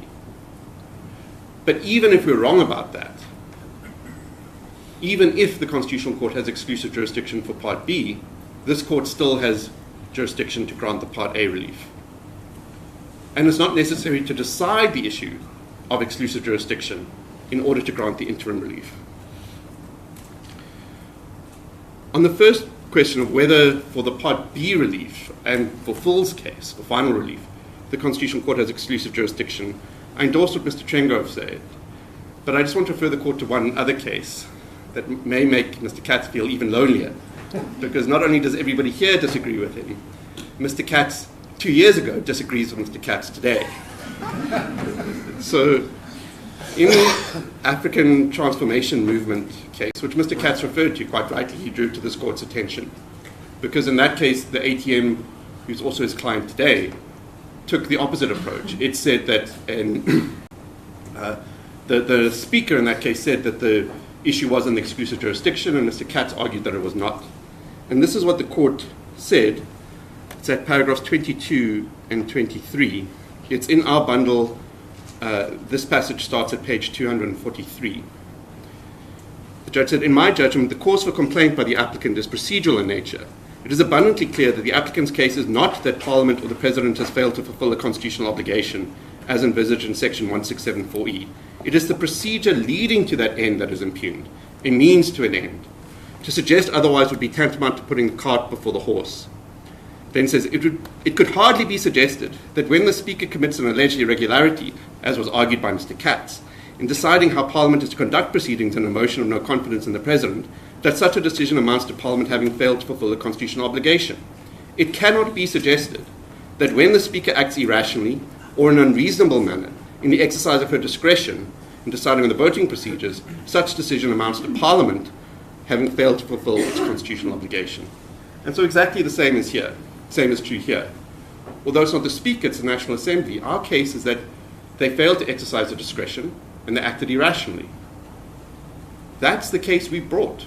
It may be that there's another case that could have been brought that says that the designation of Dr. Hlophe is a failure to fulfill the obligation in section 178(1)H. That's a case that AfriForum makes in the Constitutional Court, but it's never been our case.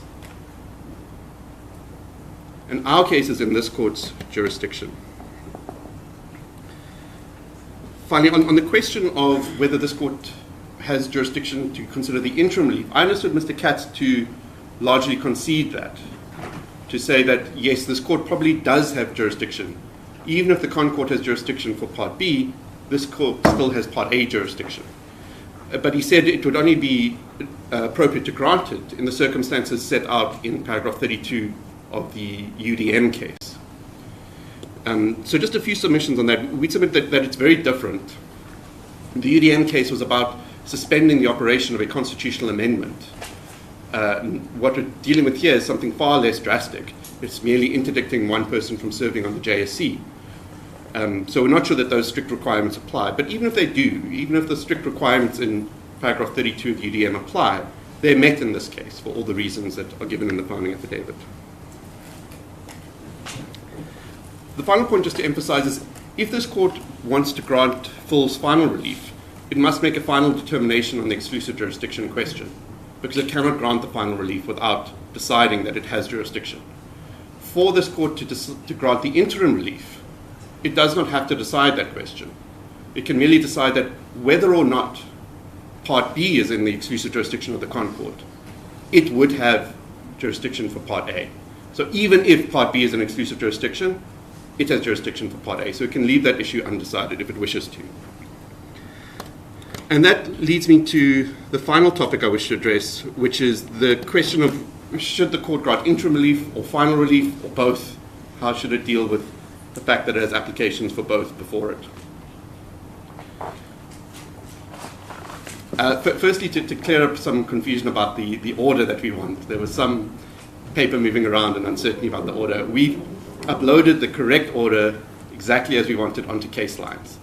And so it's in substance identical to the order sought in the notice of motion. The only difference is to accommodate the new constitutional court proceedings, which didn't exist when we launched the application. And so what it says is the interim relief would be pending either the determination of Part B in this court or the determination of either the DA full corruption watch application or the AFRI forum application by the Constitutional Court. Because obviously once either of those applications are determined on the merits, the interim relief should fall away. And so we're just trying to accommodate what's happened subsequent to the launching of the application. But are there two Constitutional Court application numbers? Yes. Initially, the paper we gave you only has one.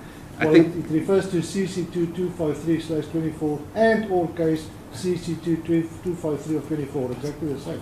the new one we've uploaded on case lines has got different ones. I think it's 223 or something. It's 222 is the AFRI forum one, 222 is the AFRI forum one, and 253 is the joint application by the three applicants here. Where is it uploaded? Just give us a close reference, please. Where on case lines is it uploaded? I'll get it in a second, the section lady, I apologize. So that's the interim relief that we want, and we want our interim relief. We're agnostic about whether you also grant full their final relief or not, as long as we get our interim relief. So the case lines reference, milady, is 21-1. And my leader, Mr. Jamie, referred you yesterday to the ZEP case as an example where you can grant both the final and the interim relief. But what this court should not do, we submit, is to grant the final relief and not grant the interim relief. Just as full has come with an application, the DA has come with an application. The DA came to court before full did. We were the first applicant to launch our litigation. And we're entitled to determination of our application. And we submit there is a reason why interim relief is important, whether final relief is also granted or not, which is we want to protect the October interviews for the JSC. And if interim relief is granted and there is an appeal on that order, the appeal will not suspend the operation of the order.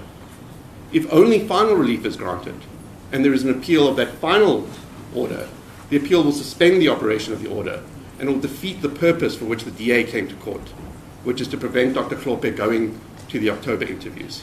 Unless the argument is that the kind of relief then is actually final relief. Well, Lord, That's what Mr. Masuku said.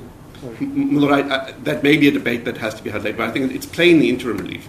I follow what you say, but yes. There's a difference of opinion. There may be, and depending on what this court says in its judgment, it may be a dispute that will need to be resolved. But we still submit that the interim relief, if this court makes it clear that its relief is interim in nature and not final in effect, then there will be no debate. And how Section 18 of the Superior Courts Act operates will be clear, and there won't be another need to. I was recently involved in a matter where exactly that had to happen.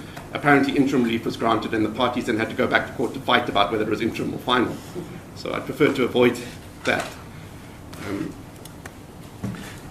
So we submit that ideally what this court can do is grant both. If the court's not inclined to grant both, we submit that it has an option to grant the interim relief, but not at this point to decide full's application for final relief.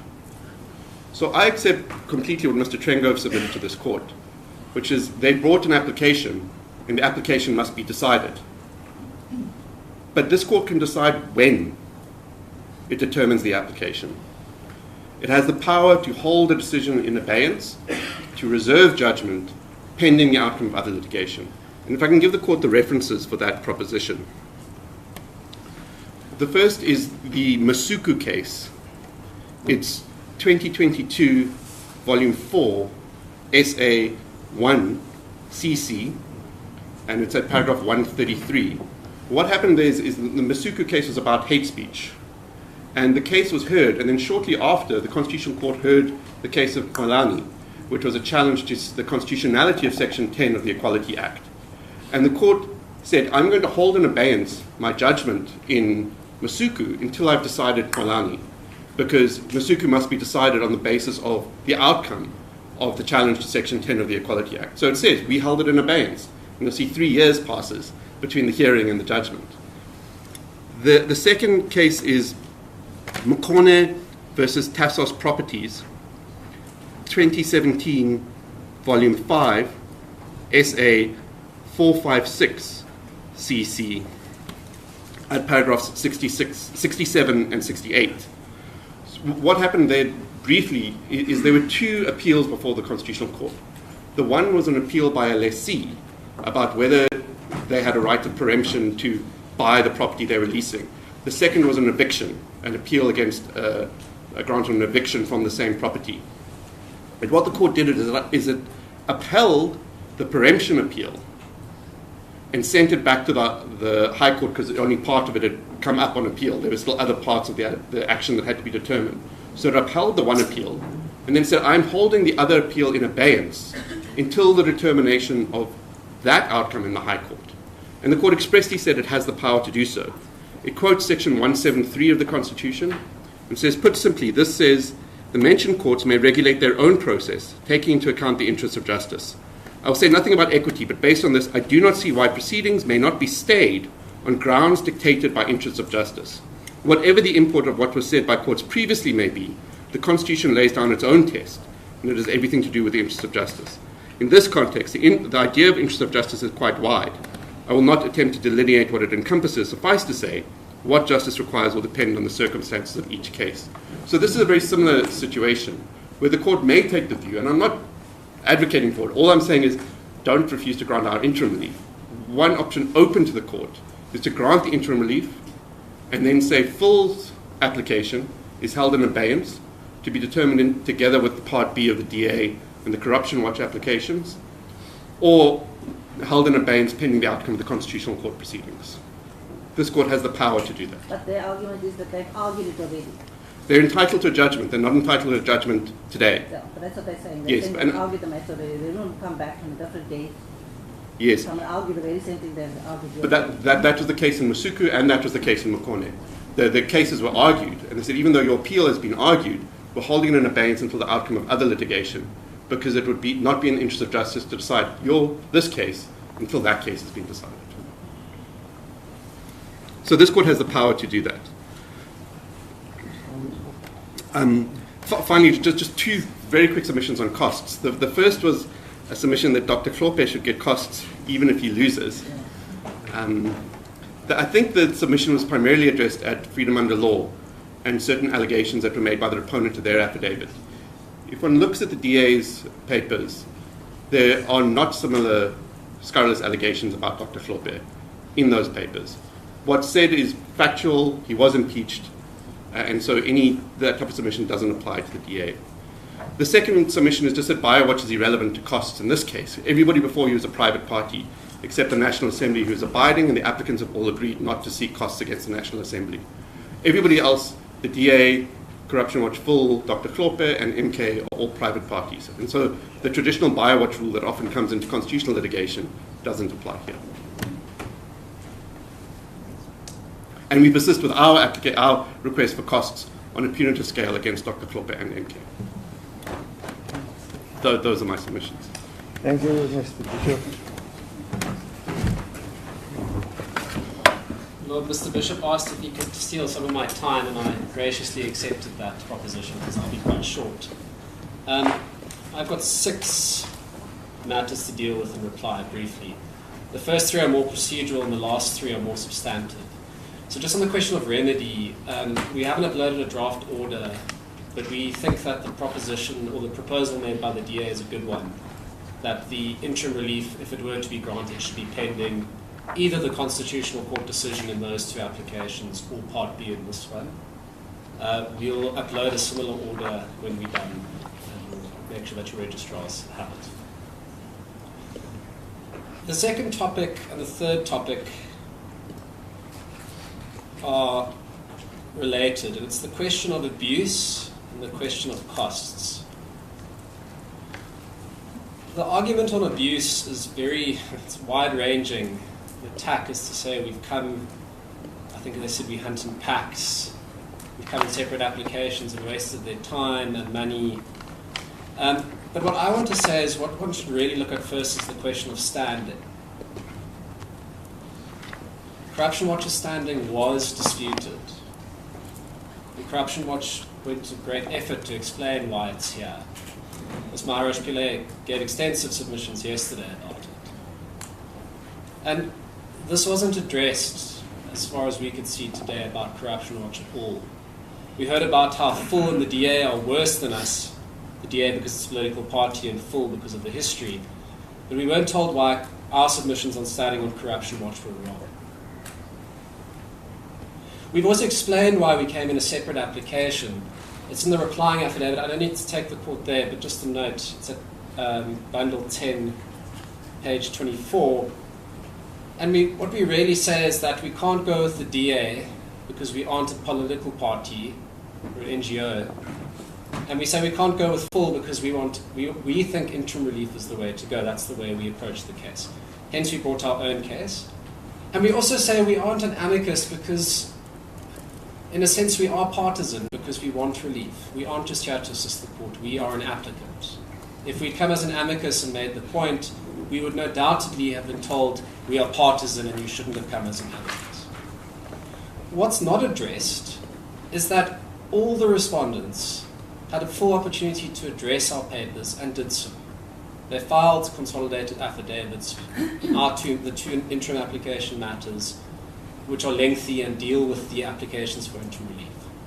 So there really isn't a question of prejudice. So what we have left is really scandalous allegations about who Corruption Watch is and who funds it, etc. But these are comprehensively addressed in the replying affidavit. And we didn't hear anything today to dislodge those cogent explanations. As to costs, I mean, we aren't here about costs, we're here about principle. If Corruption Watch wins, we leave that issue in the court's discretion. It's to do with costs. But if Corruption Watch loses for whatever reason, we say this. There were many unfounded allegations made against our client.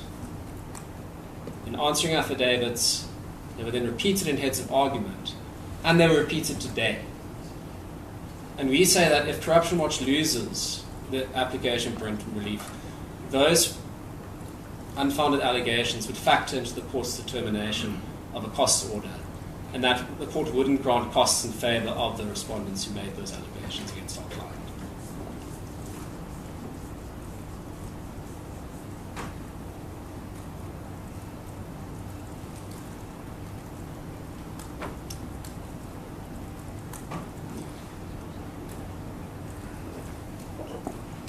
Yes. The next topic is just about alternative remedies. We were told today that Corruption Watch didn't address it. Corruption Watch addressed it. In paragraph 69 of the replying affidavit, we address it in full. That's at page, case lines page 10, stroke 21.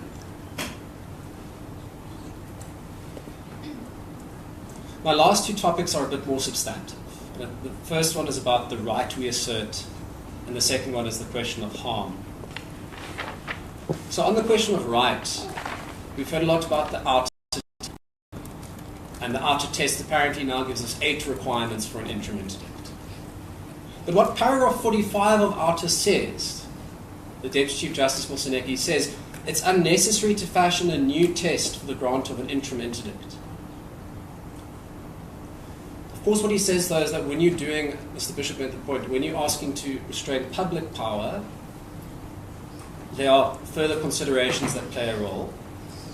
Clearest of cases in the balance of convenience because of separation of powers. But the court didn't go out and invent an entirely new test. It modified and adapted the old law that's been around forever. So the question is, what did we plead? And you were taken in the MK party's argument to one part of the founding affidavit, the heading about a prima facie right.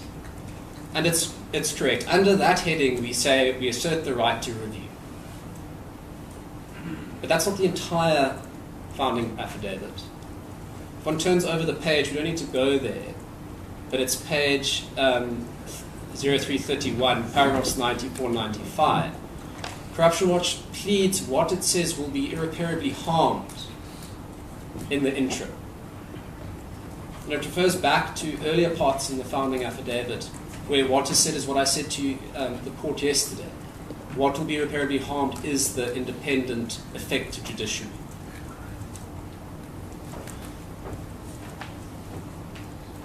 Now we repeat this in the replying affidavit. And again, we were told that Corruption Watch did not respond to paragraph 164 of MK's answering affidavit. But that's incorrect, because it's exactly what we responded to, and we referred to para 164. So that starts at paragraph 55 of the reply at 10:17.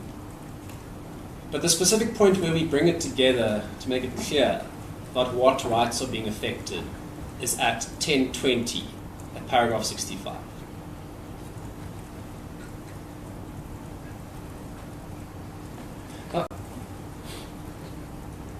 Justice Collis said, what about section 34 earlier? And that's what I mentioned yesterday. It's not in the affidavits. I'm not going to say it is. But we've heard about what law needs to be pleaded and where the facts need to be pleaded. But the point I made yesterday was that the right, the corollary of an independent judiciary that must be given effect to and protected by organs of state in section 165 is the section 34 right. And that was my submission.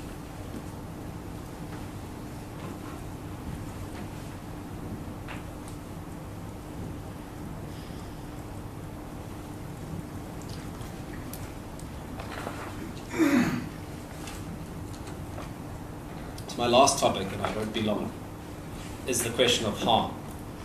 And what we heard yesterday and today from Mr. Masuku, Mr.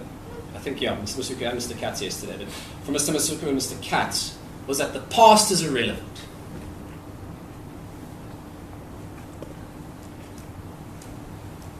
They both said the fact of the impeachment is irrelevant.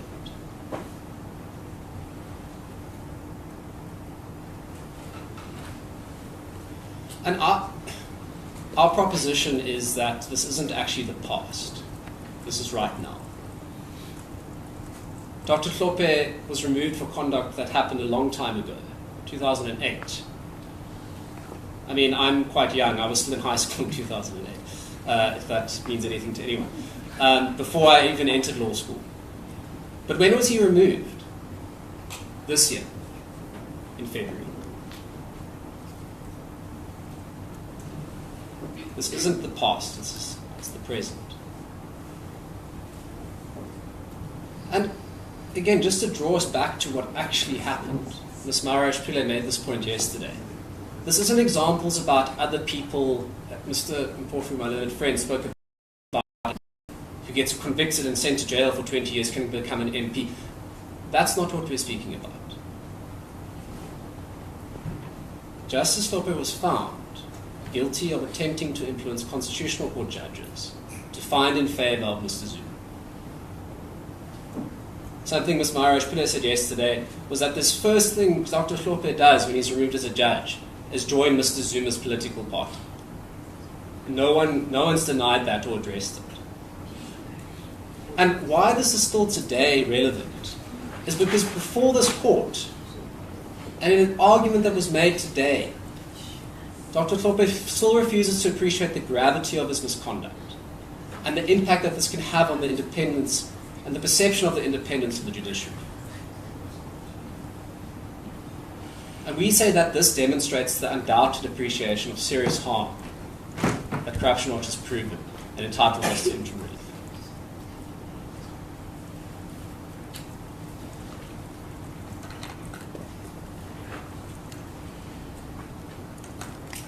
Those are our submissions.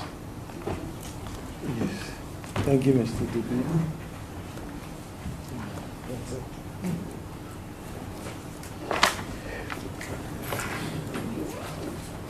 Well, that brings us to the tail end of our proceedings, and it remains for us to thank all participants, in particular counsel, and their extensive submissions and heads of argument, and judgment will be handed down in due course.